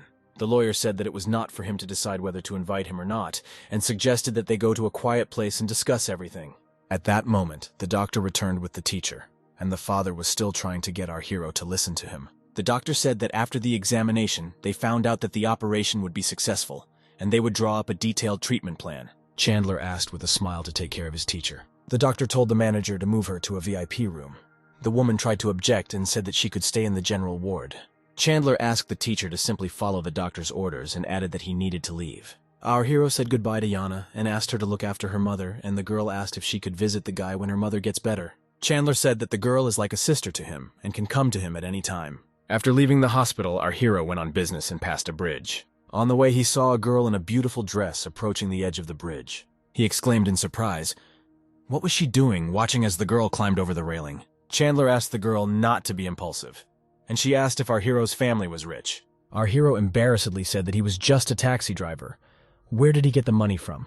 With tears in her eyes, the girl said that she was sorry that he was just a taxi driver and had no money.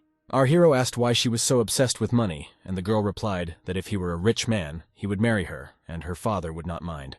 The girl said that since she doesn't care about marrying someone she doesn't like, It would be better if it was him than the bastard Ben. Our hero told the girl that she was wearing expensive clothes and clearly had no problems with money. The girl said that her father is forcing her to marry someone she hates, and this thought makes her life meaningless. Having said this, the girl pushed off from the railing of the bridge, rushing down. Our hero rushed towards her, screaming carefully. He managed to grab the girl's hand before she flew down.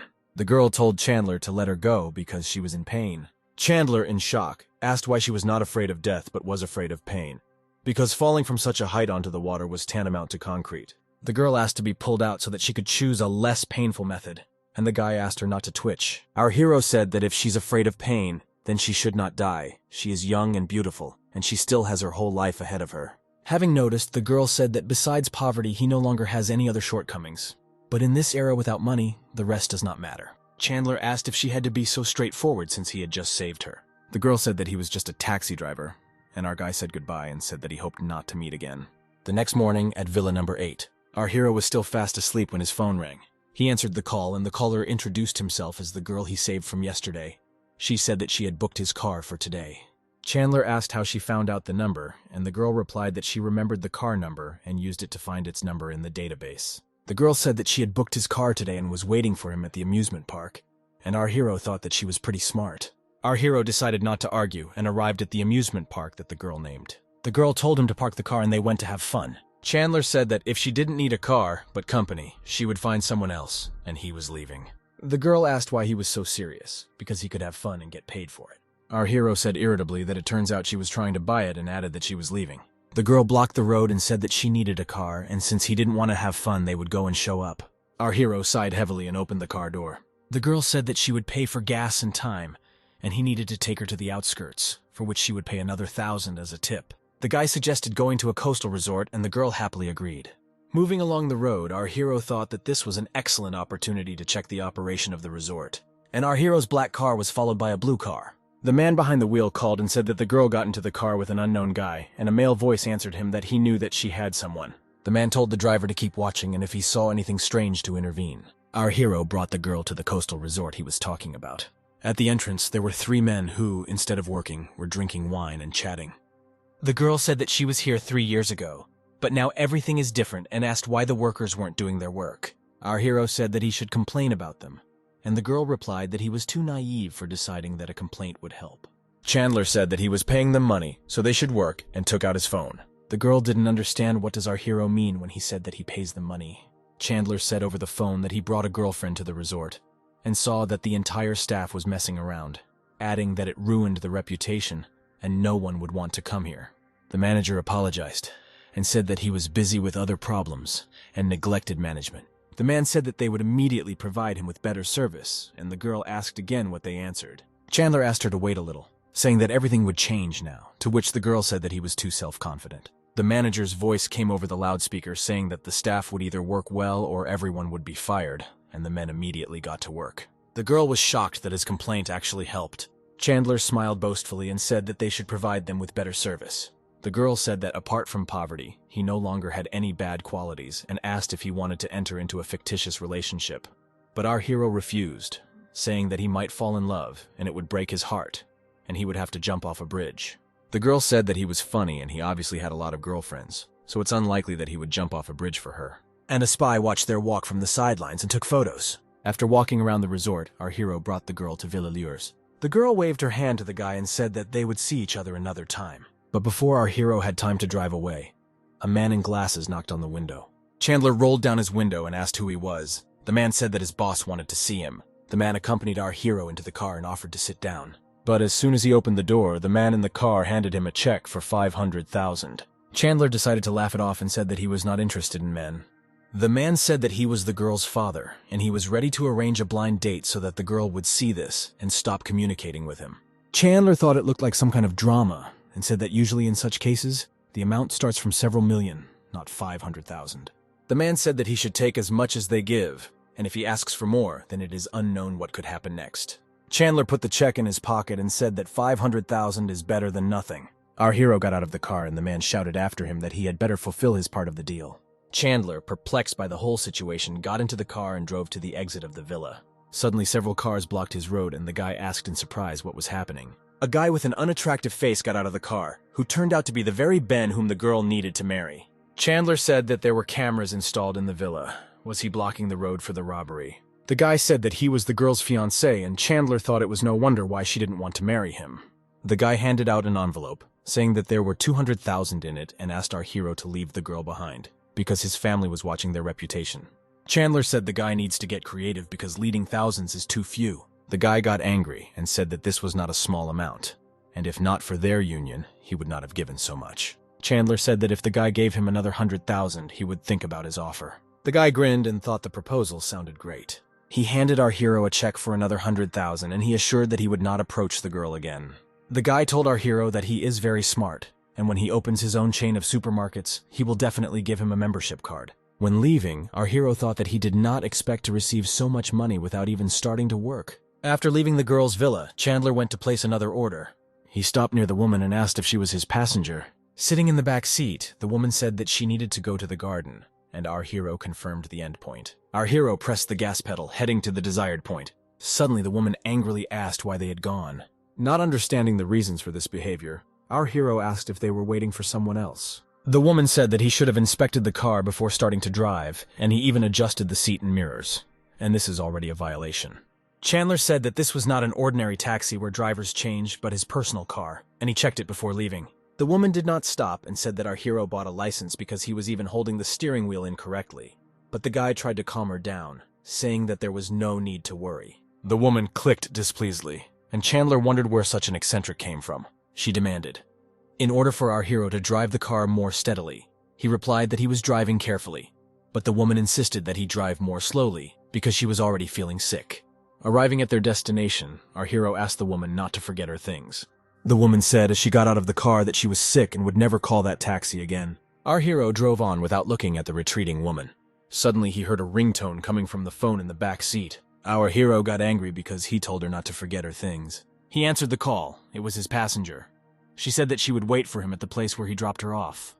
The guy returned to the place where he dropped the woman off and gave her her forgotten phone. The woman asked furiously why did it take so long, and added that she was already planning to call the police.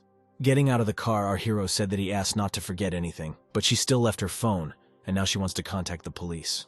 The guy told her to call the police so that they could figure it out, to which the woman said that she would leave a bad review, adding that she was the financial director of a supermarket chain, and did not think that our hero would last long in his position.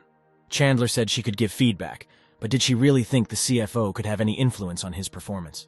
The woman angrily replied that he should wait a little and see everything for himself. Our hero slammed the door angrily, thinking that it only ruined his mood. I received a notification on my phone that he received another bad review. Chandler couldn't calm down. Angry with the woman, he was going to buy her supermarket chain to see which of them would be left without a job. Suddenly, a girl in a Chinese dress appeared in front of our hero and said that for a new bad review, our hero receives 46% of the shares of the supermarket chain and is now the largest shareholder. Chandler told the girl that she really knew how to please him.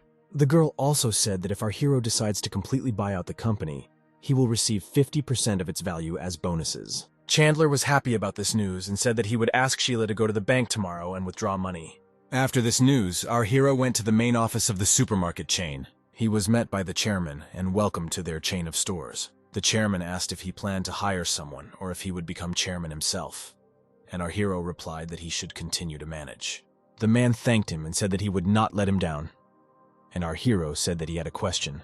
He showed a photo of his former passenger and asked if he knew this person.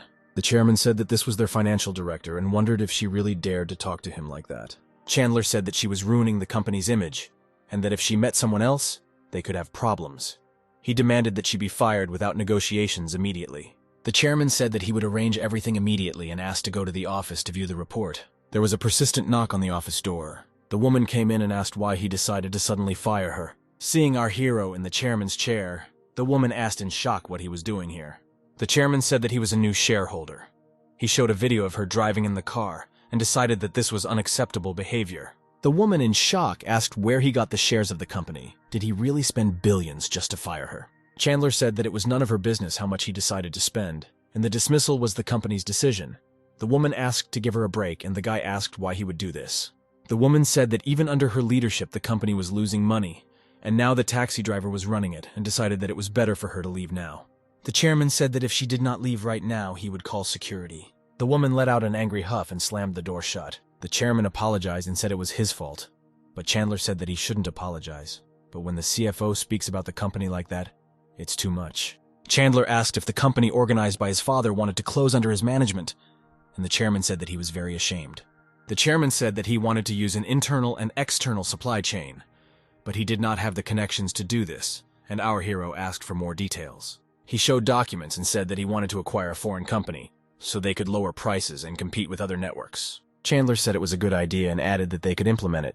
Our hero asked if he had a specific goal, and the man pointed to 2 companies. Chandler said he supported the chairman and offered to negotiate with them. The man said he doesn't know if this will help the company, but in any case, he is very grateful for the support. Chandler went to the exit, wishing him good luck, and the chairman bowed to him, asking him to take care of himself. On his way out, our hero took out his phone and dialed a number. He called Layla's father and asked him to send a girl today to pretend that he was on a date, and the man said that he would come there too. In the evening, our hero arrived at the hotel where the date was scheduled. The girl came first. She immediately recognized our hero and greeted us and introduced herself. She invited our hero to choose what he wanted to drink. Chandler noticed that the girl came with her father, and she also noticed the guy. She approached the table, and our hero immediately told the fake girl so that she did not misunderstand. She was just a client. The girl said that she was Chandler's fiancée, and if she wanted to be his client, she should ask her permission. Layla asked in shock if our hero really had a fiancée. The girl moved away from the table and said that she would not bother them anymore. The girl's father thought that this guy really kept his word. The girl was clearly upset and drank 1 glass of wine after another, and the fake girl said that since it was all over, it was time for her to leave. Lila immediately noticed that the girl had left the table. A tipsy girl approached our hero and asked where his bride had gone. The guy replied that she had left, and when asked why he was still here, our hero replied that he did not want the food to go to waste. The girl asked why he got a fiancé. She thinks he's amazing and wanted to improve their relationship. Chandler said that Lila had drunk too much and asked her to return to the table, otherwise people might misunderstand them. But the girl sat on his lap and said that she wanted to have a relationship with him that was not related to marriage. Suddenly, a male voice said into the microphone that we would like a moment of attention. The guy apologized and said that it wouldn't take much time and pointed to the men with the sign, "Layla, marry me." The girl's father said that she had gone to the toilet but would be back soon. Suddenly, a voice said loudly that Lila was here, and the men turned to the sound of the voice. They saw that Lila was leaning over and hugging our hero, and he was trying to pull away. The father, shocked, asked Layla what she was doing there. Chandler tried his best to push the girl away and asked her to move away. Ben shouted into the microphone, asking what she was doing. His father tried to calm him down, saying that too many people were watching, he needed to be calmer. The girl walked past Ben and asked him not to stand in her way because she needed to go to the toilet. Ben asked the man if he was kidding him, and he replied that he had it all wrong. The man said that he gave our hero money and even hired a girl, and everything would have gone according to plan if he had left with her. Ben said that he also gave our hero $300,000 so that he would not approach her again. Ben said that he was cunning, and Chandler asked what else he should have done, not give up the money. At that moment, the men noticed that Layla was standing nearby and heard everything. Flushed from alcohol, the girl asked what was happening. Ben said that our hero took money from them and brought a woman to stop communicating with her, and asked if she understood what kind of person he was. The girl asked if he really took the money to stop communicating with her, and our hero replied that the total was $800,000. Ben thought, how dare an ordinary taxi driver even think about such a girl. The girl threw herself into the guy's arms, saying that now he is not poor and they can start dating. Ben was shocked, and his father asked how he would look these people in the eyes in the future.